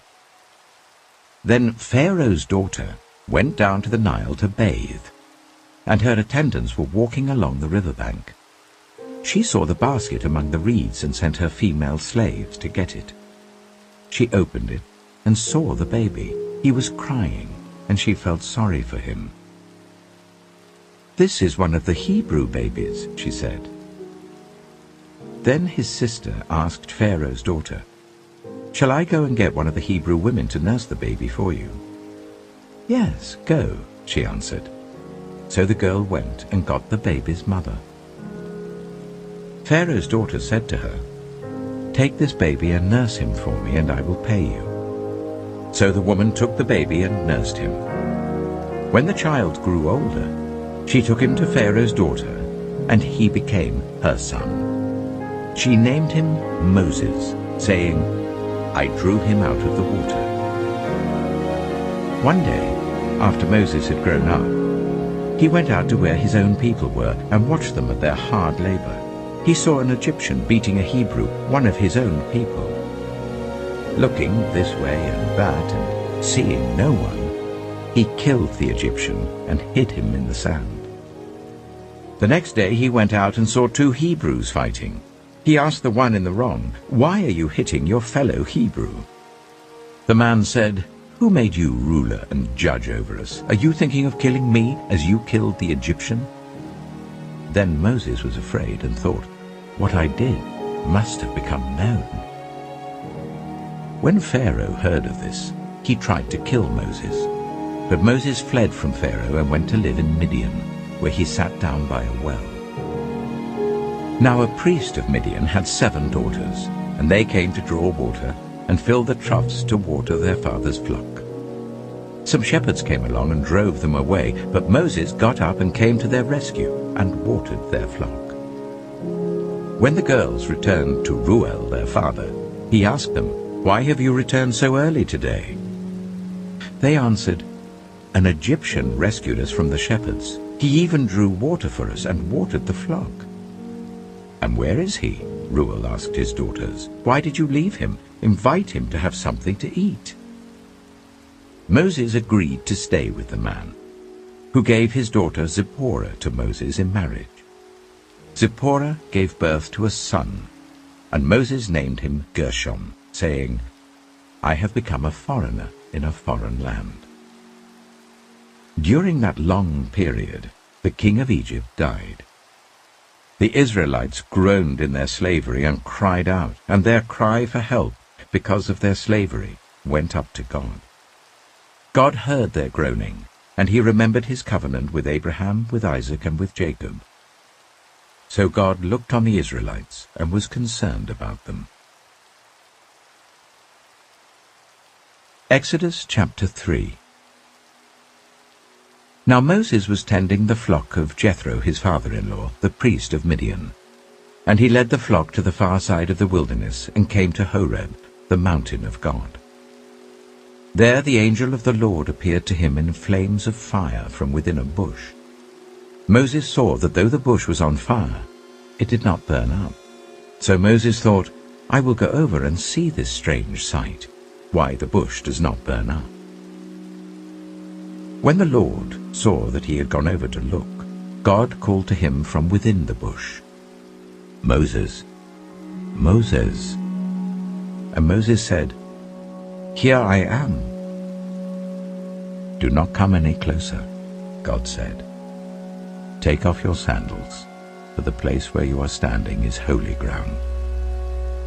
Then he said, "I am the God of your father, the God of Abraham, the God of Isaac, and the God of Jacob." At this, Moses hid his face, because he was afraid to look at God. The Lord said, "I have indeed seen the misery of my people in Egypt. I have heard them crying out because of their slave drivers, and I am concerned about their suffering. So I have come down to rescue them from the hand of the Egyptians, and to bring them up out of that land into a good and spacious land, a land flowing with milk and honey, the home of the Canaanites, Hittites, Amorites, Perizzites, Hivites, and Jebusites. And now the cry of the Israelites has reached me, and I have seen the way the Egyptians are oppressing them. So now, go. I am sending you to Pharaoh to bring my people, the Israelites, out of Egypt." But Moses said to God, "Who am I that I should go to Pharaoh and bring the Israelites out of Egypt?" And God said, "I will be with you, and this will be the sign to you that it is I who have sent you. When you have brought the people out of Egypt, you will worship God on this mountain." Moses said to God, "Suppose I go to the Israelites and say to them, 'The God of your fathers has sent me to you,' and they ask me, 'What is his name?' Then what shall I tell them?" God said to Moses, "I am who I am. This is what you are to say to the Israelites. 'I am has sent me to you.'" God also said to Moses, "Say to the Israelites, 'The Lord, the God of your fathers, the God of Abraham, the God of Isaac, and the God of Jacob, has sent me to you. This is my name forever, the name you shall call me from generation to generation. Go, assemble the elders of Israel and say to them, The Lord, the God of your fathers, the God of Abraham, Isaac, and Jacob, appeared to me and said, I have watched over you and have seen what has been done to you in Egypt. And I have promised to bring you up out of your misery in Egypt, into the land of the Canaanites, Hittites, Amorites, Perizzites, Hivites, and Jebusites, a land flowing with milk and honey. The elders of Israel will listen to you. Then you and the elders are to go to the king of Egypt and say to him, The Lord, the God of the Hebrews, has met with us. Let us take a 3-day journey into the wilderness to offer sacrifices to the Lord our God. But I know that the king of Egypt will not let you go, unless a mighty hand compels him. So I will stretch out my hand and strike the Egyptians with all the wonders that I will perform among them. After that, he will let you go. And I will make the Egyptians favorably disposed towards his people, so that when you leave you will not go empty-handed. Every woman is to ask her neighbor, and any woman living in her house, for articles of silver and gold and for clothing, which you will put on your sons and daughters, and so you will plunder the Egyptians. Exodus chapter 4. Moses answered, What if they do not believe me or listen to me and say, The Lord did not appear to you? Then the Lord said to him, What is that in your hand? A staff, he replied. The Lord said, Throw it on the ground. Moses threw it on the ground, and it became a snake, and he ran from it. Then the Lord said to him, Reach out your hand and take it by the tail. So Moses reached out and took hold of the snake, and it turned back into a staff in his hand. This, said the Lord, is so that they may believe that the Lord, the God of their fathers, the God of Abraham, the God of Isaac, and the God of Jacob, has appeared to you. Then the Lord said, Put your hand inside your cloak. So Moses put his hand into his cloak, and when he took it out, the skin was leprous. It had become as white as snow. Now put it back into your cloak, he said. So Moses put his hand back into his cloak, and when he took it out, it was restored like the rest of his flesh. Then the Lord said, If they do not believe you, or pay attention to the first sign, they may believe the second. But if they do not believe these 2 signs or listen to you, take some water from the Nile and pour it on the dry ground. The water you take from the river will become blood on the ground. Moses said to the Lord, Pardon your servant, Lord. I have never been eloquent, neither in the past nor since you have spoken to your servant. I am slow of speech and tongue. The Lord said to him, Who gave human beings their mouths? Who makes them deaf or mute? Who gives them sight or makes them blind? Is it not I, the Lord? Now go, I will help you speak, and will teach you what to say. But Moses said, Pardon your servant, Lord. Please send someone else. Then the Lord's anger burned against Moses, and he said, What about your brother, Aaron the Levite? I know he can speak well. He is already on his way to meet you, and he will be glad to see you. You shall speak to him and put words in his mouth. I will help both of you speak, and will teach you what to do. He will speak to the people for you, and it will be as if he were your mouth, and as if you were God to him. But take this staff in your hand, so that you can perform the signs with it. Then Moses went back to Jethro, his father-in-law, and said to him, Let me return to my own people in Egypt, to see if any of them are still alive. Jethro said, "Go, and I wish you well." Now the Lord had said to Moses in Midian, "Go back to Egypt, for all those who wanted to kill you are dead."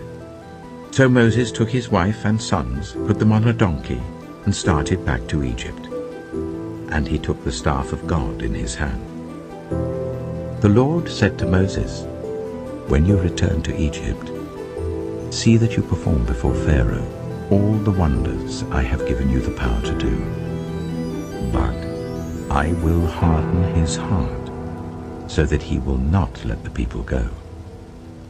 Then say to Pharaoh, 'This is what the Lord says.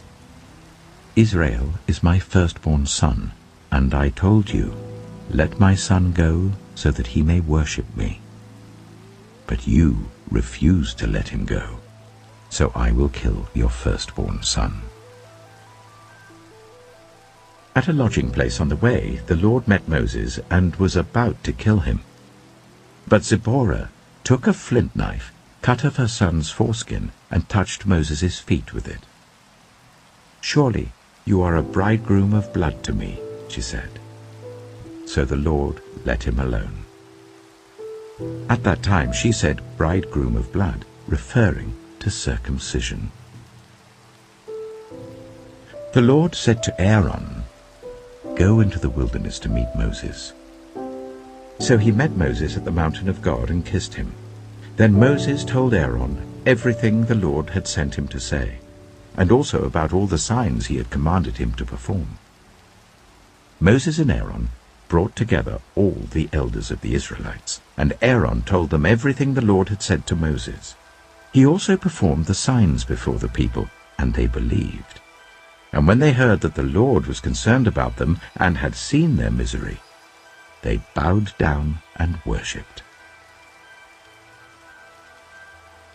Exodus chapter 5. Afterwards Moses and Aaron went to Pharaoh and said, "This is what the Lord, the God of Israel, says. Let my people go, so that they may hold a festival to me in the wilderness." Pharaoh said, "Who is the Lord that I should obey him, and let Israel go? I do not know the Lord, and I will not let Israel go." Then they said, "The God of the Hebrews has met with us. Now let us take a 3-day journey into the wilderness to offer sacrifices to the Lord our God, or he may strike us with plagues or with the sword." But the king of Egypt said, "Moses and Aaron, why are you taking the people away from their labor? Get back to your work." Then Pharaoh said, "Look, the people of the land are now numerous, and you are stopping them from working." That same day Pharaoh gave this order to the slave drivers and overseers in charge of the people: "You are no longer to supply the people with straw for making bricks. Let them go and gather their own straw, but require them to make the same number of bricks as before. Don't reduce the quota. They're lazy. That is why they're crying out, 'Let us go and sacrifice to our God.' Make the work harder for the people, so that they keep working and pay no attention to lies." Then the slave drivers and the overseers went out and said to the people, "This is what Pharaoh says, I will not give you any more straw. Go and get your own straw wherever you can find it, but your work will not be reduced at all." So the people scattered all over Egypt to gather stubble to use for straw. The slave drivers kept pressing them, saying, "Complete the work required of you for each day, just as when you had straw." And Pharaoh's slave drivers beat the Israelite overseers they had appointed, demanding, "Why haven't you met your quota of bricks yesterday or today as before?" Then the Israelite overseers went and appealed to Pharaoh, "Why have you treated your servants this way? Your servants are given no straw, yet we are told, 'Make bricks.' Your servants are being beaten, but the fault is with your own people." Pharaoh said, "Lazy. That's what you are, lazy.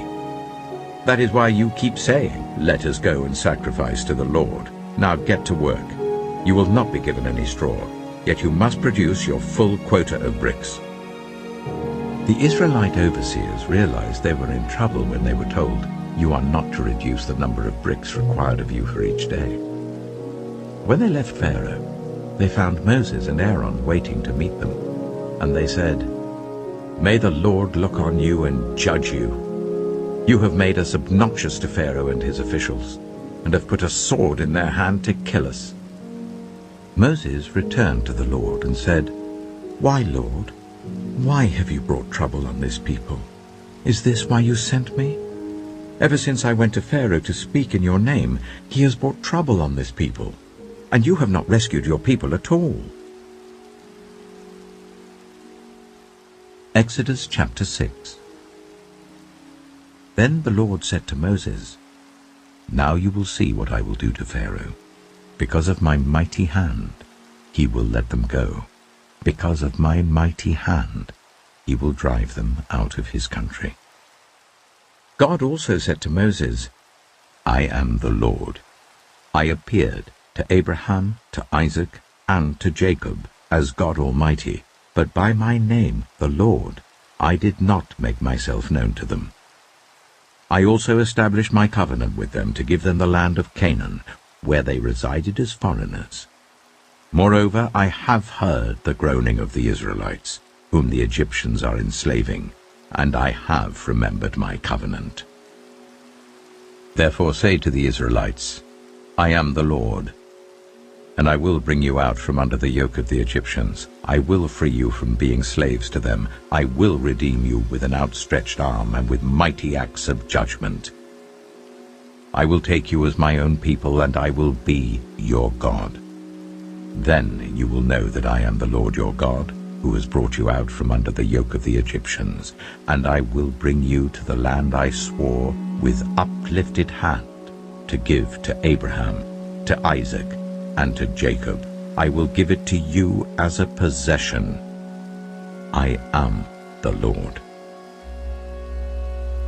Moses reported this to the Israelites, but they did not listen to him because of their discouragement and harsh labor.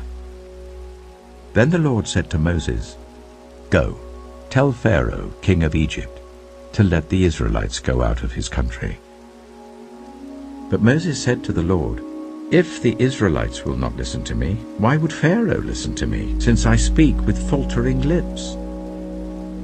Now the Lord spoke to Moses and Aaron about the Israelites and Pharaoh, king of Egypt, and he commanded them to bring the Israelites out of Egypt. These were the heads of their families. The sons of Reuben, the firstborn of Israel, were Hanok and Palu, Hezron and Carmi. These were the clans of Reuben. The sons of Simeon were Jemuel, Jamin, Ohad, Jachin, Zohar, and Sheu, the son of a Canaanite woman. These were the clans of Simeon. These were the names of the sons of Levi according to their records: Gershon, Kohath, and Merari. Levi lived 137 years. The sons of Gershon by clans were Libni and Shimei. The sons of Kohath were Amram, Ishah, Hebron, and Uzziel. Kohath lived 133 years. The sons of Merari were Mahli and Mushi. These were the clans of Levi according to their records. Amram married his father's sister Jochebed, who bore him Aaron and Moses.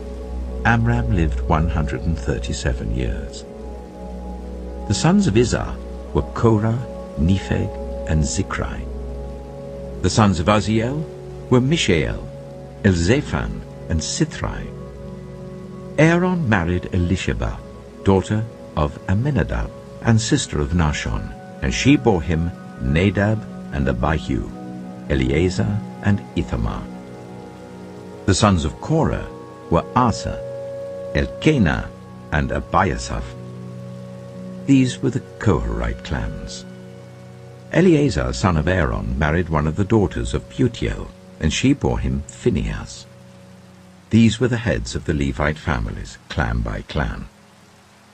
It was this Aaron and Moses to whom the Lord had said, "Bring the Israelites out of Egypt by their divisions," They were the ones who spoke to Pharaoh, king of Egypt, about bringing the Israelites out of Egypt, this same Moses and Aaron. Now when the Lord spoke to Moses in Egypt, he said to him, I am the Lord. Tell Pharaoh, king of Egypt, everything I tell you. But Moses said to the Lord, Since I speak with faltering lips, why would Pharaoh listen to me? Exodus chapter 7. Then the Lord said to Moses, See, I have made you like God to Pharaoh, and your brother Aaron will be your prophet. You are to say everything I command you, and your brother Aaron is to tell Pharaoh to let the Israelites go out of his country. But I will harden Pharaoh's heart, and though I multiply my signs and wonders in Egypt, he will not listen to you. Then I will lay my hand on Egypt, and with mighty acts of judgment I will bring out my divisions, my people, the Israelites, and the Egyptians will know that I am the Lord, when I stretch out my hand against Egypt and bring the Israelites out of it. Moses and Aaron did just as the Lord commanded them. Moses was 80 years old, and Aaron 83, when they spoke to Pharaoh. The Lord said to Moses and Aaron, When Pharaoh says to you, Perform a miracle, then say to Aaron, Take your staff and throw it down before Pharaoh, and it will become a snake. So Moses and Aaron went to Pharaoh and did just as the Lord commanded. Aaron threw his staff down in front of Pharaoh and his officials, and it became a snake. Pharaoh then summoned the wise men and sorcerers, and the Egyptian magicians also did the same things by their secret arts. Each one threw down his staff, and it became a snake. But Aaron's staff swallowed up their staffs. Yet Pharaoh's heart became hard, and he would not listen to them, just as the Lord had said. Then the Lord said to Moses, Pharaoh's heart is unyielding. He refuses to let the people go. Go to Pharaoh in the morning as he goes out to the river. Confront him on the bank of the Nile, and take in your hand the staff that was changed into a snake.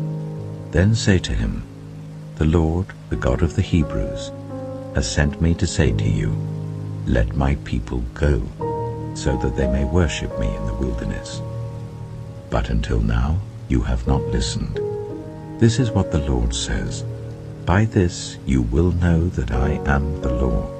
With this staff that is in my hand, I will strike the water of the Nile, and it will be changed into blood. The fish in the Nile will die, and the river will stink. The Egyptians will not be able to drink its water. The Lord said to Moses, Tell Aaron, Take your staff and stretch out your hand over the waters of Egypt, over the streams and canals, over the ponds and all the reservoirs, and they will turn to blood. Blood will be everywhere in Egypt, even in vessels of wood and stone. Moses and Aaron did just as the Lord had commanded. He raised his staff in the presence of Pharaoh and his officials, and struck the water of the Nile, and all the water was changed into blood. The fish in the Nile died, and the river smelled so bad that the Egyptians could not drink its water. Blood was everywhere in Egypt. But the Egyptian magicians did the same things by their secret arts, and Pharaoh's heart became hard. He would not listen to Moses and Aaron, just as the Lord had said. Instead, he turned and went into his palace, and did not take even this to heart. And all the Egyptians dug along the Nile to get drinking water, because they could not drink the water of the river. 7 days passed after the Lord struck the Nile. Exodus chapter 8. Then the Lord said to Moses, Go to Pharaoh and say to him, This is what the Lord says, Let my people go, so that they may worship me. If you refuse to let them go, I will send a plague of frogs on your whole country. The Nile will teem with frogs. They will come up into your palace and your bedroom, and onto your bed, into the houses of your officials and on your people, and into your ovens and kneading troughs. The frogs will come up on you and your people and all your officials. Then the Lord said to Moses, "Tell Aaron, stretch out your hand with your staff over the streams and canals and ponds, and make frogs come up on the land of Egypt." So Aaron stretched out his hand over the waters of Egypt, and the frogs came up and covered the land. But the magicians did the same things by their secret arts. They also made frogs come up on the land of Egypt. Pharaoh summoned Moses and Aaron and said, "Pray to the Lord to take the frogs away from me and my people, and I will let your people go to offer sacrifices to the Lord." Moses said to Pharaoh, "I leave to you the honor of setting the time for me to pray for you and your officials and your people, that you and your houses may be rid of the frogs, except for those that remain in the Nile." "Tomorrow," Pharaoh said. Moses replied, "It will be as you say, so that you may know there is no one like the Lord our God. The frogs will leave you and your houses, your officials and your people. They will remain only in the Nile." After Moses and Aaron left Pharaoh, Moses cried out to the Lord about the frogs he had brought on Pharaoh, and the Lord did what Moses asked. The frogs died in the houses, in the courtyards, and in the fields. They were piled into heaps, and the land reeked of them. But when Pharaoh saw that there was relief, he hardened his heart and would not listen to Moses and Aaron, just as the Lord had said. Then the Lord said to Moses, "Tell Aaron, stretch out your staff and strike the dust of the ground, and throughout the land of Egypt the dust will become gnats." They did this, and when Aaron stretched out his hand with the staff and struck the dust of the ground, gnats came on people and animals. All the dust throughout the land of Egypt became gnats. But when the magicians tried to produce gnats by their secret arts, they could not. Since the gnats were on people and animals everywhere, the magicians said to Pharaoh, "This is the finger of God." But Pharaoh's heart was hard, and he would not listen, just as the Lord had said. Then the Lord said to Moses, "Get up early in the morning and confront Pharaoh as he goes to the river, and say to him, 'This is what the Lord says. Let my people go, so that they may worship me. If you do not let my people go, I will send swarms of flies on you and your officials, on your people and into your houses. The houses of the Egyptians will be full of flies. Even the ground will be covered with them. But on that day I will deal differently with the land of Goshen, where my people live. No swarms of flies will be there, so that you will know that I, the Lord, am in this land. I will make a distinction between my people and your people. This sign will occur tomorrow." And the Lord did this. Dense swarms of flies poured into Pharaoh's palace and into the houses of his officials. Throughout Egypt the land was ruined by the flies. Then Pharaoh summoned Moses and Aaron and said, "Go, sacrifice to your God here in the land." But Moses said, "That would not be right. The sacrifices we offer the Lord our God would be detestable to the Egyptians. And if we offer sacrifices that are detestable in their eyes, will they not stone us? We must take a 3-day journey into the wilderness to offer sacrifices to the Lord our God, as he commands us." Pharaoh said, "I will let you go to offer sacrifices to the Lord your God in the wilderness, but you must not go very far. Now pray for me."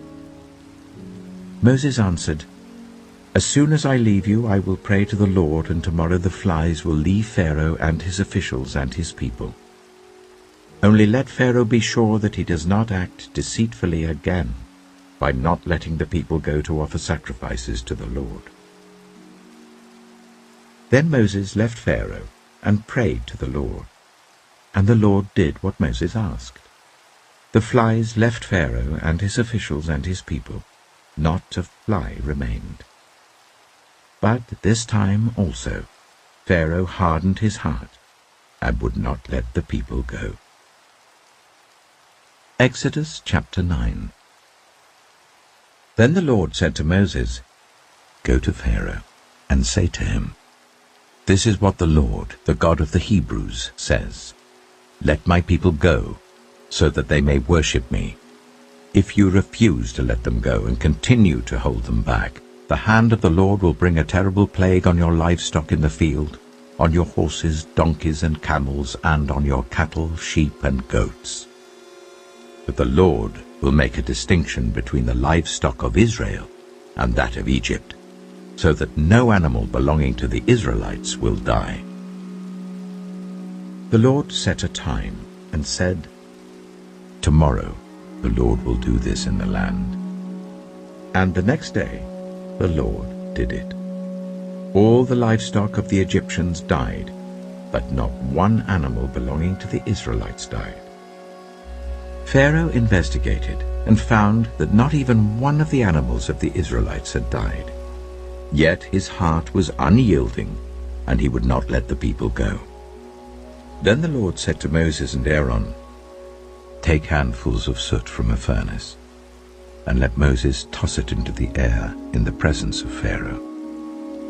It will become fine dust over the whole land of Egypt, and festering boils will break out on people and animals throughout the land." So they took soot from a furnace and stood before Pharaoh. Moses tossed it into the air, and festering boils broke out on people and animals. The magicians could not stand before Moses because of the boils that were on them and on all the Egyptians. But the Lord hardened Pharaoh's heart, and he would not listen to Moses and Aaron, just as the Lord had said to Moses. Then the Lord said to Moses, "Get up early in the morning, confront Pharaoh, and say to him, 'This is what the Lord, the God of the Hebrews, says. Let my people go, so that they may worship me. For this time I will send the full force of my plagues against you and against your officials and your people, so you may know that there is no one like me in all the earth. For by now I could have stretched out my hand and struck you and your people with a plague that would have wiped you off the earth. But I have raised you up for this very purpose, that I might show you my power, and that my name might be proclaimed in all the earth. You still set yourself against my people and will not let them go. Therefore at this time tomorrow I will send the worst hailstorm that has ever fallen on Egypt from the day it was founded till now. Give an order now to bring your livestock and everything you have in the field to a place of shelter, because the hail will fall on every person and animal that has not been brought in and is still out in the field, and they will die." Those officials of Pharaoh who feared the word of the Lord hurried to bring their slaves and their livestock inside. But those who ignored the word of the Lord left their slaves and livestock in the field. Then the Lord said to Moses, "Stretch out your hand towards the sky so that hail will fall all over Egypt, on people and animals and on everything growing in the fields of Egypt." When Moses stretched out his staff towards the sky, the Lord sent thunder and hail, and lightning flashed down to the ground. So the Lord rained hail on the land of Egypt. Hail fell, and lightning flashed back and forth. It was the worst storm in all the land of Egypt since it had become a nation. Throughout Egypt, hail struck everything in the fields, both people and animals. It beat down everything growing in the fields and stripped every tree. The only place it did not hail was the land of Goshen, where the Israelites were. Then Pharaoh summoned Moses and Aaron. "This time I have sinned," he said to them. "The Lord is in the right, and I and my people are in the wrong. Pray to the Lord, for we have had enough thunder and hail. I will let you go. You don't have to stay any longer." Moses replied, "When I have gone out of the city, I will spread out my hands in prayer to the Lord. The thunder will stop, and there will be no more hail, so you may know that the earth is the Lord's. But I know that you and your officials still do not fear the Lord God." The flax and barley were destroyed, since the barley was in the ear and the flax was in bloom. The wheat and spelt, however, were not destroyed, because they ripened later. Then Moses left Pharaoh and went out of the city. He spread his hands towards the Lord. The thunder and hail stopped, and the rain no longer poured down on the land. When Pharaoh saw that the rain and hail and thunder had stopped, he sinned again. He and his officials hardened their hearts. So Pharaoh's heart was hard, and he would not let the Israelites go, just as the Lord had said through Moses. Exodus chapter 10. Then the Lord said to Moses, "Go to Pharaoh, for I have hardened his heart and the hearts of his officials, so that I may perform these signs of mine among them, that you may tell your children and grandchildren how I dealt harshly with the Egyptians, and how I performed my signs among them, and that you may know that I am the Lord." So Moses and Aaron went to Pharaoh and said to him, "This is what the Lord, the God of the Hebrews, says. How long will you refuse to humble yourself before me? Let my people go, so that they may worship me. If you refuse to let them go, I will bring locusts into your country tomorrow. They will cover the face of the ground, so that it cannot be seen. They will devour what little you have left after the hail, including every tree that is growing in your fields. They will fill your houses and those of all your officials and all the Egyptians, something neither your parents nor your ancestors have ever seen, from the day they settled in this land till now." Then Moses turned and left Pharaoh. Pharaoh's officials said to him, "How long will this man be a snare to us? Let the people go, so that they may worship the Lord their God. Do you not realize that Egypt is ruined?" Then Moses and Aaron were brought back to Pharaoh. "Go worship the Lord your God," he said. "But tell me who will be going." Moses answered, "We will go with our young and our old, with our sons and our daughters, and with our flocks and herds, because we are to celebrate a festival to the Lord." Pharaoh said, "The Lord be with you, if I let you go, along with your women and children. Clearly you are bent on evil. No, let only the men go and worship the Lord, since that's what you've been asking for." Then Moses and Aaron were driven out of Pharaoh's presence. And the Lord said to Moses, "Stretch out your hand over Egypt, so that locusts swarm over the land and devour everything growing in the fields, everything left by the hail." So Moses stretched out his staff over Egypt, and the Lord made an east wind blow across the land all that day and all that night. By morning the wind had brought the locusts. They invaded all Egypt, and settled down in every area of the country in great numbers. Never before had there been such a plague of locusts, nor will there ever be again. They covered all the ground until it was black. They devoured all that was left after the hail, everything growing in the fields and the fruit on the trees. Nothing green remained on tree or plant in all the land of Egypt. Pharaoh quickly summoned Moses and Aaron and said, "I have sinned against the Lord your God and against you. Now forgive my sin once more, and pray to the Lord your God to take this deadly plague away from me." Moses then left Pharaoh and prayed to the Lord. And the Lord changed the wind to a very strong west wind, which caught up the locusts and carried them into the Red Sea. Not a locust was left anywhere in Egypt. But the Lord hardened Pharaoh's heart, and he would not let the Israelites go. Then the Lord said to Moses, "Stretch out your hand towards the sky, so that darkness spreads over Egypt, darkness that can be felt."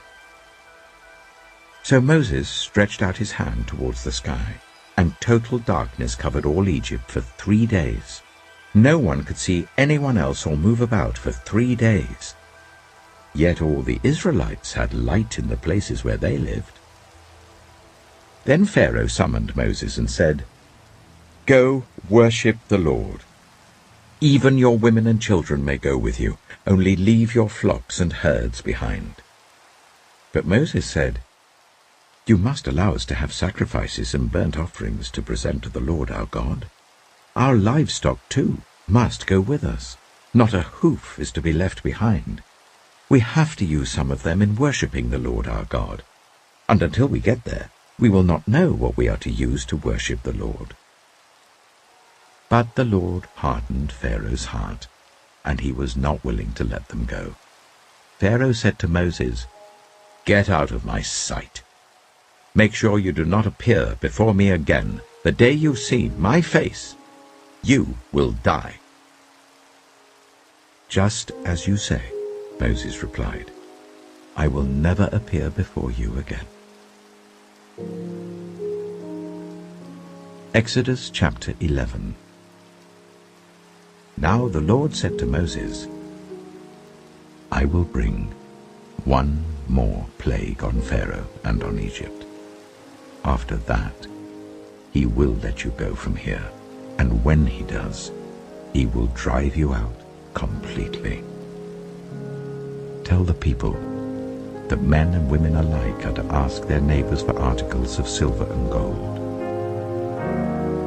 The Lord made the Egyptians favorably disposed towards the people, and Moses himself was highly regarded in Egypt by Pharaoh's officials and by the people. So Moses said, "This is what the Lord says. About midnight I will go throughout Egypt. Every firstborn son in Egypt will die, from the firstborn son of Pharaoh who sits on the throne to the firstborn son of the female slave who is at her handmill, and all the firstborn of the cattle as well. There will be loud wailing throughout Egypt, worse than there has ever been or ever will be again. But among the Israelites not a dog will bark at any person or animal. Then you will know that the Lord makes a distinction between Egypt and Israel. All these officials of yours will come to me, bowing down before me, and saying, 'Go, you and all the people who follow you.' After that, I will leave." Then Moses, hot with anger, left Pharaoh. The Lord had said to Moses, "Pharaoh will refuse to listen to you, so that my wonders may be multiplied in Egypt." Moses and Aaron performed all these wonders before Pharaoh, but the Lord hardened Pharaoh's heart, and he would not let the Israelites go out of his country. Exodus chapter 12. The Lord said to Moses and Aaron in Egypt, "This month is to be for you the first month of your year. Tell the whole community of Israel that on the 10th day of this month, each man is to take a lamb for his family, one for each household. If any household is too small for a whole lamb, they must share one with their nearest neighbor, having taken into account the number of people there are. You are to determine the amount of lamb needed in accordance with what each person will eat. The animals you choose must be year-old males, without defect, and you may take them from the sheep or the goats. Take care of them until the 14th day of the month, when all the members of the community of Israel must slaughter them at twilight. Then they are to take some of the blood and put it on the sides and tops of the door frames of the houses where they eat the lambs. That same night they are to eat the meat roasted over the fire, along with bitter herbs and bread made without yeast. Do not eat the meat raw or boiled in water, but roast it over a fire, with the head, legs, and internal organs. Do not leave any of it till morning. If some is left till morning, you must burn it.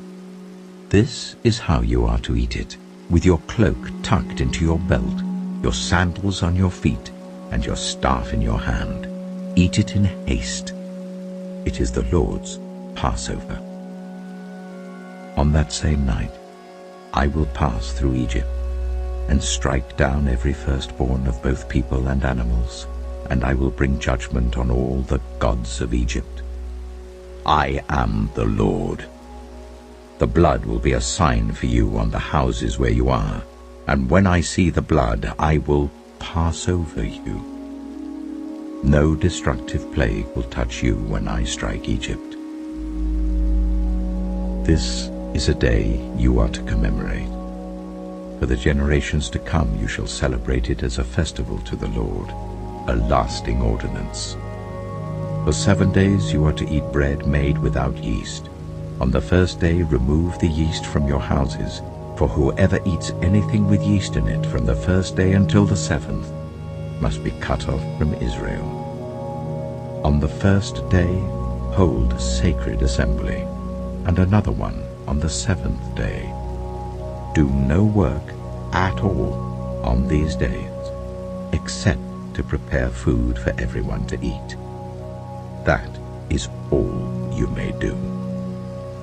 Celebrate the festival of unleavened bread, because it was on this very day that I brought your divisions out of Egypt. Celebrate this day as a lasting ordinance for the generations to come. In the first month you are to eat bread made without yeast, from the evening of the 14th day until the evening of the 21st day. For 7 days no yeast is to be found in your houses, and anyone, whether foreigner or native-born, who eats anything with yeast in it must be cut off from the community of Israel. Eat nothing made with yeast. Wherever you live, you must eat unleavened bread.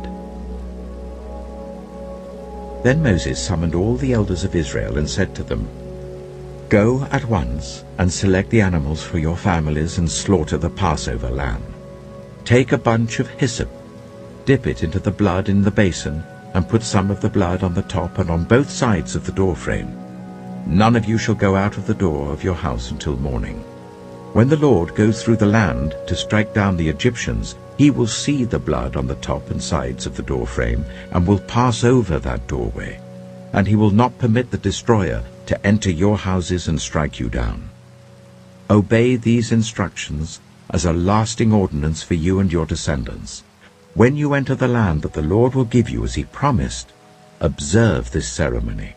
And when your children ask you, What does this ceremony mean to you?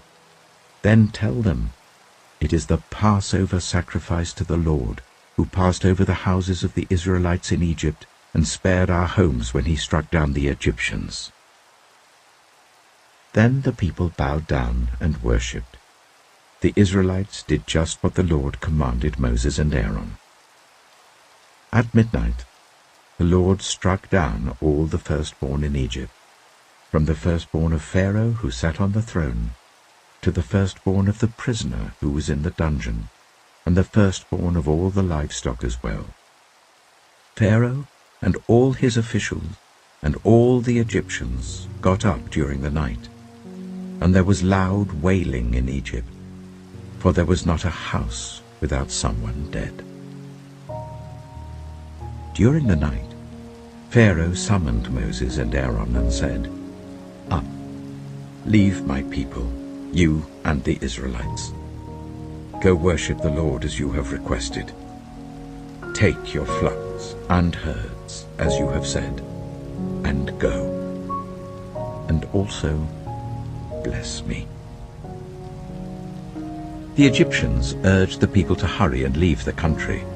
"For otherwise," they said, "we will all die." So the people took their dough before the yeast was added and carried it on their shoulders in kneading troughs wrapped in clothing. The Israelites did as Moses instructed and asked the Egyptians for articles of silver and gold and for clothing. The Lord had made the Egyptians favorably disposed towards the people, and they gave them what they asked for. So they plundered the Egyptians. The Israelites journeyed from Ramesses to Succoth. There were about 600,000 men on foot, besides women and children. Many other people went up with them, and also large droves of livestock, both flocks and herds. With the dough the Israelites had brought from Egypt, they baked loaves of unleavened bread. The dough was without yeast, because they had been driven out of Egypt and did not have time to prepare food for themselves. Now the length of time the Israelite people lived in Egypt was 430 years. At the end of 430 years, to the very day, all the Lord's divisions left Egypt.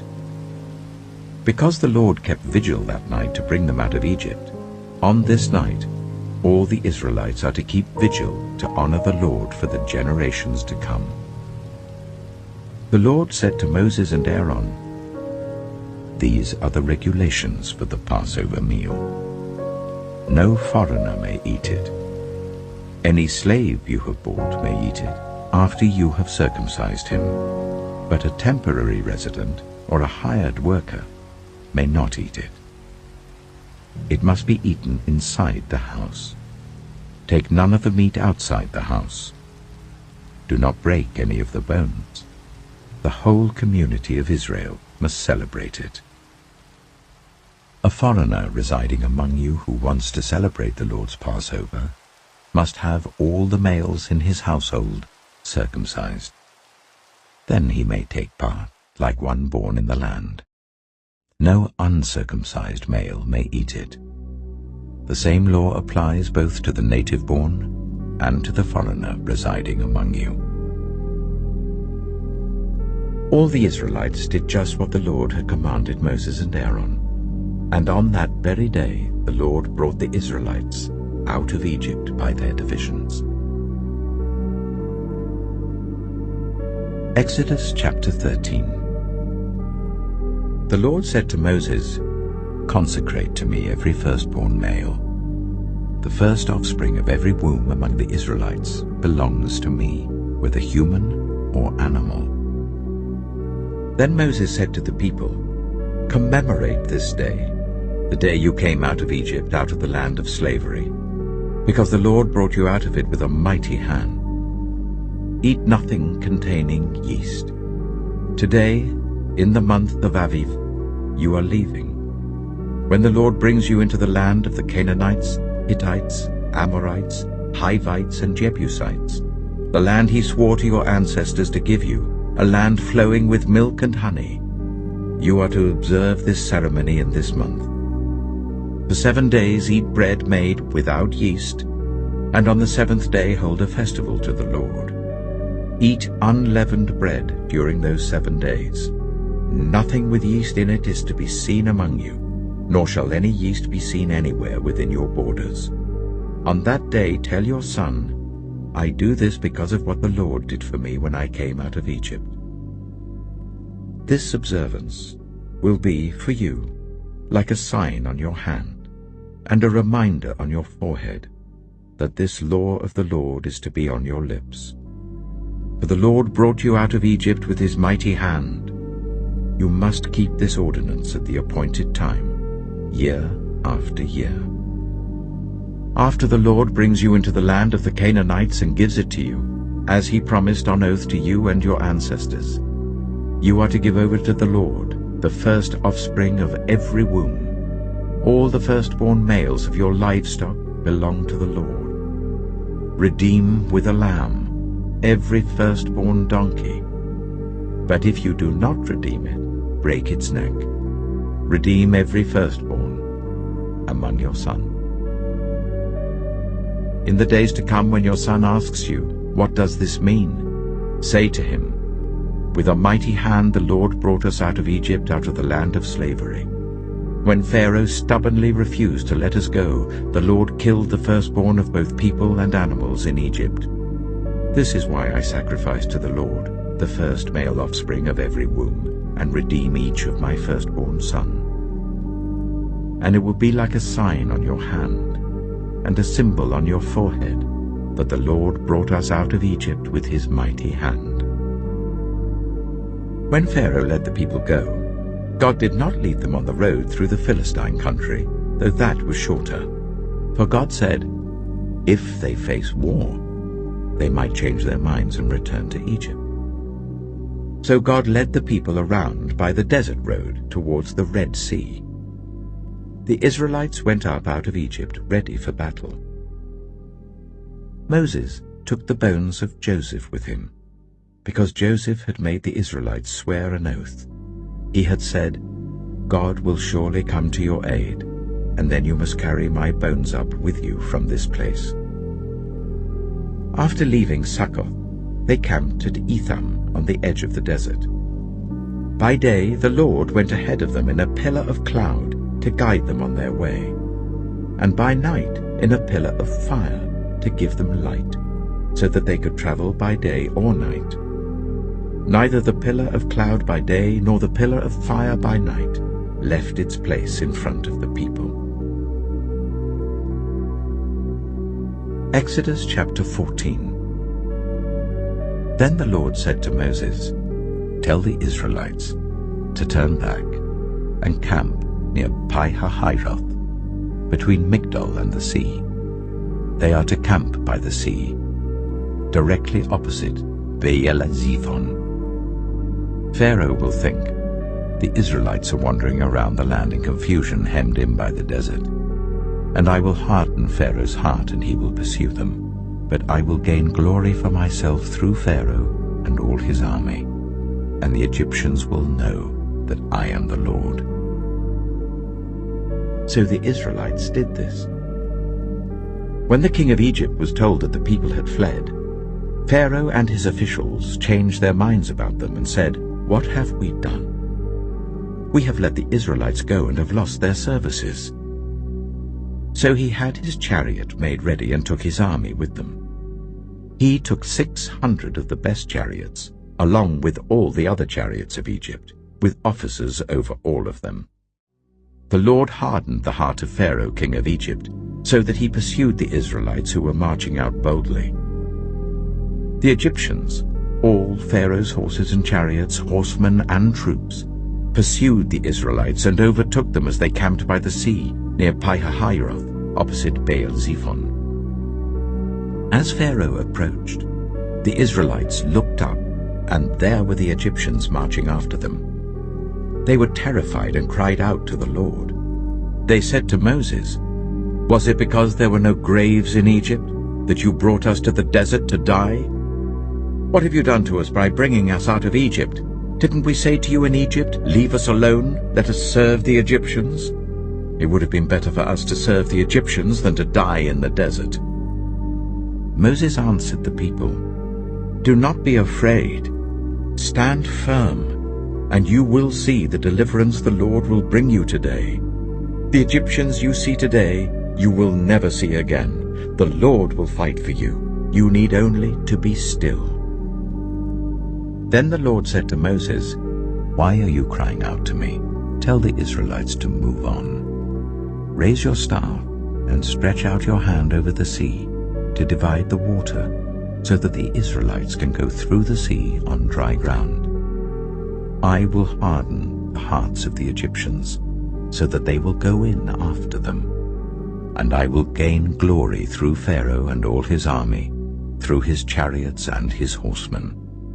The Egyptians will know that I am the Lord, when I gain glory through Pharaoh, his chariots, and his horsemen." Then the angel of God, who had been traveling in front of Israel's army, withdrew and went behind them. The pillar of cloud also moved from in front and stood behind them, coming between the armies of Egypt and Israel. Throughout the night the cloud brought darkness to the one side and light to the other, so neither went near the other all night long. Then Moses stretched out his hand over the sea, and all that night the Lord drove the sea back with a strong east wind and turned it into dry land. The waters were divided, and the Israelites went through the sea on dry ground, with a wall of water on their right and on their left. The Egyptians pursued them, and all Pharaoh's horses and chariots and horsemen followed them into the sea. During the last watch of the night, the Lord looked down from the pillar of fire and cloud at the Egyptian army and threw it into confusion. He jammed the wheels of their chariots so that they had difficulty driving. And the Egyptians said, "Let's get away from the Israelites. The Lord is fighting for them against Egypt." Then the Lord said to Moses, "Stretch out your hand over the sea, so that the waters may flow back over the Egyptians and their chariots and horsemen." Moses stretched out his hand over the sea, and at daybreak the sea went back to its place. The Egyptians were fleeing towards it, and the Lord swept them into the sea. The water flowed back and covered the chariots and horsemen, the entire army of Pharaoh that had followed the Israelites into the sea. Not one of them survived. But the Israelites went through the sea on dry ground, with a wall of water on their right and on their left. That day the Lord saved Israel from the hands of the Egyptians, and Israel saw the Egyptians lying dead on the shore. And when the Israelites saw the mighty hand of the Lord displayed against the Egyptians, the people feared the Lord and put their trust in him and in Moses his servant.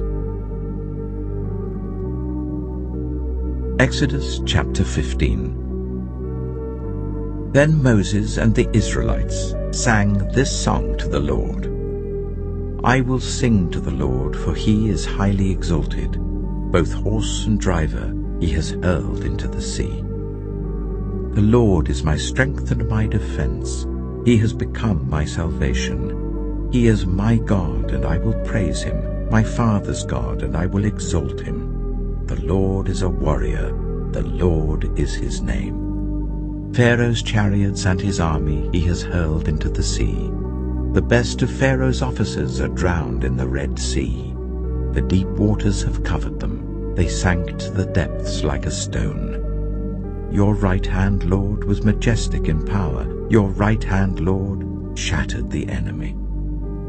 In the greatness of your majesty you threw down those who opposed you. You unleashed your burning anger. It consumed them like stubble. By the blast of your nostrils the waters piled up.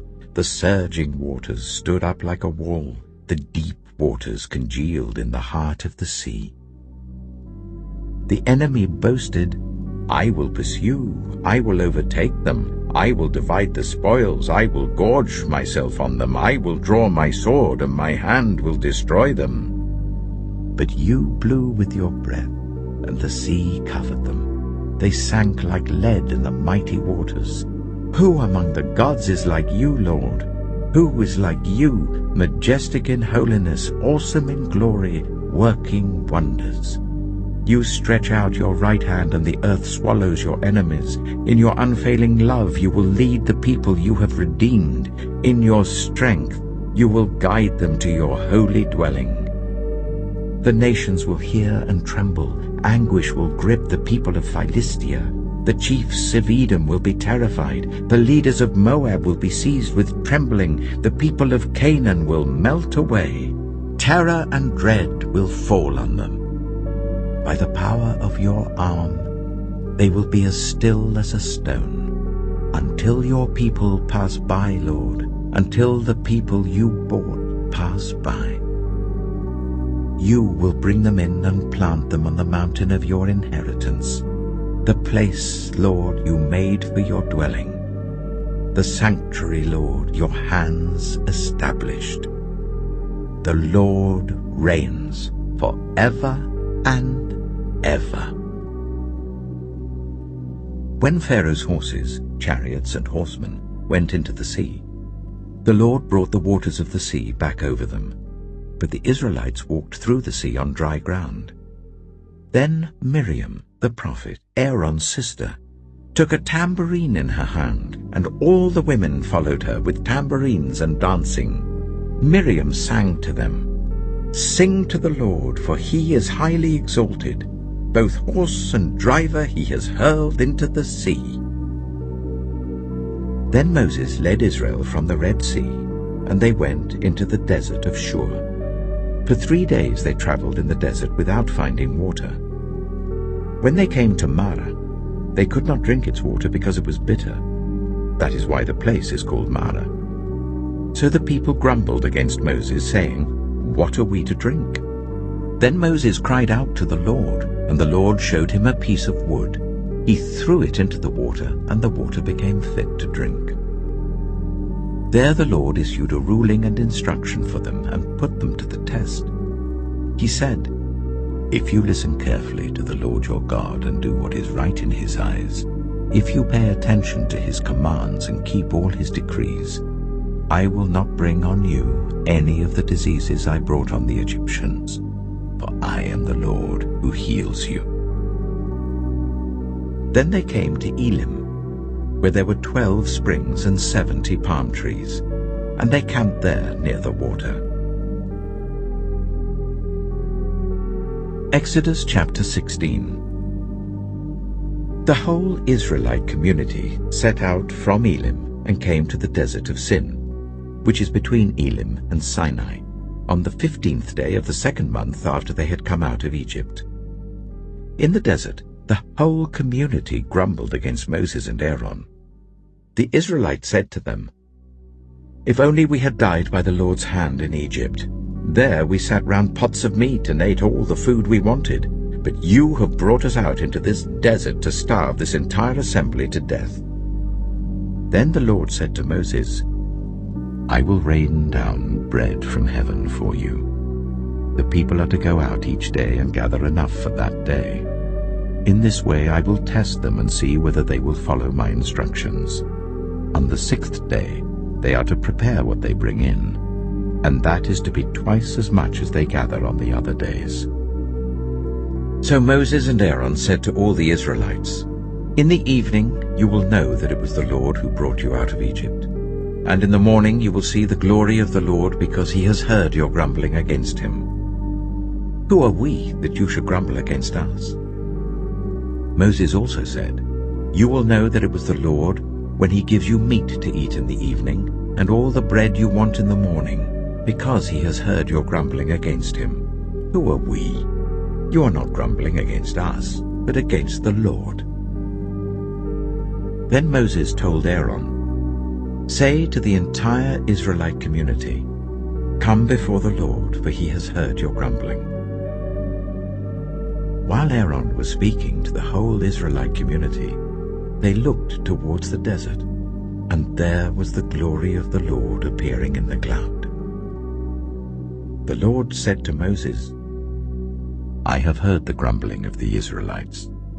Tell them, at twilight you will eat meat, and in the morning you will be filled with bread. Then you will know that I am the Lord your God." That evening quail came and covered the camp, and in the morning there was a layer of dew around the camp. When the dew was gone, thin flakes like frost on the ground appeared on the desert floor. When the Israelites saw it, they said to each other, "What is it?" But they did not know what it was. Moses said to them, "It is the bread the Lord has given you to eat. This is what the Lord has commanded. Everyone is to gather as much as they need. Take an omer for each person you have in your tent." The Israelites did as they were told. Some gathered much, some little. And when they measured it by the omer, the one who gathered much did not have too much, and the one who gathered little did not have too little. Everyone had gathered just as much as they needed. Then Moses said to them, "No one is to keep any of it until morning. However, some of them paid no attention to Moses. They kept part of it until morning, but it was full of maggots and began to smell. So Moses was angry with them. Each morning, everyone gathered as much as they needed, and when the sun grew hot, it melted away. On the 6th day, they gathered twice as much, 2 omers for each person. And the leaders of the community came and reported this to Moses. He said to them, "This is what the Lord commanded. Tomorrow is to be a day of Sabbath rest, a holy Sabbath to the Lord. So bake what you want to bake and boil what you want to boil. Save whatever is left and keep it until morning." So they saved it until morning as Moses commanded, and it did not stink or get maggots in it. "Eat it today," Moses said, "because today is a Sabbath to the Lord. You will not find any of it on the ground today. 6 days you are to gather it, but on the 7th day, the Sabbath, there will not be any." Nevertheless, some of the people went out on the 7th day to gather it, but they found none. Then the Lord said to Moses, "How long will you refuse to keep my commands and my instructions? Bear in mind that the Lord has given you the Sabbath. That is why on the 6th day he gives you bread for 2 days. Everyone is to stay where they are on the 7th day. No one is to go out." So the people rested on the 7th day. The people of Israel called the bread manna. It was white like coriander seed and tasted like wafers made with honey. Moses said, "This is what the Lord has commanded. Take an omer of manna and keep it for the generations to come, so that they can see the bread I gave you to eat in the wilderness when I brought you out of Egypt." So Moses said to Aaron, "Take a jar and put an omer of manna in it. Then place it before the Lord to be kept for the generations to come." As the Lord commanded Moses, Aaron put the manna with the tablets of the covenant law that it might be preserved. The Israelites ate manna for 40 years, until they came to a land that was settled. They ate manna until they reached the border of Canaan. An omer is 1/10 of an ephah. Exodus chapter 17. The whole Israelite community set out from the desert of Sin, traveling from place to place as the Lord commanded. They camped at Rephidim, but there was no water for the people to drink. So they quarreled with Moses and said, "Give us water to drink." Moses replied, "Why do you quarrel with me? Why do you put the Lord to the test?" But the people were thirsty for water there, and they grumbled against Moses. They said, "Why did you bring us up out of Egypt to make us and our children and our livestock die of thirst?" Then Moses cried out to the Lord, "What am I to do with these people? They are almost ready to stone me." The Lord answered Moses, "Go out in front of the people. Take with you some of the elders of Israel, and take in your hand the staff with which you struck the Nile, and go. I will stand there before you by the rock at Horeb. Strike the rock, and water will come out of it for the people to drink." So Moses did this in the sight of the elders of Israel. And he called the place Massah and Meribah, because the Israelites quarreled, and because they tested the Lord, saying, "Is the Lord among us or not?" The Amalekites came and attacked the Israelites at Rephidim. Moses said to Joshua, "Choose some of our men and go out to fight the Amalekites. Tomorrow I will stand on top of the hill with the staff of God in my hands." So Joshua fought the Amalekites as Moses had ordered, and Moses, Aaron, and Hur went to the top of the hill. As long as Moses held up his hands, the Israelites were winning, but whenever he lowered his hands, the Amalekites were winning. When Moses' hands grew tired, they took a stone and put it under him, and he sat on it. Aaron and Hur held his hands up, one on one side, one on the other, so that his hands remained steady till sunset. So Joshua overcame the Amalekite army with the sword. Then the Lord said to Moses, Write this on a scroll as something to be remembered, and make sure that Joshua hears it, because I will completely blot out the name of Amalek from under heaven." Moses built an altar and called it, "The Lord is my banner." He said, "Because hands were lifted up against the throne of the Lord will be at war against the Amalekites from generation to generation." Exodus chapter 18. Now Jethro, the priest of Midian and father-in-law of Moses, heard of everything God had done for Moses and for his people Israel, and how the Lord had brought Israel out of Egypt. After Moses had sent away his wife Zipporah, his father-in-law Jethro received her and her 2 sons. One son was named Gershom, for Moses said, "I have become a foreigner in a foreign land." And the other was named Eleazar, for he said, "My father's God was my helper. He saved me from the sword of Pharaoh." Jethro, Moses' father-in-law, together with Moses' sons and wife, came to him in the wilderness where he was camped near the mountain of God. Jethro had sent word to him, "I, your father-in-law Jethro, am coming to you with your wife and her 2 sons." So Moses went out to meet his father-in-law and bowed down and kissed him. They greeted each other and then went into the tent. Moses told his father-in-law about everything the Lord had done to Pharaoh and the Egyptians for Israel's sake, and about all the hardships they had met along the way, and how the Lord had saved them. Jethro was delighted to hear about all the good things the Lord had done for Israel in rescuing them from the hand of the Egyptians. He said, "Praise be to the Lord, who rescued you from the hand of the Egyptians and of Pharaoh, and who rescued the people from the hand of the Egyptians. Now I know that the Lord is greater than all other gods, for he did this to those who had treated Israel arrogantly." Then Jethro, Moses' father-in-law, brought a burnt offering and other sacrifices to God. And Aaron came with all the elders of Israel to eat a meal with Moses' father-in-law in the presence of God. The next day, Moses took his seat to serve as judge for the people, and they stood round him from morning till evening. When his father-in-law saw all that Moses was doing for the people, he said, "What is this you are doing for the people? Why do you alone sit as judge, while all these people stand round you from morning till evening?" Moses answered him, "Because the people come to me to seek God's will. Whenever they have a dispute, it is brought to me, and I decide between the parties and inform them of God's decrees and instructions." Moses' father-in-law replied, "What you are doing is not good. You and these people who come to you will only wear yourselves out. The work is too heavy for you. You cannot handle it alone. Listen now to me, and I will give you some advice, and may God be with you. You must be the people's representative before God and bring their disputes to him.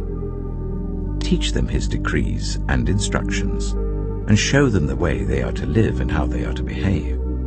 But select capable men from all the people, men who fear God, trustworthy men who hate dishonest gain, and appoint them as officials over thousands, hundreds, 50s, and 10s. Let them serve as judges for the people at all times.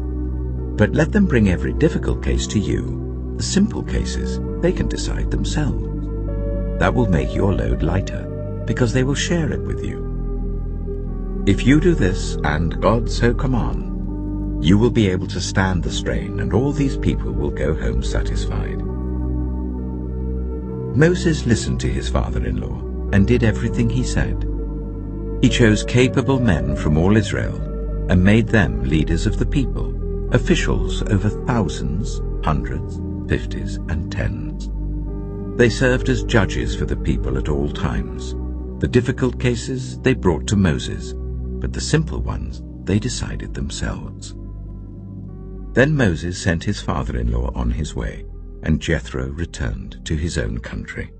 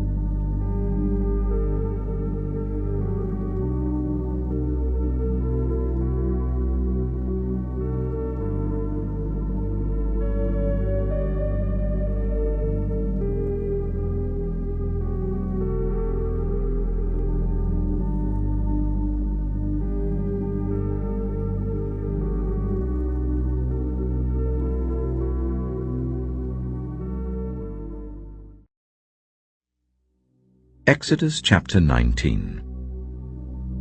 On the first day of the 3rd month, after the Israelites left Egypt, on that very day they came to the desert of Sinai. After they set out from Rephidim, they entered the desert of Sinai, and Israel camped there in the desert in front of the mountain. Then Moses went up to God, and the Lord called to him from the mountain and said, "This is what you are to say to the descendants of Jacob, and what you are to tell the people of Israel. You yourselves have seen what I did to Egypt, and how I carried you on eagle's wings and brought you to myself. Now, if you obey me fully and keep my covenant, then out of all nations you will be my treasured possession. Although the whole earth is mine, you will be for me a kingdom of priests and a holy nation. These are the words you are to speak to the Israelites." So Moses went back and summoned the elders of the people, and set before them all the words the Lord had commanded him to speak. The people all responded together, "We will do everything the Lord has said." So Moses brought their answer back to the Lord. The Lord said to Moses, "I am going to come to you in a dense cloud, so that the people will hear me speaking with you and will always put their trust in you."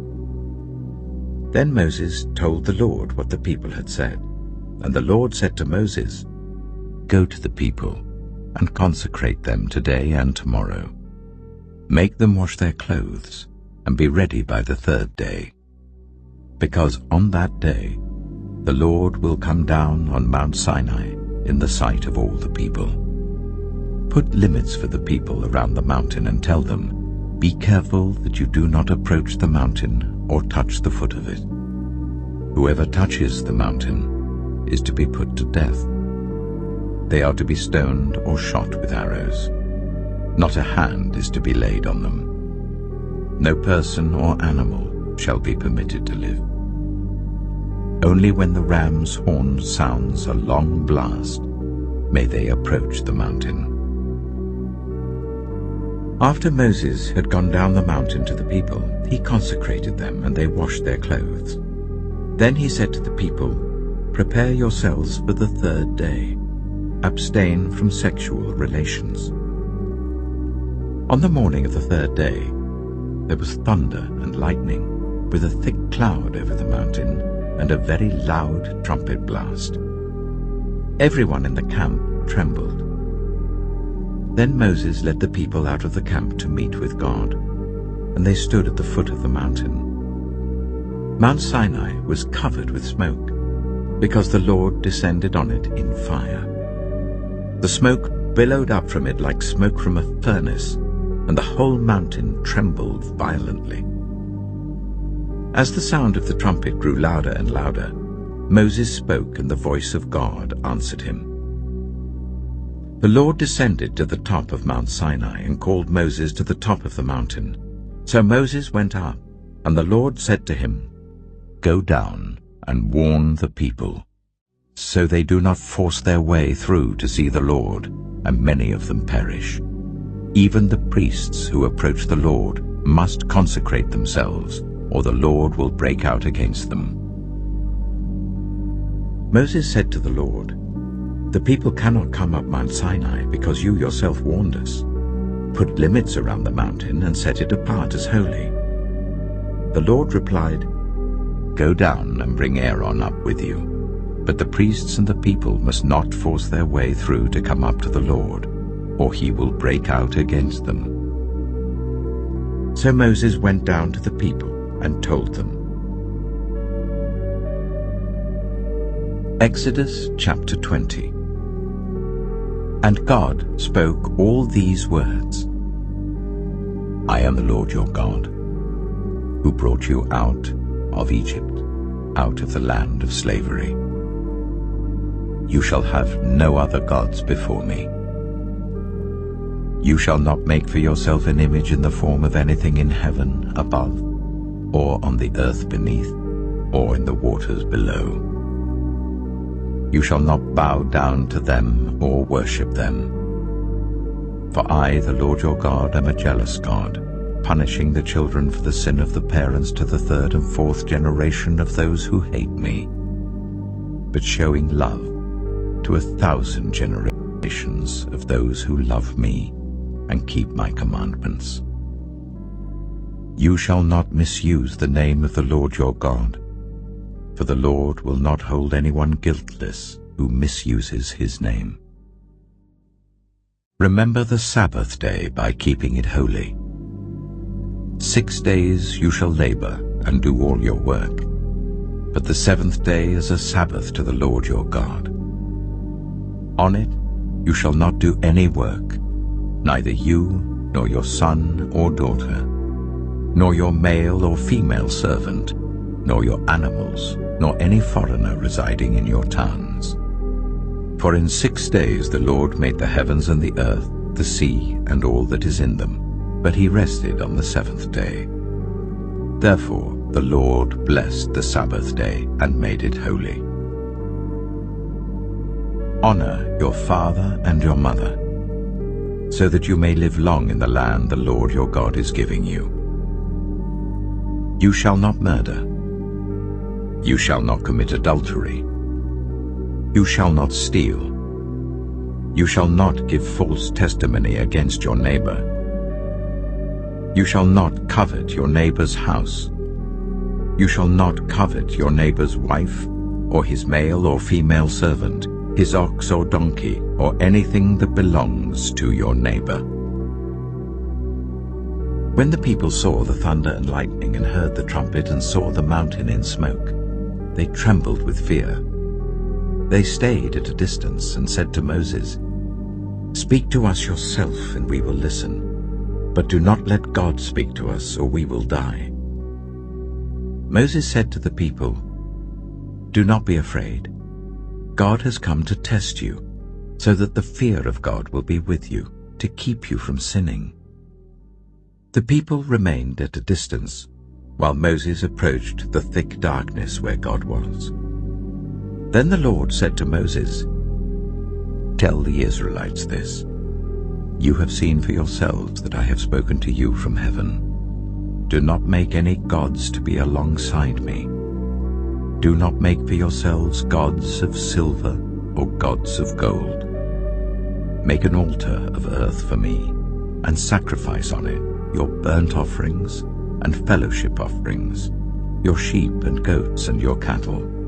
Wherever I cause my name to be honored, I will come to you and bless you. If you make an altar of stones for me, do not build it with dressed stones, for you will defile it if you use a tool on it. And do not go up to my altar on steps, or your private parts may be exposed." Exodus chapter 21. These are the laws you are to set before them. If you buy a Hebrew servant, he is to serve you for 6 years, but in the 7th year he shall go free without paying anything. If he comes alone, he is to go free alone. But if he has a wife when he comes, she is to go with him. If his master gives him a wife and she bears him sons or daughters, the woman and her children shall belong to her master, and only the man shall go free. But if the servant declares, "I love my master and my wife and children, and do not want to go free," then his master must take him before the judges. He shall take him to the door or the doorpost, and pierce his ear with an awl. Then he will be his servant for life. If a man sells his daughter as a servant, she is not to go free as male servants do. If she does not please the master who has selected her for himself, he must let her be redeemed. He has no right to sell her to foreigners, because he has broken faith with her. If he selects her for his son, he must grant her the rights of a daughter. If he marries another woman, he must not deprive the first one of her food, clothing, and marital rights. If he does not provide her with these 3 things, she is to go free without any payment of money. Anyone who strikes a person with a fatal blow is to be put to death. However, if it is not done intentionally, but God lets it happen, they are to flee to a place I will designate. But if anyone schemes and kills someone deliberately, that person is to be taken from my altar and put to death. Anyone who attacks their father or mother is to be put to death. Anyone who kidnaps someone is to be put to death, whether the victim has been sold or is still in the kidnapper's possession. Anyone who curses their father or mother is to be put to death. If people quarrel and one person hits another with a stone or with their fist, and the victim does not die but is confined to bed, the one who struck the blow will not be held liable if the other can get up and walk around outside with a staff. However, the guilty party must pay the injured person for any loss of time and see that the victim is completely healed. Anyone who beats their male or female slave with a rod must be punished if the slave dies as a direct result. But they are not to be punished if the slave recovers after a day or two, since the slave is their property. If people are fighting and hit a pregnant woman and she gives birth prematurely, but there is no serious injury, the offender must be fined whatever the woman's husband demands and the court allows. But if there is serious injury, you are to take life for life, eye for eye, tooth for tooth, hand for hand, foot for foot, burn for burn, wound for wound, bruise for bruise. An owner who hits a male or female slave in the eye and destroys it must let the slave go free to compensate for the eye. And an owner who knocks out the tooth of a male or female slave must let the slave go free to compensate for the tooth. If a bull gores a man or woman to death, the bull is to be stoned to death, and its meat must not be eaten. But the owner of the bull will not be held responsible. If, however, the bull has had the habit of goring, and the owner has been warned but has not kept it penned up, and it kills a man or woman, the bull is to be stoned, and its owner also is to be put to death. However, if payment is demanded, the owner may redeem his life by the payment of whatever is demanded. This law also applies if the bull gores a son or a daughter.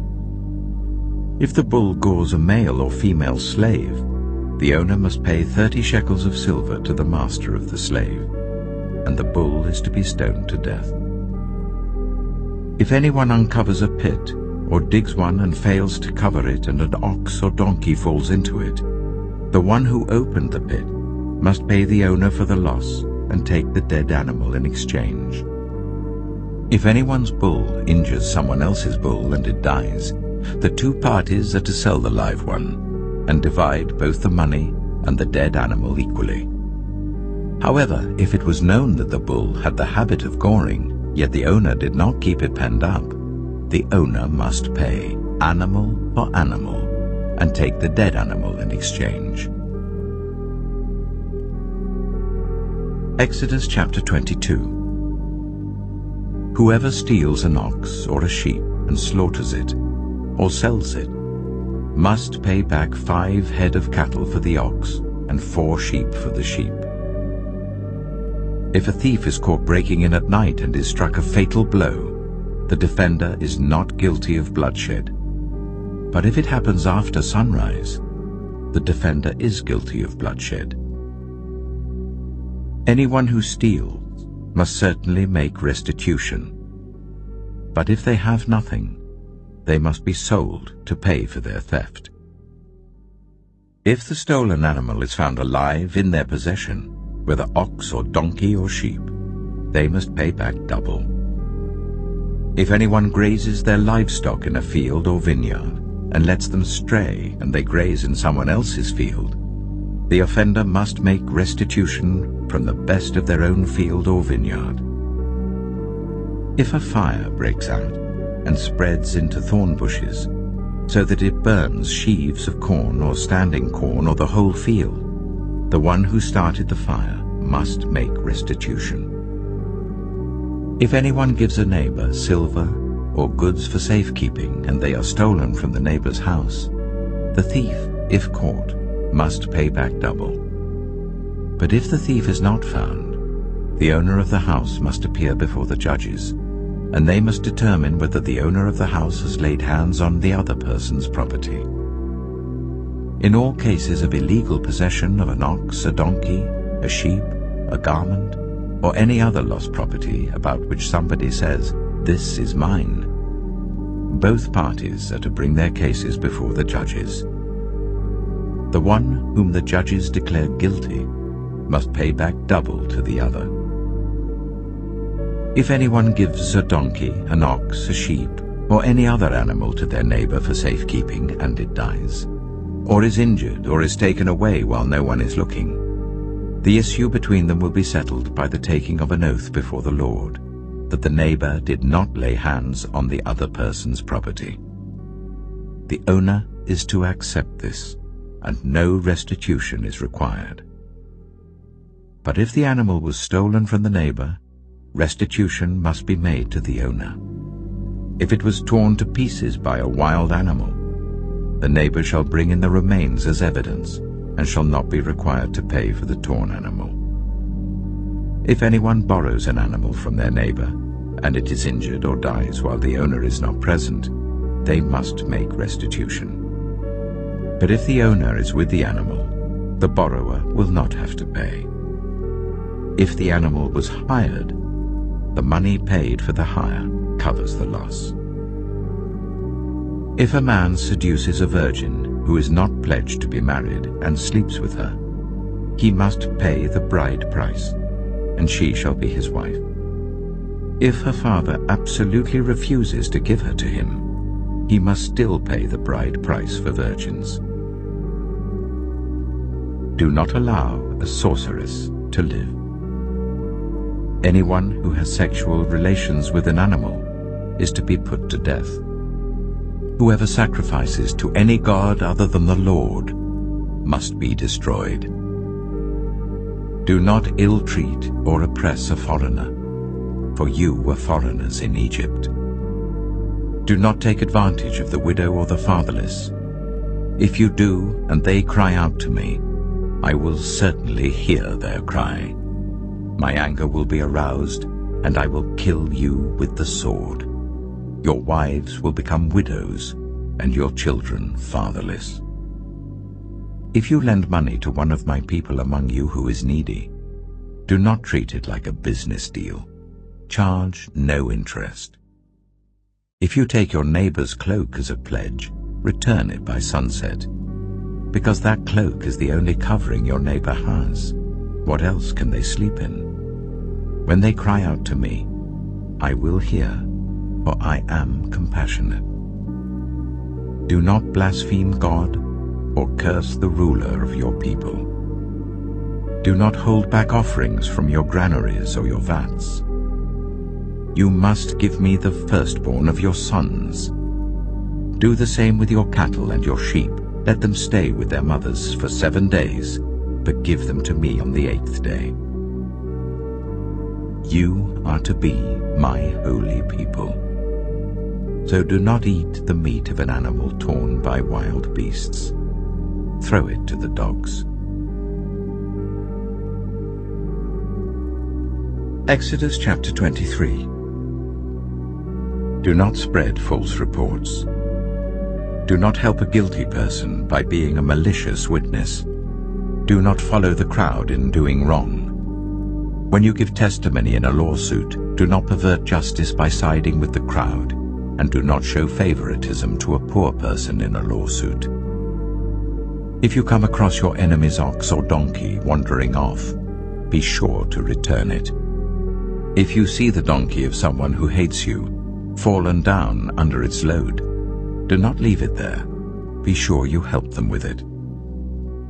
Do not deny justice to your poor people in their lawsuits. Have nothing to do with a false charge. and do not put an innocent or honest person to death, for I will not acquit the guilty. Do not accept a bribe, for a bribe blinds those who see and twists the words of the innocent. Do not oppress a foreigner. You yourselves know how it feels to be foreigners, because you were foreigners in Egypt. For 6 years you are to sow your fields and harvest the crops, but during the 7th year let the land lie unplowed and unused. Then the poor among your people may get food from it, and the wild animals may eat what is left. Do the same with your vineyard and your olive grove. 6 days do your work, but on the 7th day do not work, so that your ox and your donkey may rest, and so that the slave born in your household and the foreigner living among you may be refreshed. Be careful to do everything I have said to you. Do not invoke the names of other gods. Do not let them be heard on your lips. 3 times a year you are to celebrate a festival to me. Celebrate the festival of unleavened bread. For 7 days eat bread made without yeast as I commanded you. Do this at the appointed time in the month of Aviv, for in that month you came out of Egypt. No one is to appear before me empty-handed. Celebrate the festival of harvest with the first fruits of the crops you sow in your field. Celebrate the festival of ingathering at the end of the year, when you gather in your crops from the field. 3 times a year all the men are to appear before the sovereign Lord. Do not offer the blood of a sacrifice to me, along with anything containing yeast. The fat of my festival offerings must not be kept until morning. Bring the best of the first fruits of your soil to the house of the Lord your God. Do not cook a young goat in its mother's milk. See, I am sending an angel ahead of you to guard you along the way, and to bring you to the place I have prepared. Pay attention to him and listen to what he says. Do not rebel against him. He will not forgive your rebellion, since my name is in him. If you listen carefully to what he says and do all that I say, I will be an enemy to your enemies and will oppose those who oppose you. My angel will go ahead of you and bring you into the land of the Amorites, Hittites, Perizzites, Canaanites, Hivites, and Jebusites, and I will wipe them out. Do not bow down before their gods, or worship them, or follow their practices. You must demolish them and break their sacred stones to pieces. Worship the Lord your God, and his blessing will be on your food and water. I will take away disease from among you, and none will miscarry or be barren in your land. I will give you a full lifespan. I will send my terror ahead of you, and throw into confusion every nation you encounter. I will make all your enemies turn their backs and run. I will send the hornet ahead of you to drive the Hivites, Canaanites, and Hittites out of your way. But I will not drive them out in a single year, because the land would become desolate and the wild animals too numerous for you. Little by little I will drive them out before you, until you have increased enough to take possession of the land. I will establish your borders from the Red Sea to the Mediterranean Sea, and from the desert to the Euphrates River. I will give into your hands the people who live in the land, and you will drive them out before you. Do not make a covenant with them or with their gods. Do not let them live in your land, or they will cause you to sin against me, because the worship of their gods will certainly be a snare to you. Exodus chapter 24. Then the Lord said to Moses, "Come up to the Lord, you and Aaron, Nadab, and Abihu, and 70 of the elders of Israel. You are to worship at a distance, but Moses alone is to approach the Lord. The others must not come near, and the people may not come up with him. When Moses went and told the people all the Lord's words and laws, they responded with one voice, "Everything the Lord has said we will do." Moses then wrote down everything the Lord had said. He got up early the next morning and built an altar at the foot of the mountain and set up 12 stone pillars representing the 12 tribes of Israel. Then he sent young Israelite men, and they offered burnt offerings and sacrificed young bulls as fellowship offerings to the Lord. Moses took half of the blood and put it in bowls, and the other half he splashed against the altar. Then he took the book of the covenant and read it to the people. They responded, "We will do everything the Lord has said. We will obey." Moses then took the blood, sprinkled it on the people, and said, "This is the blood of the covenant that the Lord has made with you in accordance with all these words." Moses and Aaron, Nadab and Abihu, and the 70 elders of Israel went up and saw the God of Israel. Under his feet was something like a pavement made of lapis lazuli, as bright blue as the sky. But God did not raise his hand against these leaders of the Israelites. They saw God, and they ate and drank. The Lord said to Moses, "Come up to me on the mountain and stay here, and I will give you the tablets of stone with the law and commandments I have written for their instruction." Then Moses set out with Joshua his assistant, and Moses went up on the mountain of God. He said to the elders, "Wait here for us until we come back to you. Aaron and Hur are with you, and anyone involved in a dispute can go to them." When Moses went up on the mountain, the cloud covered it, and the glory of the Lord settled on Mount Sinai. For 6 days the cloud covered the mountain, and on the 7th day the Lord called to Moses from within the cloud.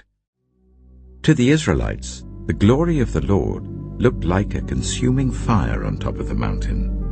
Then Moses entered the cloud as he went on up the mountain, and he stayed on the mountain 40 days and 40 nights. Exodus chapter 25. The Lord said to Moses, "Tell the Israelites to bring me an offering. You are to receive the offering for me from everyone whose heart prompts them to give.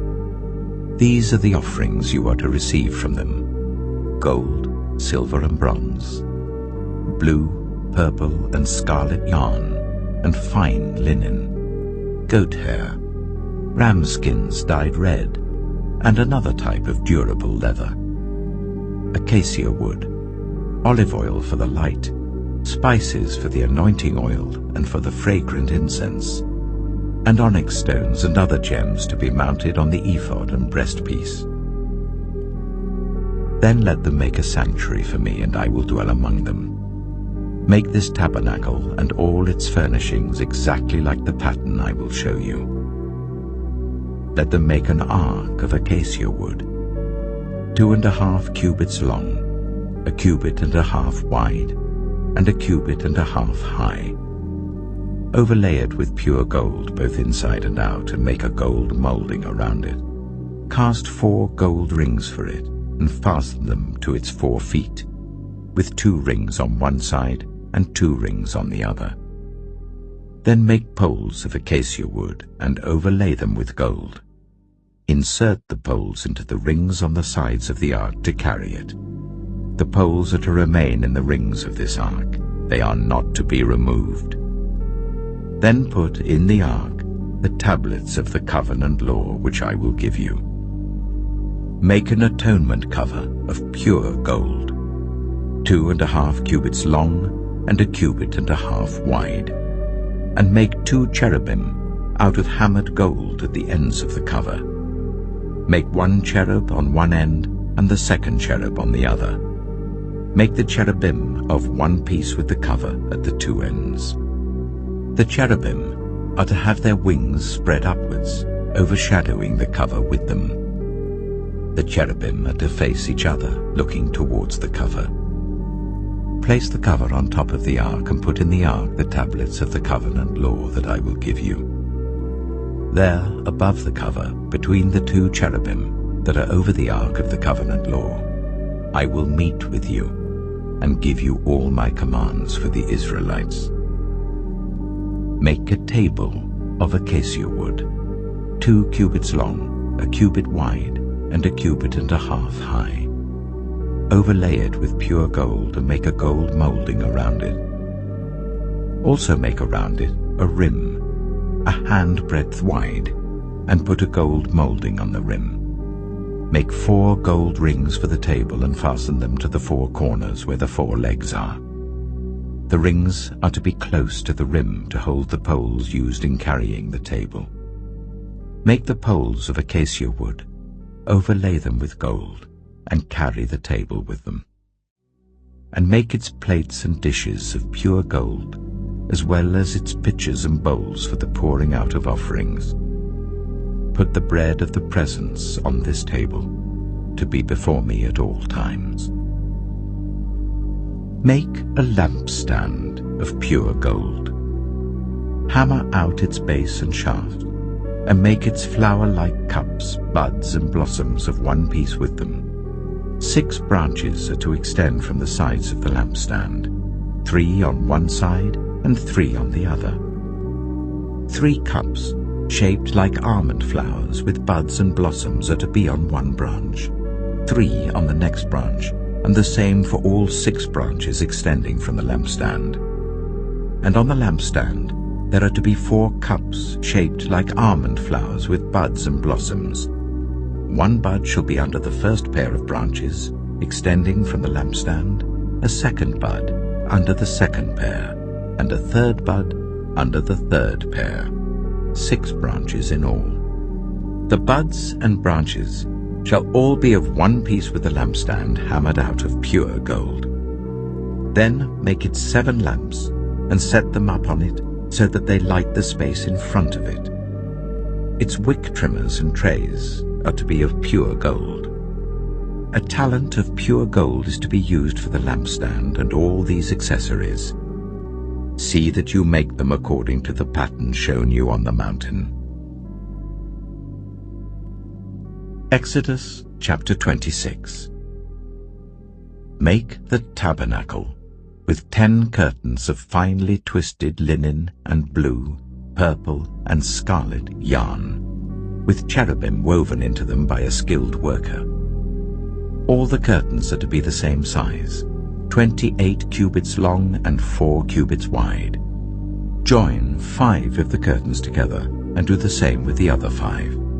Make loops of blue material along the edge of the end curtain in one set, and do the same with the end curtain in the other set. Make 50 loops on one curtain and 50 loops on the end curtain of the other set, with the loops opposite each other.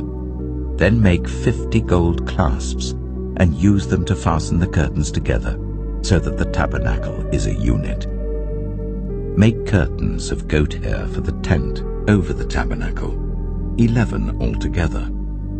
All 11 curtains are to be the same size, 30 cubits long and 4 cubits wide. Join 5 of the curtains together into one set, and the other 6 into another set. Fold the 6th curtain double at the front of the tent.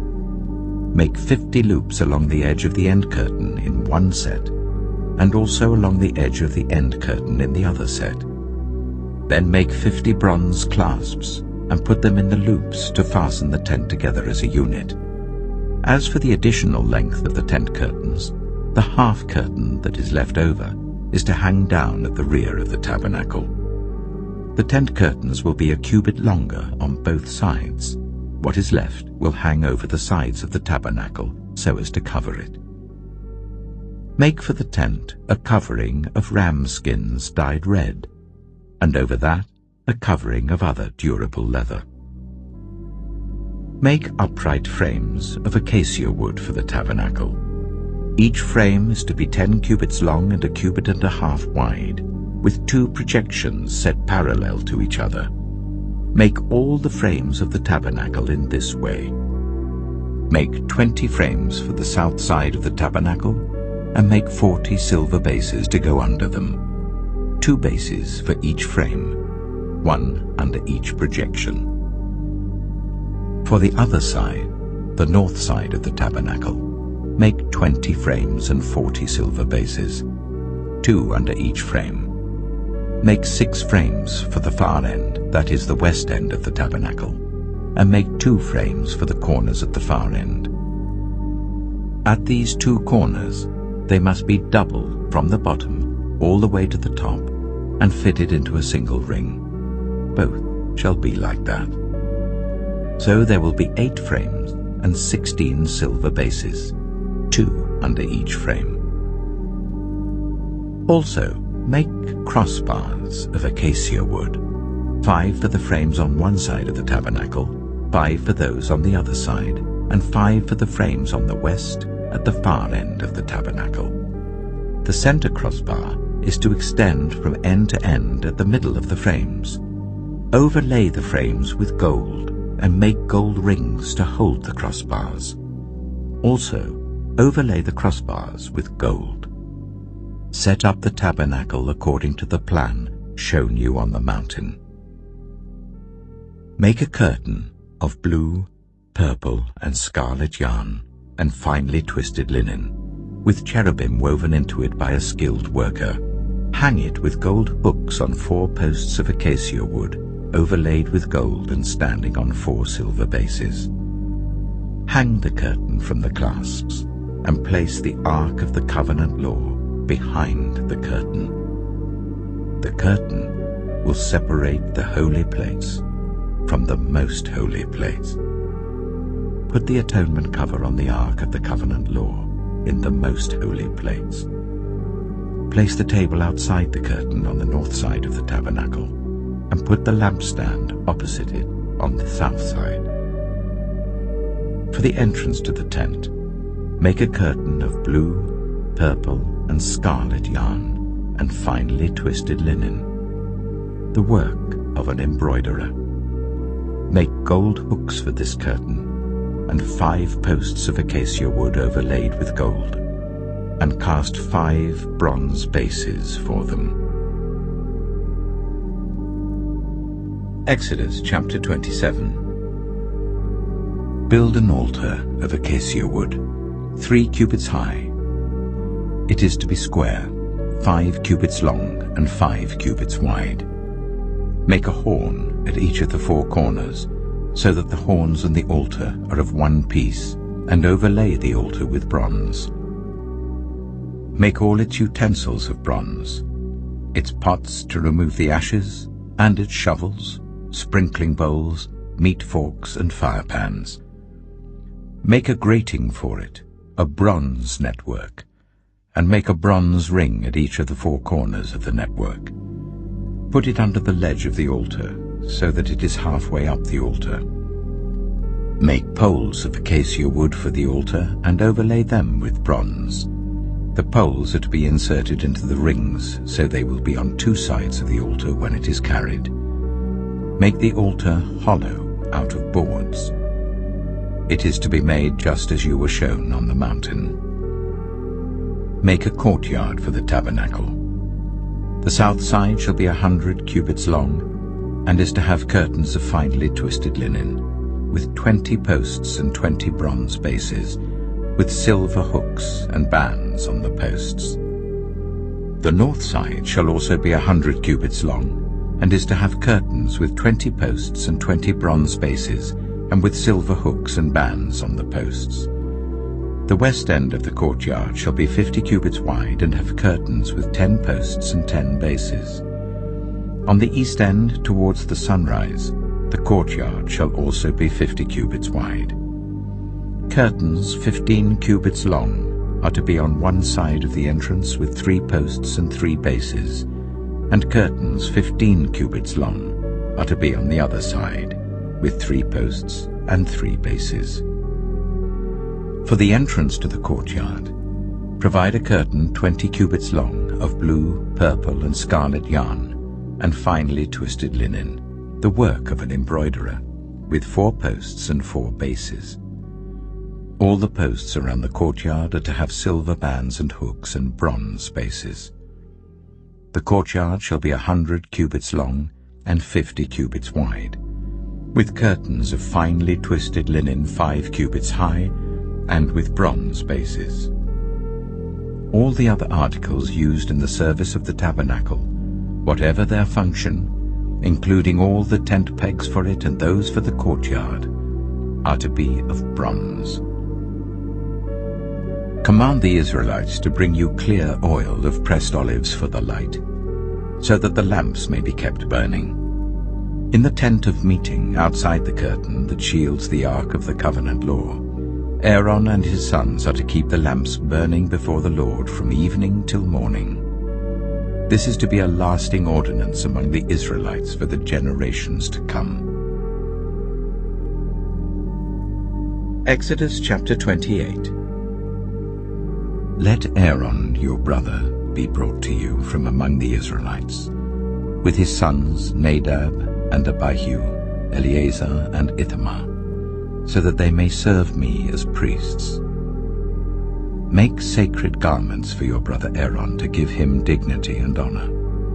Tell all the skilled workers to whom I have given wisdom in such matters that they are to make garments for Aaron, for his consecration, so that he may serve me as priest. These are the garments they are to make: a breastpiece, an ephod, a robe, a woven tunic, a turban, and a sash. They are to make these sacred garments for your brother Aaron and his sons, so that they may serve me as priests. Make them use gold, and blue, purple, and scarlet yarn, and fine linen. Make the ephod of gold, and of blue, purple, and scarlet yarn, and of finely twisted linen, the work of skilled hands. It is to have 2 shoulder pieces attached to 2 of its corners, so that it can be fastened. Its skillfully woven waistband is to be like it, of 1 piece with the ephod, and made with gold, and with blue, purple, and scarlet yarn, and with finely twisted linen. Take 2 onyx stones, and engrave on them the names of the sons of Israel, in the order of their birth, 6 names on 1 stone, and the remaining 6 on the other. Engrave the names of the sons of Israel on the 2 stones, the way a gem cutter engraves a seal. Then mount the stones in gold filigree settings, and fasten them on the shoulder pieces of the ephod as memorial stones for the sons of Israel. Aaron is to bear the names on his shoulders as a memorial before the Lord. Make gold filigree settings, and 2 braided chains of pure gold like a rope, and attach the chains to the settings. Fashion a breastpiece for making decisions, the work of skilled hands. Make it like the ephod, of gold and of blue, purple, and scarlet yarn, and of finely twisted linen. It is to be square, a span long and a span wide, and folded double. Then mount 4 rows of precious stones on it. The first row shall be carnelian, chrysolite, and beryl. The second row shall be turquoise, lapis lazuli, and emerald. The third row shall be jacinth, agate, and amethyst. The fourth row shall be topaz, onyx, and jasper. Mount them in gold filigree settings. There are to be 12 stones, 1 for each of the names of the sons of Israel, each engraved like a seal with the name of 1 of the 12 tribes. For the breastpiece, make braided chains of pure gold like a rope. Make 2 gold rings for it and fasten them to 2 corners of the breastpiece. Fasten the 2 gold chains to the rings at the corners of the breastpiece, and the other ends of the chains to the 2 settings, attaching them to the shoulder pieces of the ephod at the front. Make 2 gold rings, and attach them to the other 2 corners of the breastpiece on the inside edge next to the ephod. Make 2 more gold rings, and attach them to the bottom of the shoulder pieces on the front of the ephod, close to the seam just above the waistband of the ephod. The rings of the breastpiece are to be tied to the rings of the ephod with blue cord, connecting it to the waistband, so that the breastpiece will not swing out from the ephod. Whenever Aaron enters the holy place, he will bear the names of the sons of Israel over his heart on the breastpiece of decision, as a continuing memorial before the Lord. Also put the Urim and the Thummim in the breastpiece, so they may be over Aaron's heart whenever he enters the presence of the Lord. Thus Aaron will always bear the means of making decisions for the Israelites over his heart before the Lord. Make the robe of the ephod entirely out of blue cloth, with an opening for the head in its center. There shall be a woven edge like a collar around this opening, so that it will not tear. Make pomegranates of blue, purple, and scarlet yarn around the hem of the robe, with gold bells between them. The gold bells and the pomegranates are to alternate round the hem of the robe. Aaron must wear it when he ministers. The sound of the bells will be heard when he enters the holy place before the Lord and when he comes out, so that he will not die. Make a plate of pure gold, and engrave on it as on a seal, holy to the Lord. Fasten a blue cord to it, to attach it to the turban. It is to be on the front of the turban. It will be on Aaron's forehead, and he will bear the guilt involved in the sacred gifts the Israelites consecrate, whatever their gifts may be. It will be on Aaron's forehead continually, so that they will be acceptable to the Lord. Weave the tunic of fine linen, and make the turban of fine linen. The sash is to be the work of an embroiderer. Make tunics, sashes, and caps for Aaron's sons, to give them dignity and honor. After you put these clothes on your brother Aaron and his sons, anoint and ordain them. Consecrate them, so they may serve me as priests. Make linen undergarments as a covering for the body, reaching from the waist to the thigh. Aaron and his sons must wear them whenever they enter the tent of meeting or approach the altar to minister in the holy place, so that they will not incur guilt and die. This is to be a lasting ordinance for Aaron and his descendants. Exodus chapter 29. This is what you are to do to consecrate them, so that they may serve me as priests. Take a young bull and 2 rams without defect, and from the finest wheat flour make round loaves without yeast, thick loaves without yeast, and with olive oil mixed in, and thin loaves without yeast, and brushed with olive oil. Put them in a basket, and present them in it, along with the bull and the 2 rams. Then bring Aaron and his sons to the entrance to the tent of meeting, and wash them with water. Take the garments and dress Aaron with the tunic, the robe of the ephod itself, and the breastpiece. Fasten the ephod on him by its skillfully woven waistband. Put the turban on his head and attach the sacred emblem to the turban. Take the anointing oil and anoint him by pouring it on his head. Bring his sons and dress them in tunics and fasten caps on them. Then tie sashes on Aaron and his sons. The priesthood is theirs by a lasting ordinance. Then you shall ordain Aaron and his sons. Bring the bull to the front of the tent of meeting, and Aaron and his sons shall lay their hands on its head. Slaughter it in the Lord's presence at the entrance to the tent of meeting. Take some of the bull's blood and put it on the horns of the altar with your finger, and pour out the rest of it at the base of the altar. Then take all the fat of the internal organs, the covering of the liver and both kidneys with the fat on them, and burn them on the altar. But burn the bull's flesh and its hide and its intestines outside the camp. It is a sin offering. Take one of the rams, and Aaron and his sons shall lay their hands on its head. Slaughter it, and take the blood and splash it against the sides of the altar. Cut the ram into pieces, and wash the internal organs and the legs, putting them with the head and the other pieces. Then burn the entire ram on the altar. It is a burnt offering to the Lord, a pleasing aroma, a food offering presented to the Lord. Take the other ram, and Aaron and his sons shall lay their hands on its head.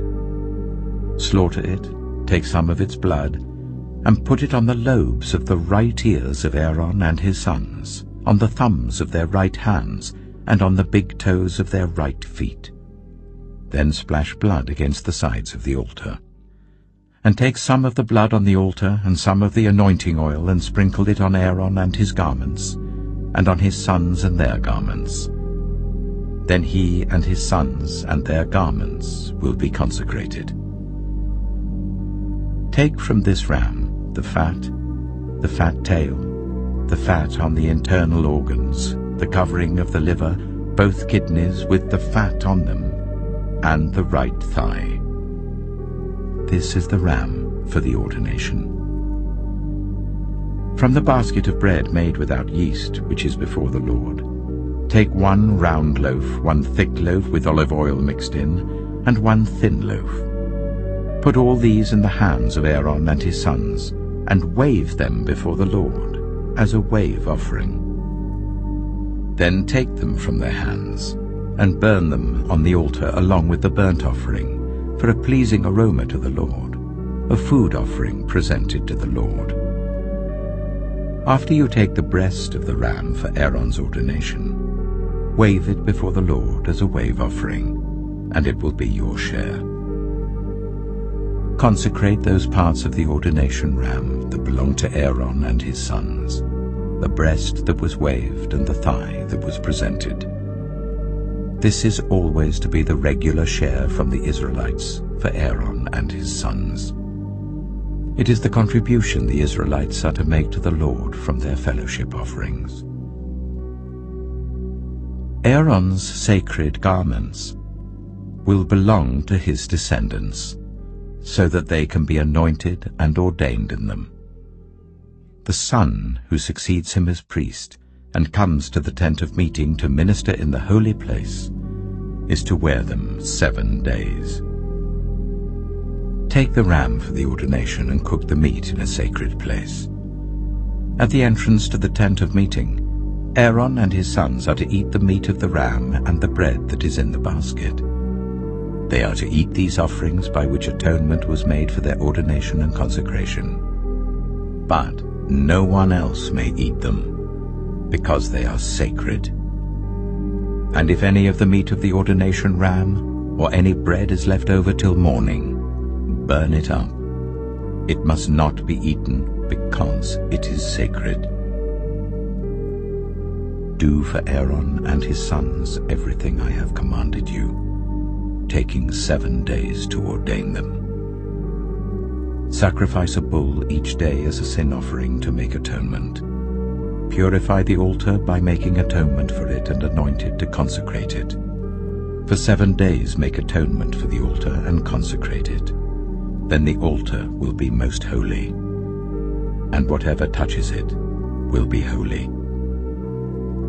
This is what you are to offer on the altar regularly each day.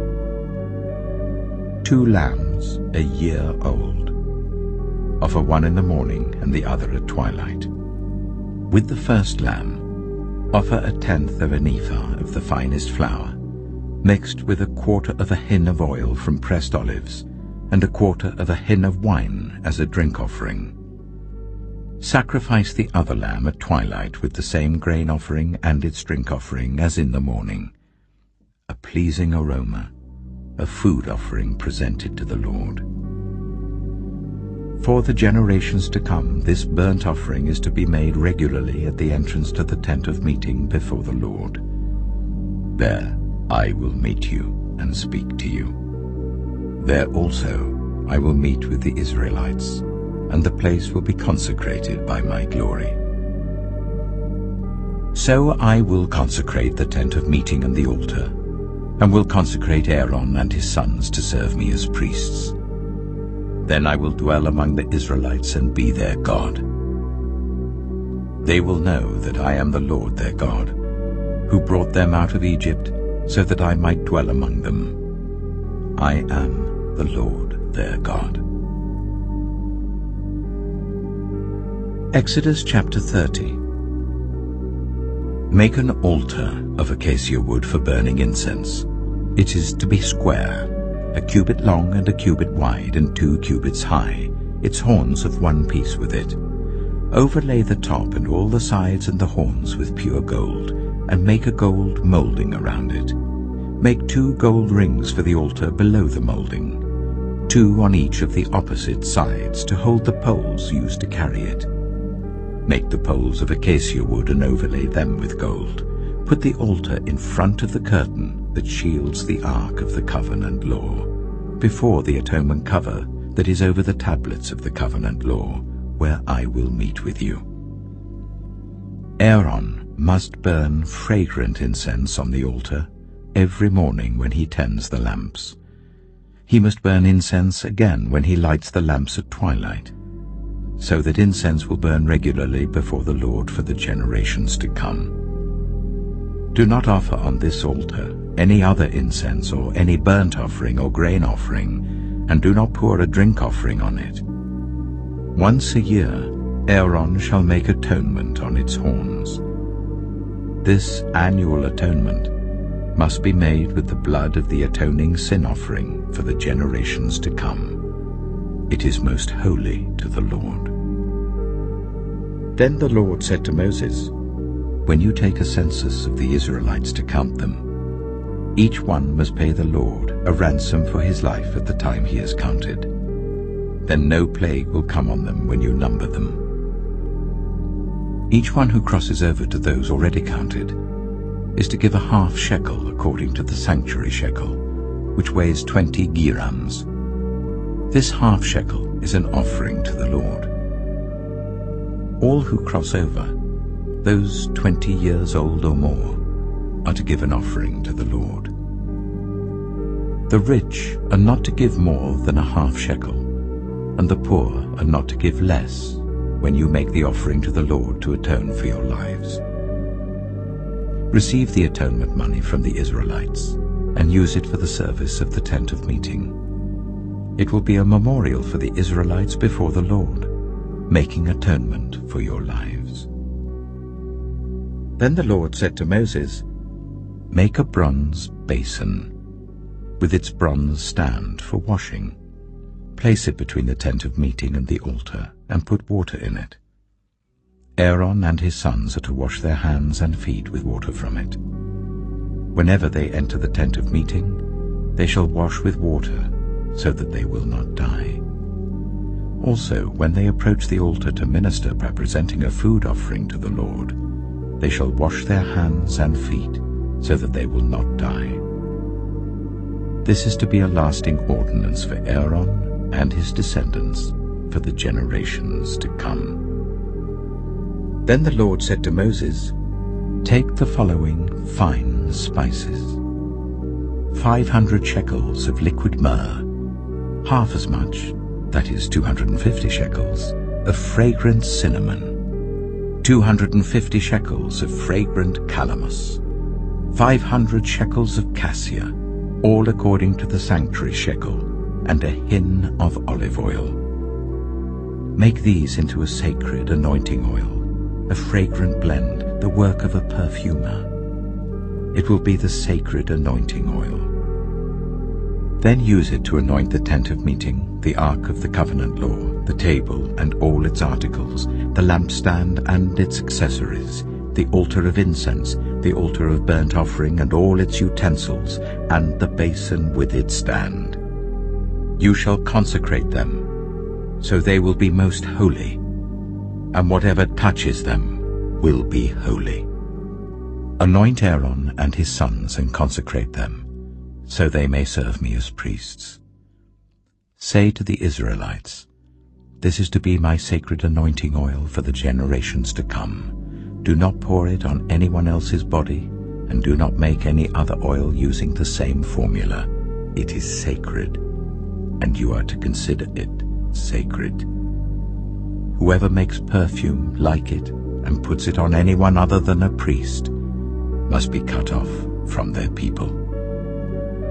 Then the Lord said to Moses, take fragrant spices, gum resin, onycha, and galbanum, and pure frankincense, all in equal amounts, and make a fragrant blend of incense, the work of a perfumer. It is to be salted and pure and sacred. Grind some of it to powder and place it in front of the ark of the covenant law in the tent of meeting, where I will meet with you. It shall be most holy to you. Do not make any incense with this formula for yourselves. Consider it holy to the Lord. Whoever makes incense like it, to enjoy its fragrance, must be cut off from their people. Exodus chapter 31. Then the Lord said to Moses, see, I have chosen Bezalel, son of Uri, the son of Hur of the tribe of Judah, and I have filled him with the Spirit of God, with wisdom, with understanding, with knowledge, and with all kinds of skills, to make artistic designs for work in gold, silver, and bronze, to cut and set stones, to work in wood, and to engage in all kinds of crafts. Moreover, I have appointed Aholiab, son of Ahisamach, of the tribe of Dan, to help him. Also, I have given ability to all the skilled workers to make everything I have commanded you: the tent of meeting, the ark of the covenant law with the atonement cover on it, and all the other furnishings of the tent, the table and its articles, the pure gold lampstand and all its accessories, the altar of incense, the altar of burnt offering and all its utensils, the basin with its stand, and also the woven garments, both the sacred garments for Aaron the priest and the garments for his sons when they serve as priests, and the anointing oil and fragrant incense for the holy place. They are to make them just as I commanded you. Then the Lord said to Moses, say to the Israelites, you must observe my Sabbaths. This will be a sign between me and you for the generations to come, so that you may know that I am the Lord, who makes you holy. Observe the Sabbath because it is holy to you. Anyone who desecrates it is to be put to death. Those who do any work on that day must be cut off from their people. For 6 days work is to be done, but the 7th day is a day of Sabbath rest, holy to the Lord. Whoever does any work on the Sabbath day is to be put to death. The Israelites are to observe the Sabbath, celebrating it for the generations to come as a lasting covenant. It will be a sign between me and the Israelites forever. For in 6 days the Lord made the heavens and the earth, and on the 7th day he rested and was refreshed. When the Lord finished speaking to Moses on Mount Sinai, he gave him the 2 tablets of the covenant law, the tablets of stone inscribed by the finger of God. Exodus chapter 32. When the people saw that Moses was so long in coming down from the mountain, they gathered round Aaron and said, come, make us gods who will go before us. As for this fellow Moses who brought us up out of Egypt, we don't know what has happened to him. Aaron answered them, take off the gold earrings that your wives, your sons, and your daughters are wearing, and bring them to me. So all the people took off their earrings and brought them to Aaron. He took what they handed him and made it into an idol cast in the shape of a calf, fashioning it with a tool. Then they said, "These are your gods, Israel, who brought you up out of Egypt." When Aaron saw this, he built an altar in front of the calf and announced, "Tomorrow there will be a festival to the Lord." So the next day the people rose early and sacrificed burnt offerings and presented fellowship offerings. Afterwards they sat down to eat and drink and got up to indulge in revelry. Then the Lord said to Moses, "Go down, because your people, whom you brought up out of Egypt, have become corrupt. They have been quick to turn away from what I commanded them and have made themselves an idol cast in the shape of a calf. They have bowed down to it and sacrificed to it and have said, 'These are your gods, Israel, who brought you up out of Egypt.' I have seen these people," the Lord said to Moses, "and they are a stiff-necked people. Now leave me alone so that my anger may burn against them and that I may destroy them. Then I will make you into a great nation." But Moses sought the favor of the Lord his God. "Lord," he said, "why should your anger burn against your people, whom you brought out of Egypt with great power and a mighty hand? Why should the Egyptians say, 'It was with evil intent that he brought them out, to kill them in the mountains and to wipe them off the face of the earth'? Turn from your fierce anger. Relent and do not bring disaster on your people. Remember your servants, Abraham, Isaac, and Israel, to whom you swore by your own self. I will make your descendants as numerous as the stars in the sky, and I will give your descendants all this land I promised them, and it will be their inheritance forever." Then the Lord relented, and did not bring on his people the disaster he had threatened. Moses turned and went down the mountain with the 2 tablets of the covenant law in his hands. They were inscribed on both sides, front and back. The tablets were the work of God. The writing was the writing of God, engraved on the tablets. When Joshua heard the noise of the people shouting, he said to Moses, "There is the sound of war in the camp." Moses replied, "It is not the sound of victory. It is not the sound of defeat. It is the sound of singing that I hear." When Moses approached the camp and saw the calf and the dancing, his anger burned, and he threw the tablets out of his hands, breaking them to pieces at the foot of the mountain. And he took the calf the people had made and burned it in the fire. Then he ground it to powder, scattered it on the water, and made the Israelites drink it. He said to Aaron, "What did these people do to you, that you led them into such great sin?" "Do not be angry, my lord," Aaron answered. "You know how prone these people are to evil. They said to me, 'Make us gods who will go before us.' As for this fellow Moses who brought us up out of Egypt, we don't know what's happened to him. So I told them, 'Whoever has any gold jewelry, take it off.' Then they gave me the gold, and I threw it into the fire, and out came this calf." Moses saw that the people were running wild, and that Aaron had let them get out of control, and so become a laughingstock to their enemies. So he stood at the entrance to the camp and said, "Whoever is for the Lord, come to me."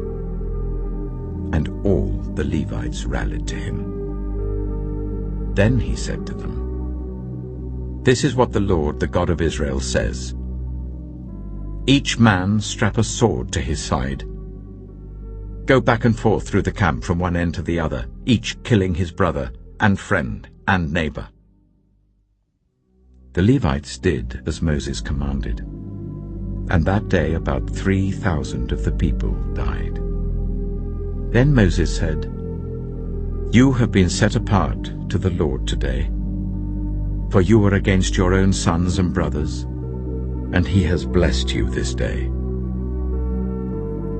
The next day Moses said to the people, "You have committed a great sin, but now I will go up to the Lord. Perhaps I can make atonement for your sin." So Moses went back to the Lord and said, "Oh, what a great sin these people have committed. They have made themselves gods of gold. But now, please, forgive their sin. But if not, then blot me out of the book you have written." The Lord replied to Moses, "Whoever has sinned against me, I will blot out of my book. Now go, lead the people to the place I spoke of, and my angel will go before you. However, when the time comes for me to punish, I will punish them for their sin." And the Lord struck the people with a plague because of what they did with the calf Aaron had made. Exodus chapter 33. Then the Lord said to Moses, "Leave this place, you and the people you brought up out of Egypt, and go up to the land I promised on oath to Abraham, Isaac, and Jacob, saying, 'I will give it to your descendants.' I will send an angel before you and drive out the Canaanites, Amorites, Hittites, Perizzites, Hivites, and Jebusites. Go up to the land flowing with milk and honey. But I will not go with you, because you are a stiff-necked people, and I might destroy you on the way."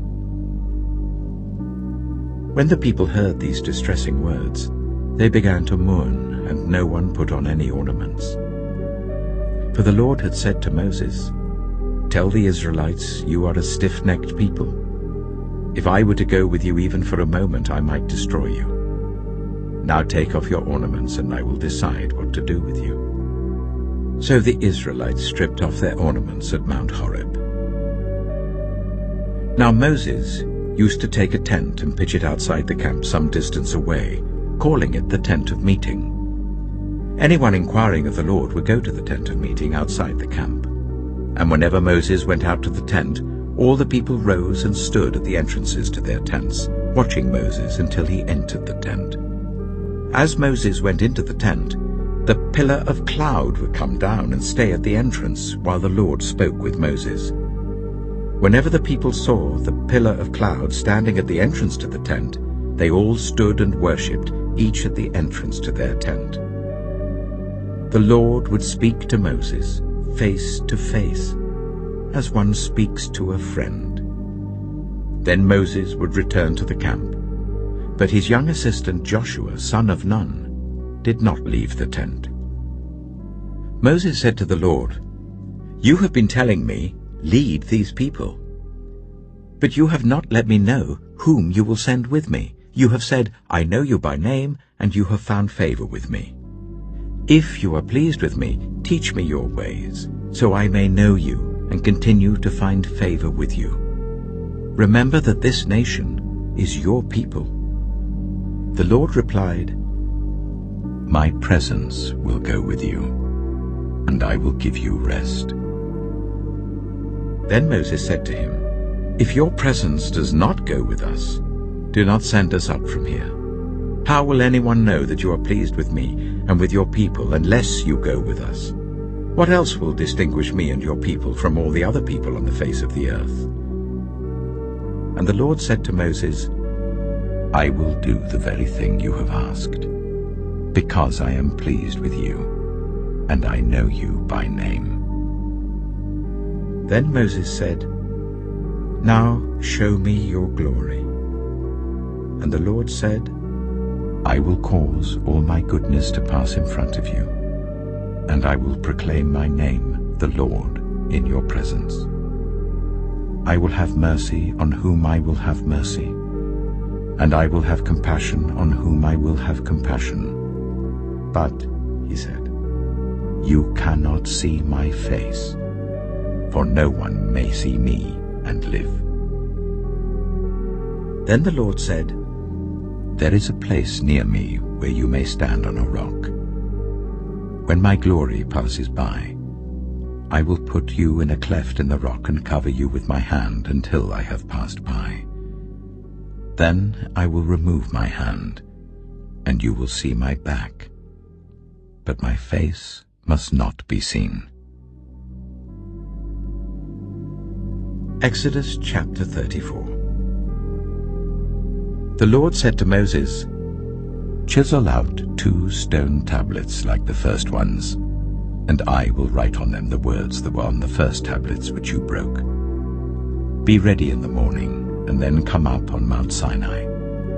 Present yourself to me there on the top of the mountain.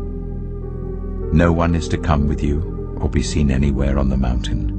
Not even the flocks and herds may graze in front of the mountain." So Moses chiseled out 2 stone tablets like the first ones, and went up Mount Sinai early in the morning as the Lord had commanded him, and he carried the 2 stone tablets in his hands. Then the Lord came down in the cloud and stood there with him, and proclaimed his name, the Lord. And he passed in front of Moses, proclaiming, "The Lord, the compassionate and gracious God, slow to anger, abounding in love and faithfulness, maintaining love to thousands, and forgiving wickedness, rebellion, and sin. Yet he does not leave the guilty unpunished. He punishes the children and their children for the sin of the parents to the 3rd and 4th generation." Moses bowed to the ground at once and worshipped. "Lord," he said, "if I have found favor in your eyes, then let the Lord go with us. Although this is a stiff-necked people, forgive our wickedness and our sin, and take us as your inheritance." Then the Lord said, "I am making a covenant with you. Before all your people, I will do wonders never before done in any nation in all the world. The people you live among will see how awesome is the work that I, the Lord, will do for you. Obey what I command you today. I will drive out before you the Amorites, Canaanites, Hittites, Perizzites, Hivites, and Jebusites. Be careful not to make a treaty with those who live in the land where you are going, or they will be a snare among you. Break down their altars, smash their sacred stones, and cut down their Asherah poles. Do not worship any other god, for the Lord, whose name is jealous, is a jealous God. Be careful not to make a treaty with those who live in the land, for when they prostitute themselves to their gods and sacrifice to them, they will invite you, and you will eat their sacrifices. And when you choose some of their daughters as wives for your sons, and those daughters prostitute themselves to their gods, they will lead your sons to do the same. Do not make any idols. Celebrate the festival of unleavened bread. For 7 days eat bread made without yeast as I commanded you. Do this at the appointed time in the month of Aviv, for in that month you came out of Egypt. The first offspring of every womb belongs to me, including all the firstborn males of your livestock, whether from herd or flock. Redeem the firstborn donkey with a lamb, but if you do not redeem it, break its neck. Redeem all your firstborn sons. No one is to appear before me empty-handed. 6 days you shall labor, but on the 7th day you shall rest. Even during the plowing season and harvest you must rest. Celebrate the festival of weeks with the first fruits of the wheat harvest, and the festival of ingathering at the turn of the year. 3 times a year all your men are to appear before the sovereign Lord, the God of Israel. I will drive out nations before you and enlarge your territory, and no one will covet your land when you go up 3 times each year to appear before the Lord your God. Do not offer the blood of a sacrifice to me along with anything containing yeast, and do not let any of the sacrifice from the Passover festival remain until morning. Bring the best of the first fruits of your soil to the house of the Lord your God. Do not cook a young goat in its mother's milk. Then the Lord said to Moses, "Write down these words. For in accordance with these words I have made a covenant with you and with Israel. Moses was there with the Lord 40 days and 40 nights, without eating bread or drinking water. And he wrote on the tablets the words of the covenant, the 10 commandments. When Moses came down from Mount Sinai, with the 2 tablets of the covenant law in his hands, he was not aware that his face was radiant because he had spoken with the Lord. When Aaron and all the Israelites saw Moses, his face was radiant, and they were afraid to come near him. But Moses called to them. So Aaron and all the leaders of the community came back to him, and he spoke to them. Afterwards all the Israelites came near him, and he gave them all the commands the Lord had given him on Mount Sinai. When Moses finished speaking to them, he put a veil over his face. But whenever he entered the Lord's presence to speak with him, he removed the veil until he came out. And when he came out and told the Israelites what he had been commanded, they saw that his face was radiant. Then Moses would put the veil back over his face until he went in to speak with the Lord. Exodus chapter 35. Moses assembled the whole Israelite community and said to them, "These are the things the Lord has commanded you to do.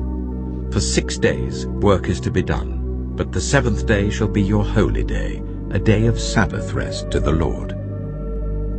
Whoever does any work on it is to be put to death. Do not light a fire in any of your dwellings on the Sabbath day." Moses said to the whole Israelite community, "This is what the Lord has commanded. From what you have, take an offering for the Lord. Everyone who is willing is to bring to the Lord an offering of gold, silver, and bronze, blue, purple, and scarlet yarn and fine linen, goat hair, ram skins dyed red, and another type of durable leather, acacia wood, olive oil for the light, spices for the anointing oil and for the fragrant incense, and onyx stones and other gems to be mounted on the ephod and breastpiece. All who are skilled among you are to come and make everything the Lord has commanded: the tabernacle with its tent and its covering, clasps, frames, crossbars, posts, and bases; the ark with its poles and the atonement cover and the curtain that shields it; the table with its poles and all its articles and the bread of the presence; the lampstand that is for light with its accessories, lamps and oil for the light; the altar of incense with its poles, the anointing oil and the fragrant incense; the curtain for the doorway at the entrance to the tabernacle; the altar of burnt offering with its bronze grating, its poles and all its utensils; the bronze basin with its stand; the curtains of the courtyard with its posts and bases, and the curtain for the entrance to the courtyard; the tent pegs for the tabernacle and for the courtyard, and their ropes; the woven garments worn for ministering in the sanctuary, both the sacred garments for Aaron the priest and the garments for his sons when they serve as priests. Then the whole Israelite community withdrew from Moses' presence, and everyone who was willing and whose heart moved them came and brought an offering to the Lord for the work on the tent of meeting, for all its service, and for the sacred garments. All who were willing, men and women alike, came and brought gold jewelry of all kinds, brooches, earrings, rings, and ornaments. They all presented their gold as a wave offering to the Lord.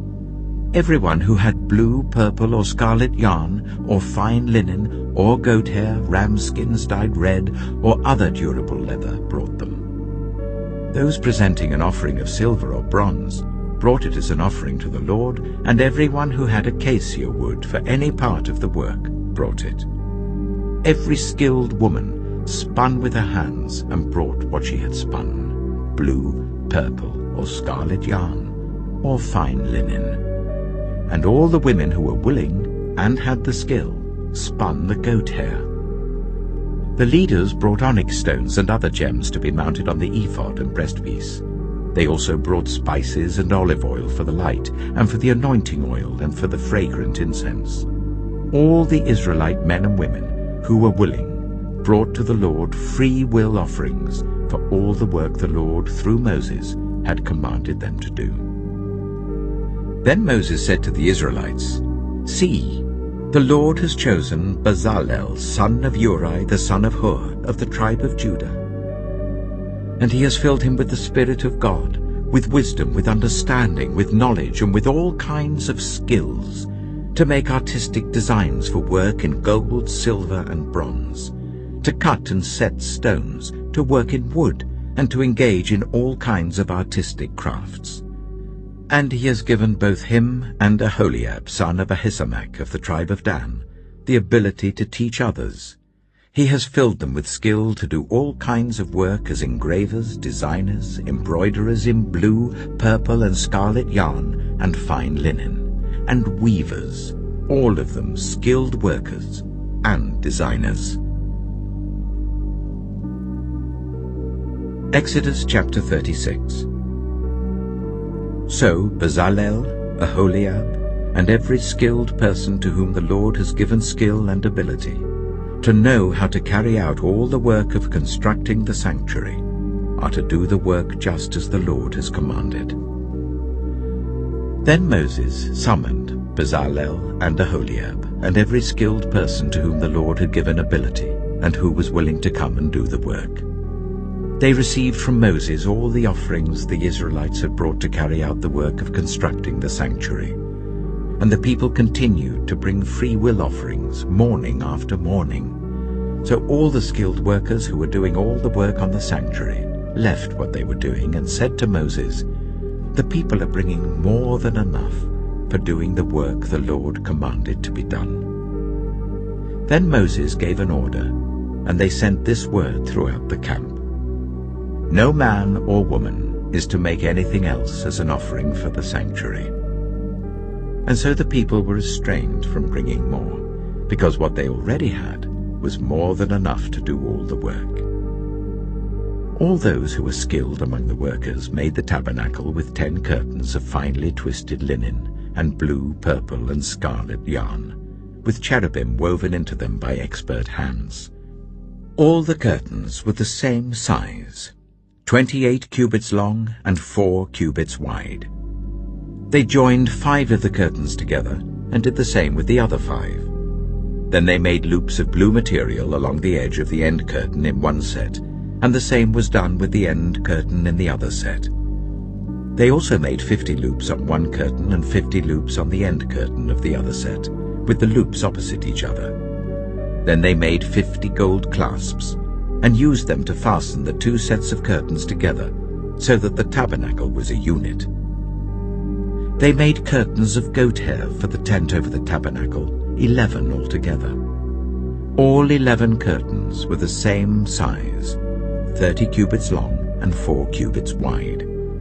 They joined 5 of the curtains into one set, and the other 6 into another set. Then they made 50 loops along the edge of the end curtain in one set, and also along the edge of the end curtain in the other set. They made 50 bronze clasps to fasten the tent together as a unit. Then they made for the tent a covering of ram skins dyed red, and over that a covering of other durable leather. They made upright frames of acacia wood for the tabernacle. Each frame was 10 cubits long and 1.5 cubits wide, with 2 projections set parallel to each other. They made all the frames of the tabernacle in this way. They made 20 frames for the south side of the tabernacle, and made 40 silver bases to go under them, 2 bases for each frame, 1 under each projection. For the other side, the north side of the tabernacle, they made 20 frames and 40 silver bases, 2 under each frame. They made 6 frames for the far end, that is, the west end of the tabernacle, and 2 frames were made for the corners of the tabernacle at the far end. At these 2 corners, the frames were double from the bottom all the way to the top and fitted into a single ring. Both were made alike. So there were 8 frames and 16 silver bases, 2 under each frame. They also made crossbars of acacia wood. 5 for the frames on one side of the tabernacle, 5 for those on the other side, and 5 for the frames on the west, at the far end of the tabernacle. They made the center crossbar, so that it extended from end to end at the middle of the frames. They overlaid the frames with gold and made gold rings to hold the crossbars. They also overlaid the crossbars with gold. They made the curtain of blue, purple, and scarlet yarn and finely twisted linen, with cherubim woven into it by a skilled worker. They made 4 posts of acacia wood for it, and overlaid them with gold. They made gold hooks for them, and cast their 4 silver bases. For the entrance to the tent, they made a curtain of blue, purple, and scarlet yarn and finely twisted linen, the work of an embroiderer. And they made 5 posts with hooks for them. They overlaid the tops of the posts and their bands with gold, and made their 5 bases of bronze. Exodus chapter 37. Bezalel made the ark of acacia wood, 2½ cubits long, 1 cubit and a half wide, and 1 cubit and a half high. He overlaid it with pure gold, both inside and out, and made a gold molding around it. He cast 4 gold rings for it, and fastened them to its 4 feet, with 2 rings on one side and 2 rings on the other. Then he made poles of acacia wood, and overlaid them with gold, and he inserted the poles into the rings on the sides of the ark to carry it. He made the atonement cover of pure gold, 2½ cubits long and 1 cubit and a half wide. Then he made 2 cherubim out of hammered gold at the ends of the cover. He made 1 cherub on one end, and the 2nd cherub on the other. At the 2 ends he made them of one piece with the cover. The cherubim had their wings spread upwards, overshadowing the cover with them. The cherubim faced each other, looking towards the cover. They made the table of acacia wood, 2 cubits long, 1 cubit wide, and 1 cubit and a half high. Then they overlaid it with pure gold and made a gold molding around it. They also made around it a rim 1 handbreadth wide, and put a gold molding on the rim. They cast 4 gold rings for the table and fastened them to the 4 corners where the 4 legs were. The rings were put close to the rim to hold the poles used in carrying the table. The poles for carrying the table were made of acacia wood and were overlaid with gold. And they made from pure gold the articles for the table, its plates and dishes and bowls and its pitchers for the pouring out of drink offerings. They made the lampstand of pure gold.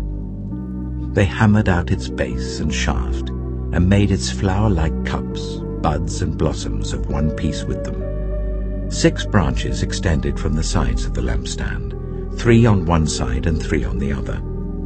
3 cups shaped like almond flowers with buds and blossoms were on one branch, 3 on the next branch, and the same for all 6 branches extending from the lampstand. And on the lampstand were 4 cups shaped like almond flowers with buds and blossoms. 1 bud was under the first pair of branches extending from the lampstand, a 2nd bud under the 2nd pair, and a 3rd bud under the 3rd pair, 6 branches in all. The buds and the branches were all of one piece with the lampstand, hammered out of pure gold. They made it 7 lamps, as well as its wick trimmers and trays, of pure gold. They made the lampstand and all its accessories from 1 talent of pure gold. They made the altar of incense out of acacia wood. It was square, 1 cubit long and 1 cubit wide and 2 cubits high, its horns of one piece with it. They overlaid the top and all the sides and the horns with pure gold and made a gold molding around it. They made 2 gold rings below the molding, 2 on each of the opposite sides to hold the poles used to carry it. They made the poles of acacia wood and overlaid them with gold. They also made the sacred anointing oil and the pure, fragrant incense, the work of a perfumer. Exodus chapter 38. They built the altar of burnt offering of acacia wood, 3 cubits high. It was square, 5 cubits long and 5 cubits wide. They made a horn at each of the 4 corners, so that the horns and the altar were of one piece, and they overlaid the altar with bronze. They made all its utensils of bronze, its pots, shovels, sprinkling bowls, meat forks and fire pans. They made a grating for the altar, a bronze network to be under its ledge halfway up the altar. They cast bronze rings to hold the poles for the 4 corners of the bronze grating. They made the poles of acacia wood and overlaid them with bronze. They inserted the poles into the rings so they would be on the sides of the altar for carrying it. They made it hollow out of boards. They made the bronze basin and its bronze stand from the mirrors of the women who served at the entrance to the tent of meeting. Next, they made the courtyard. The south side was 100 cubits long and had curtains of finely twisted linen with 20 posts and 20 bronze bases, and with silver hooks and bands on the posts. The north side was also 100 cubits long and had 20 posts and 20 bronze bases, with silver hooks and bands on the posts. The west end was 50 cubits wide and had curtains with 10 posts and 10 bases, with silver hooks and bands on the posts. The east end, towards the sunrise, was also 50 cubits wide. Curtains 15 cubits long were on one side of the entrance, with 3 posts and 3 bases, and curtains 15 cubits long were on the other side of the entrance to the courtyard, with 3 posts and 3 bases. All the curtains around the courtyard were of finely twisted linen. The bases for the posts were bronze. The hooks and bands on the posts were silver, and their tops were overlaid with silver. So all the posts of the courtyard had silver bands. The curtain for the entrance to the courtyard was made of blue, purple, and scarlet yarn, and finely twisted linen, the work of an embroiderer. It was 20 cubits long, and, like the curtains of the courtyard, 5 cubits high, with 4 posts and 4 bronze bases. Their hooks and bands were silver, and their tops were overlaid with silver. All the tent pegs of the tabernacle and of the surrounding courtyard were bronze. These are the amounts of the material used for the tabernacle of the covenant law, which were recorded at Moses' command by the Levites under the direction of Itamar, son of Aaron the priest. Bezalel, son of Uri, the son of Hur of the tribe of Judah, made everything the Lord commanded Moses. With him was Aholiab, son of Ahisamach, of the tribe of Dan, an engraver and designer and an embroiderer, in blue, purple, and scarlet yarn and fine linen. The total amount of the gold from the wave offering used for all the work on the sanctuary was 29 talents and 730 shekels, according to the sanctuary shekel. The silver obtained from those of the community who were counted in the census was 100 talents and 1,775 shekels, according to the sanctuary shekel. 1 beaker per person, that is half a shekel, according to the sanctuary shekel, from everyone who had crossed over to those counted 20 years old or more, a total of 603,550 men. The 100 talents of silver were used to cast the bases for the sanctuary and for the curtain. 100 bases from the 100 talents, 1 talent for each base. They used the 1,775 shekels to make the hooks for the posts, to overlay the tops of the posts, and to make their bands. The bronze from the wave offering was 70 talents and 2,400 shekels. They used it to make the bases for the entrance to the tent of meeting, the bronze altar with its bronze grating and all its utensils, the bases for the surrounding courtyard and those for its entrance, and all the tent pegs for the tabernacle and those for the surrounding courtyard. Exodus chapter 39. From the blue, purple, and scarlet yarn, they made woven garments for ministering in the sanctuary. They also made sacred garments for Aaron, as the Lord commanded Moses. They made the ephod of gold and of blue, purple, and scarlet yarn, and of finely twisted linen. They hammered out thin sheets of gold, and cut strands to be worked into the blue, purple, and scarlet yarn and fine linen, the work of skilled hands. They made shoulder pieces for the ephod, which were attached to 2 of its corners, so that it could be fastened. Its skillfully woven waistband was like it, of 1 piece with the ephod, and made with gold, and with blue, purple, and scarlet yarn, and with finely twisted linen, as the Lord commanded Moses. They mounted the onyx stones in gold filigree settings, and engraved them like a seal with the names of the sons of Israel. Then they fastened them on the shoulder pieces of the ephod as memorial stones for the sons of Israel, as the Lord commanded Moses. They fashioned the breastpiece, the work of a skilled craftsman. They made it like the ephod, of gold, and of blue, purple, and scarlet yarn, and of finely twisted linen. It was square, a span long and a span wide, and folded double. Then they mounted 4 rows of precious stones on it. The first row was carnelian, chrysolite, and beryl. The second row was turquoise, lapis lazuli, and emerald. The third row was jacinth, agate, and amethyst. The fourth row was topaz, onyx, and jasper.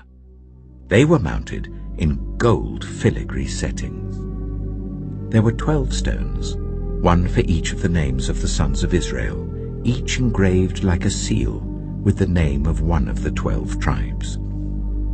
For the breastpiece, they made braided chains of pure gold, like a rope. They made 2 gold filigree settings and 2 gold rings, and fastened the rings to 2 of the corners of the breastpiece.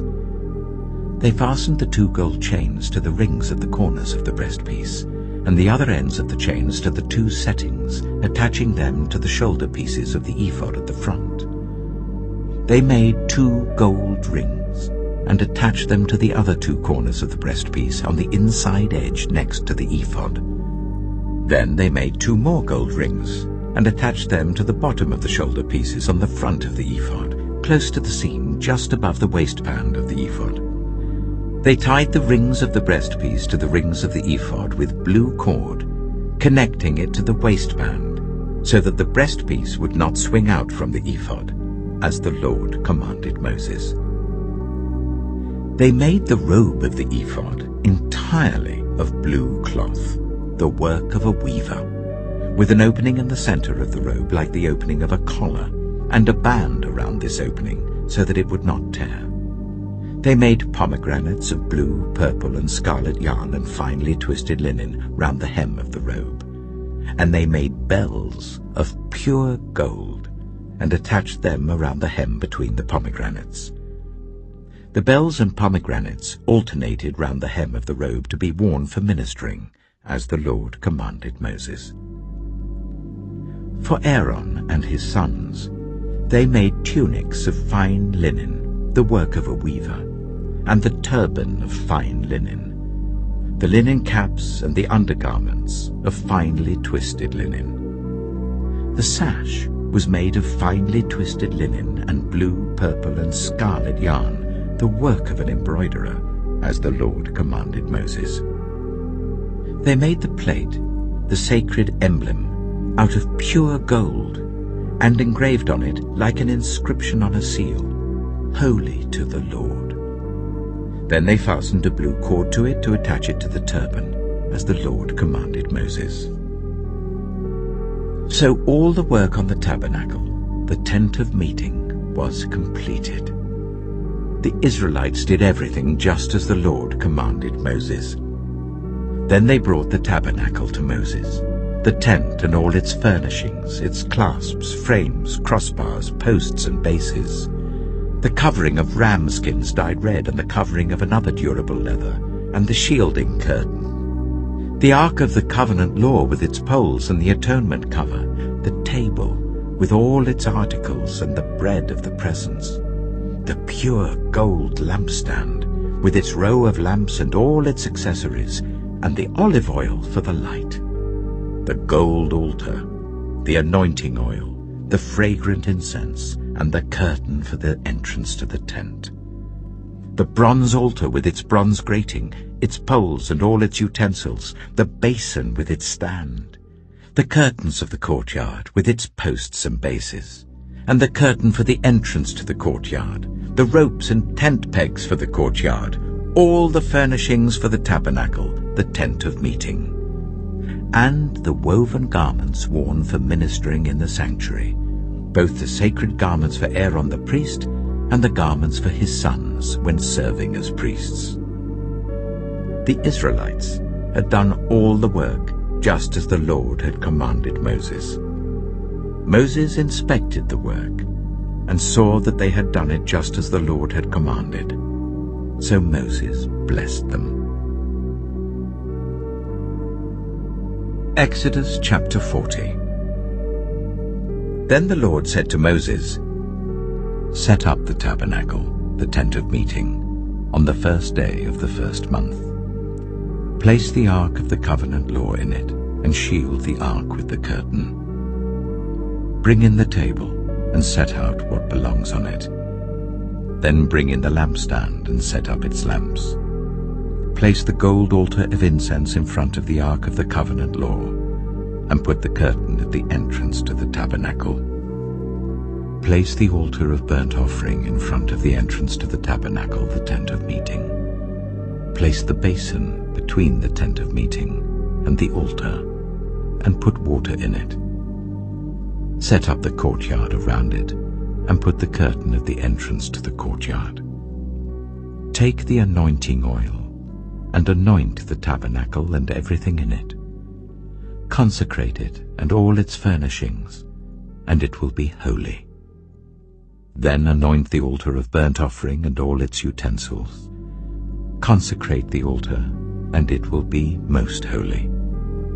Anoint the basin and its stand, and consecrate them. Bring Aaron and his sons to the entrance to the tent of meeting, and wash them with water. Then dress Aaron in the sacred garments. Anoint him and consecrate him so that he may serve me as priest. Bring his sons and dress them in tunics. Anoint them just as you anointed their father, so that they may serve me as priests. Their anointing will be to a priesthood that will continue throughout their generations." Moses did everything just as the Lord commanded him. So the tabernacle was set up on the first day of the first month in the second year. When Moses set up the tabernacle, he put the bases in place, erected the frames, inserted the crossbars, and set up the posts. Then he spread the tent over the tabernacle and put the covering over the tent as the Lord commanded him. He took the tablets of the covenant law and placed them in the ark, attached the poles to the ark and put the atonement cover over it. Then he brought the ark into the tabernacle and hung the shielding curtain and shielded the ark of the covenant law as the Lord commanded him. Moses placed the table in the tent of meeting on the north side of the tabernacle outside the curtain and set out the bread on it before the Lord, as the Lord commanded him. He placed the lampstand in the tent of meeting opposite the table on the south side of the tabernacle and set up the lamps before the Lord, as the Lord commanded him.